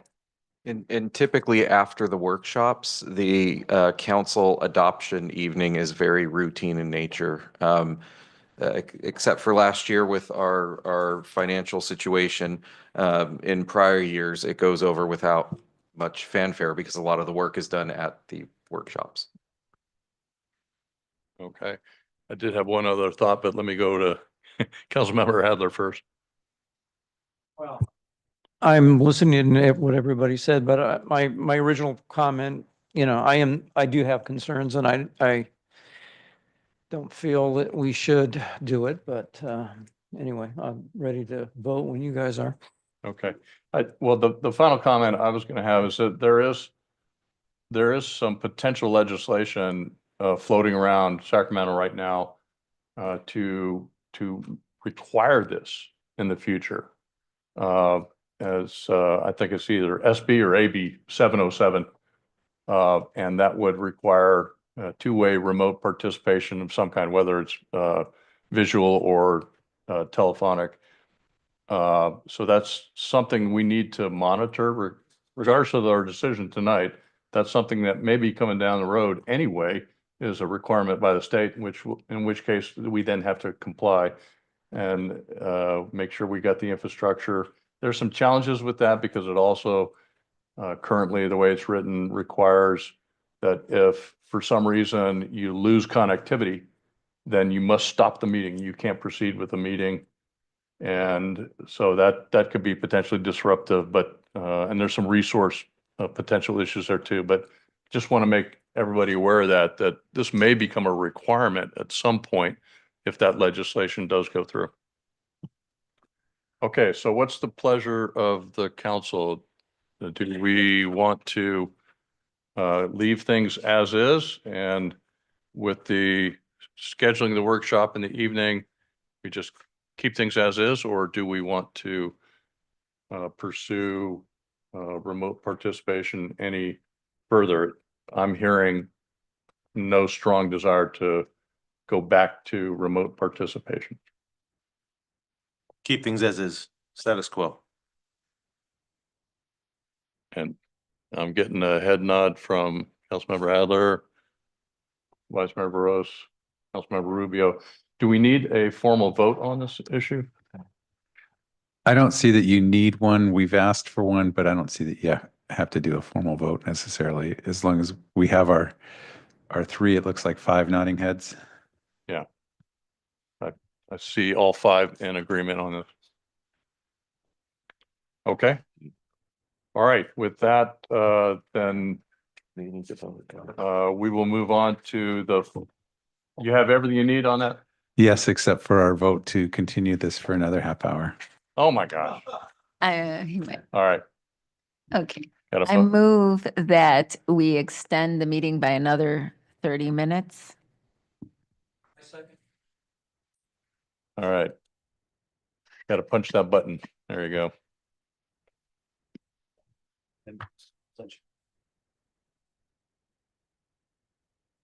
Okay. All right. We have voted unanimously to continue the discussion, but the final item of the evening is city manager and city council members' comments and matters initiated. And I'll turn it over to the city manager. Thank you, Mayor and members of the council, for the next 30 minutes that you've given me to give my update. No, a big groan from the staff there, but yeah. Very briefly, I did mention the one update about the city budget workshops. That's Tuesday, April 15th at 7 p.m. here in the city council chambers. If you want to learn more about our budget process and subscribe to email updates, visit sanramon.ca.gov/budget26. But the other item I did not want to skip this evening is we do have an opportunity coming up for another below market rate housing orientation as part of San Ramon's below market rate housing program. 4 new units at the towns at City Village by Summerhill Homes will soon be released for purchase via a lottery. The deadline to enter the opportunity drawing for the units is May 1st, 2025. Before the drawing, the city will hold another orientation on the BMR program next Thursday, April 17th at 6 p.m. And that meeting will take place here at City Hall at the council chambers. There's also an option for that meeting to join via Zoom. Learn more and register, you can visit the city website. So you can watch that over Zoom for that particular meeting. And typically, we have a very full council chambers and also spill over into the rotunda. So next Thursday, if you see people walking over from various parking lots, our parking lot will be packed, and that will give you a small idea of the demand for our below market rate housing units. And with that, I have no other updates. Okay, great. Let me start with Councilmember Adler for council member comments. Council member comments. Yeah. Well, what I've been doing the last 2 weeks? Well, or the last 2 hours, 3 hours, 4 hours. All right. I will try to be brief. March 26th, Wednesday, the mayor and I were both at Zone 7 Water Agency grand opening. And it's the second facility. It has to do with the PFAS treatment facility, and it's in Pleasanton off El Charro Road. And PFAS is not easy for me to say, but it's a polyfluoro alkyl substances, which are a group of synthetic organisms. And this all came apart, really, it's kind of interesting, through the invention of Teflon. And they started getting into our system, and then they went on to be used in many products. And now, of course, they escape into our groundwater. And so we opened a similar treatment plant just a couple of years ago. And now we just opened another one. So it's really essential. The new facility is similar to the first one, as I said, treats up to 10 million gallons of water per day. So it's really essential for our area. The second thing, on the same day, I don't want to take Robert's. Robert was the chair of the policy committee meeting, 4 to 5. And we took care of a matter. I don't want to get into all the details, but went into having to do with an issue that we voted on, and we took care of that. March 27th, Thursday, the next day I chaired my first infrastructure meeting, having to do with a couple issues. Talked about the 5-year pavement management plan. Plan has to do with a list of streets to be treated over the next 5 years. And this is partly from Measure J funds. And the city uses a pavement management program, PMP, which prioritizes the streets that we pave. And they have a great system. I know it's late, but it's amazing what we do to take care of our problems in the city and how much planning is involved. And we have an independent engineering consultant that we use to figure out what streets need to be done, and very effective. We don't want the streets to get to a point where it's going to be a lot more costly to get it done. So we kind of have a plan which allows us to take care of it before it becomes a major problem. They also talked about the Doherty Valley Tree Management System program.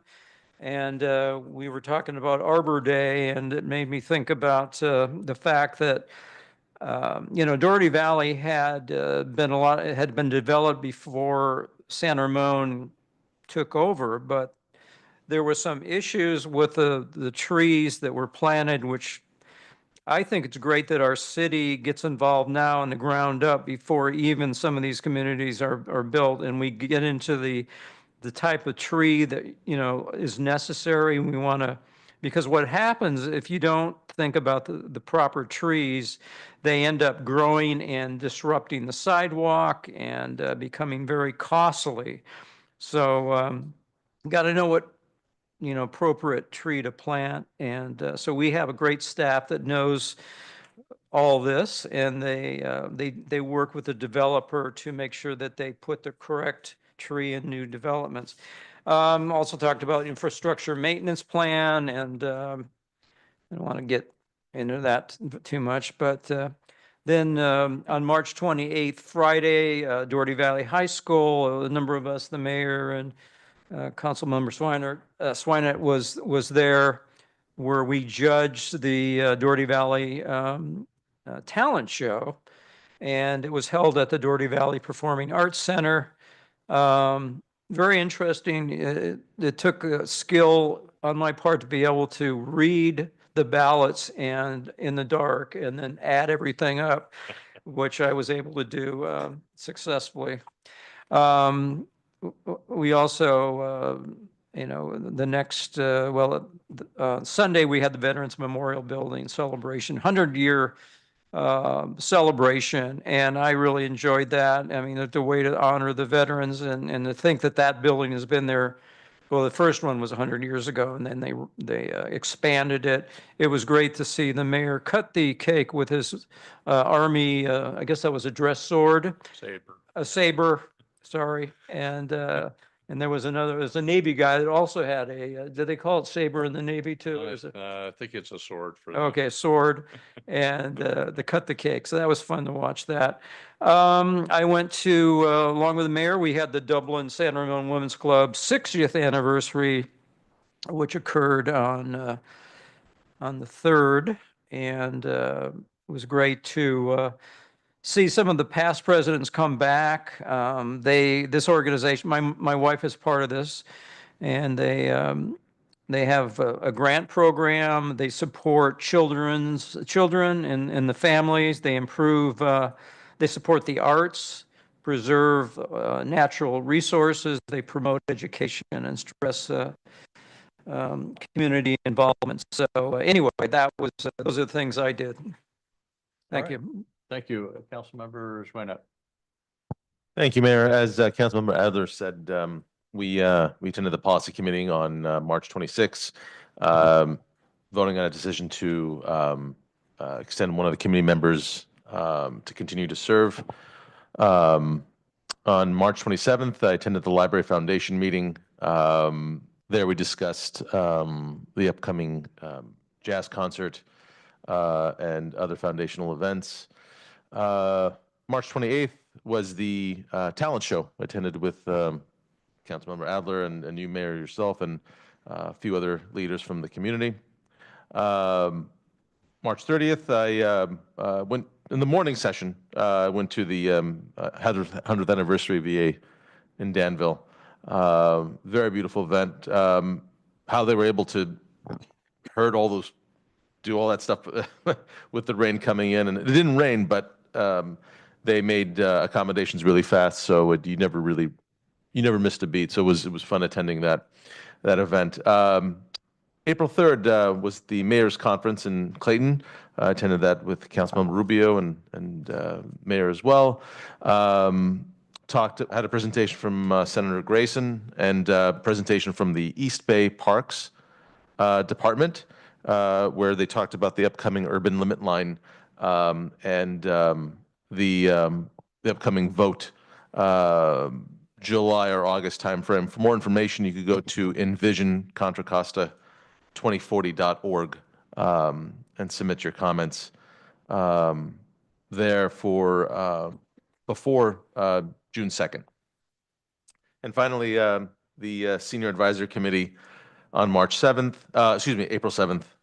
where we elected a chair and vice chair, and that Senior Advisory Committee, the Senior Center had its almost perfect attendance when it comes to events, and I think it was the H&R Block or tax preparation seminar. So, which was well received, and we had a presentation from the dean at Diablo Valley College. I attended that with you. Yeah. So it was a great event. So, and that's it for me, Mayor. Okay. Councilmember Rubio. Okay, so Excuse me. On March 26th, I attended the State of the Town in Danville with Mayor Renee Morgan. It was a great event. Lots of people in attendance there. And then on March 27th, we had my council member Adler and I were at the infrastructure meeting. And basically just discussing transitioning we had a discussion on the 5-year pavement plan update, as well as the Doherty Valley Tree Management Program update and funding for fiscal year 2025 to 26, and the infrastructure maintenance fund update. And so, as you know, many of you probably know, we had to make some serious cuts last year in light of funding shortages on this in terms of our infrastructure investments, but we were discussing how we move forward, and obviously we don't quite fully know what the revenues will realize from Measure N, but we will keep that discussion going and amending things as we go along. And then on March 29th, I attended with the mayor a walk with the former mayor, Bill Clarkson. It was a really, really comprehensive history of Presidio and the military base there. 10 miles? We're still arguing between 10 and 11 miles. It was a really long walk, but it was great, very informative. And then on March 30th, along with the mayor and council member Adler, I was at the Danville Veterans Memorial Building of the San Ramon Valley, celebrating their 100th anniversary. Also on March 30th, I attended the Rewire International Women's Day celebration. And then on April 3rd, I attended the Contra Costa Mayor's Conference, where the focus there was a presentation by the East Bay Regional Parks District, which has been around since 1934. Founded during the Great Depression, and they talked about a little bit about consists of 73 parks covering 120,000 acres and 55 miles of bay shoreline. Current projects they're working on include climate resiliency efforts, wildfire protection, and habitat restoration, and a focus on sustainability and community engagement. And they also have a challenge going on for some of us. If you want to be part of it, if you complete the equivalent of a marathon, 26.2 miles, you have a year to do it. It's a Trails Challenge for 2025. It's a great way to get motivated and get outdoors. And then I also attended on April 4th, the County Connection, the CCCTA meeting, operations and scheduling. I'm going to keep it brief, but there was a lot of information there. And basically, we were talking about the fixed route service and capital scenarios. So they're trying to look at different possibilities of how to raise funds so that they can increase the frequency of their routes in for key routes, because in certain routes, the wait time can be anywhere from 60 to 80 minutes, which is just not reasonable for them, obviously for anyone. And if we want to increase ridership, we have to increase frequency. So, and they're looking at it starting from sort of an incremental approach of trying to get to the pre-COVID service level, which would be a 15% increase, and the cost would be about $3.1 million per year. And, while that sounds like a lot, we also have to, can also consider the environmental impacts of reducing pollution, as well as reducing traffic congestion. And long-term, really getting residents accustomed to using public transportation. And they also talked about some of the future plans of full transit signal priorities implementations on major corridors or system-wide. queuing up jump lanes in select locations, bus on shoulder for on I-680 between Walnut Creek and Dublin, and on Ignacio Valley Road between Walnut Creek and Concord, and improve bus stop amenities. And then we talked about Go San Ramon update, which is basically that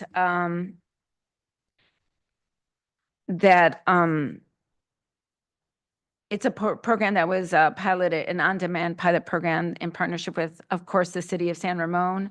And it's being managed by LAFTA, the Tri-Valley Wheels.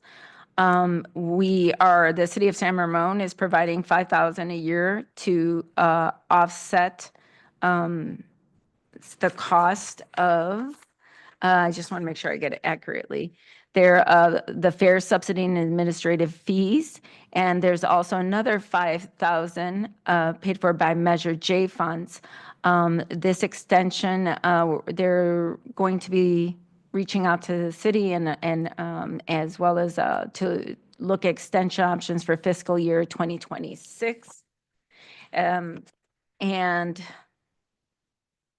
let's see. And I think on the paratransit, the main thing was that they are the automated vehicles, they're minivans actually, they're ready to be launched and back in full swing again. These are critical. It's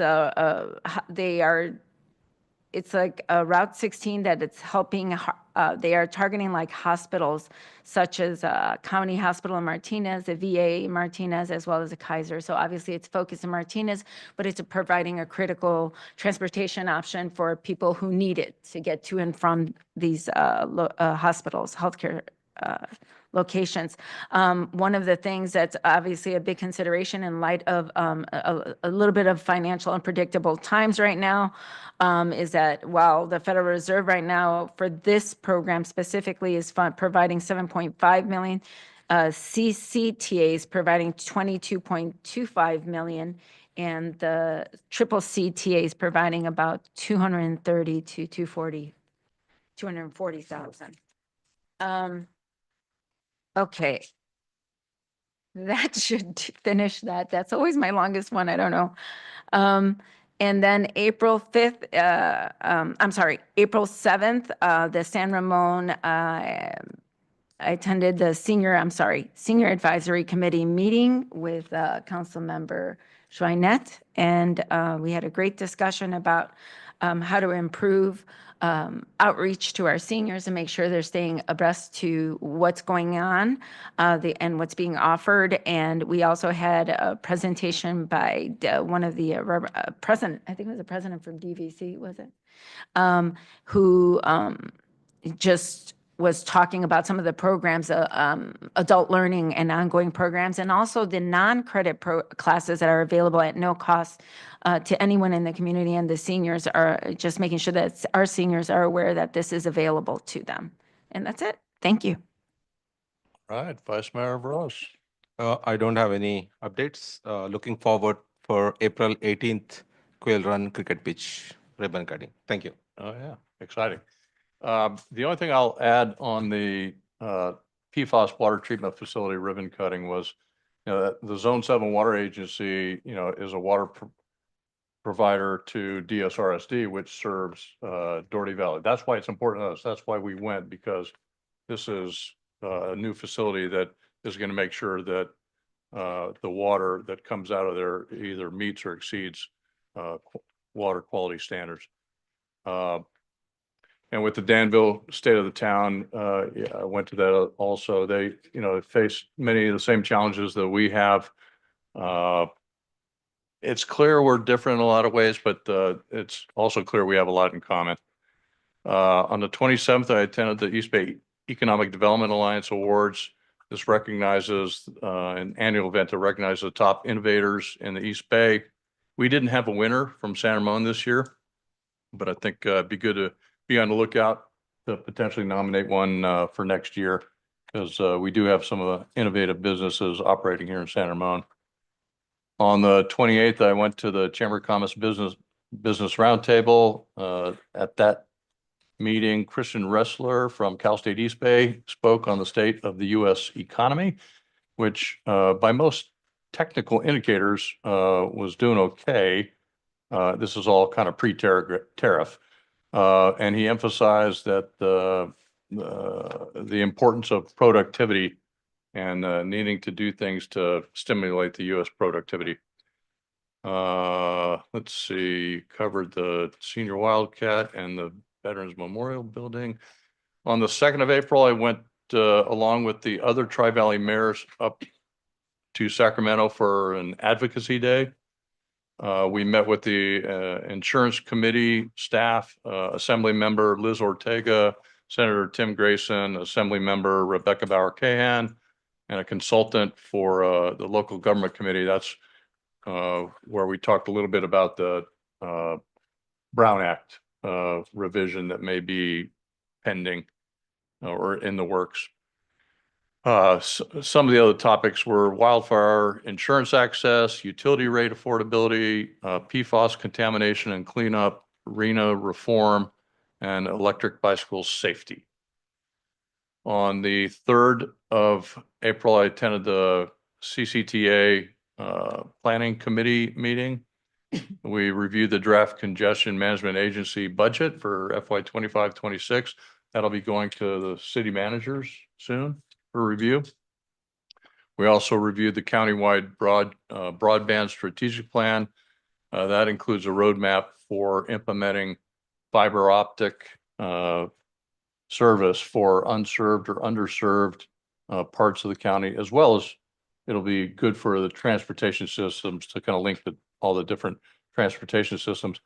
It was interesting to note that in San Ramon, we have 1,147 units that are in the unserved or underserved category that will benefit from that fiber optic service. We also reviewed an update on the development of the draft countywide transportation plan. That'll be a blueprint for transportation related projects going all the way out through 2050. And I guess covered these other things. I'll just say that the final thing I'll comment on is I went on the 6th, Sunday night, I went to the Abracadabra, the ABBA tribute band concert over at the Doherty Valley Performing Arts Center. And it was a sold out crowd. It was pretty amazing. There were some other local elected officials there, some members who provided some written public comment tonight that I saw as well. But and our very own Brad Morris was there with his nieces, and he demonstrated some of his own dance moves down in the mosh pit. So it was great. They sing Waterloo or Yep, yeah, they did it all, the whole thing. Everybody had a great time, but these concerts are a great way for the community to gather, and it really adds to our quality of life. It'd be great if we can continue to look at ways to fund these types of events and our presenting concert series and things like that, because it's just really enjoyed by our community. Maybe we can look at that as we go into the next budget year. But with that, that's the end of my comments. And I do have some video of Brad Morris if anybody wants to see it. All right. With that, our meeting is adjourned. Thank you very much for enduring. Yes.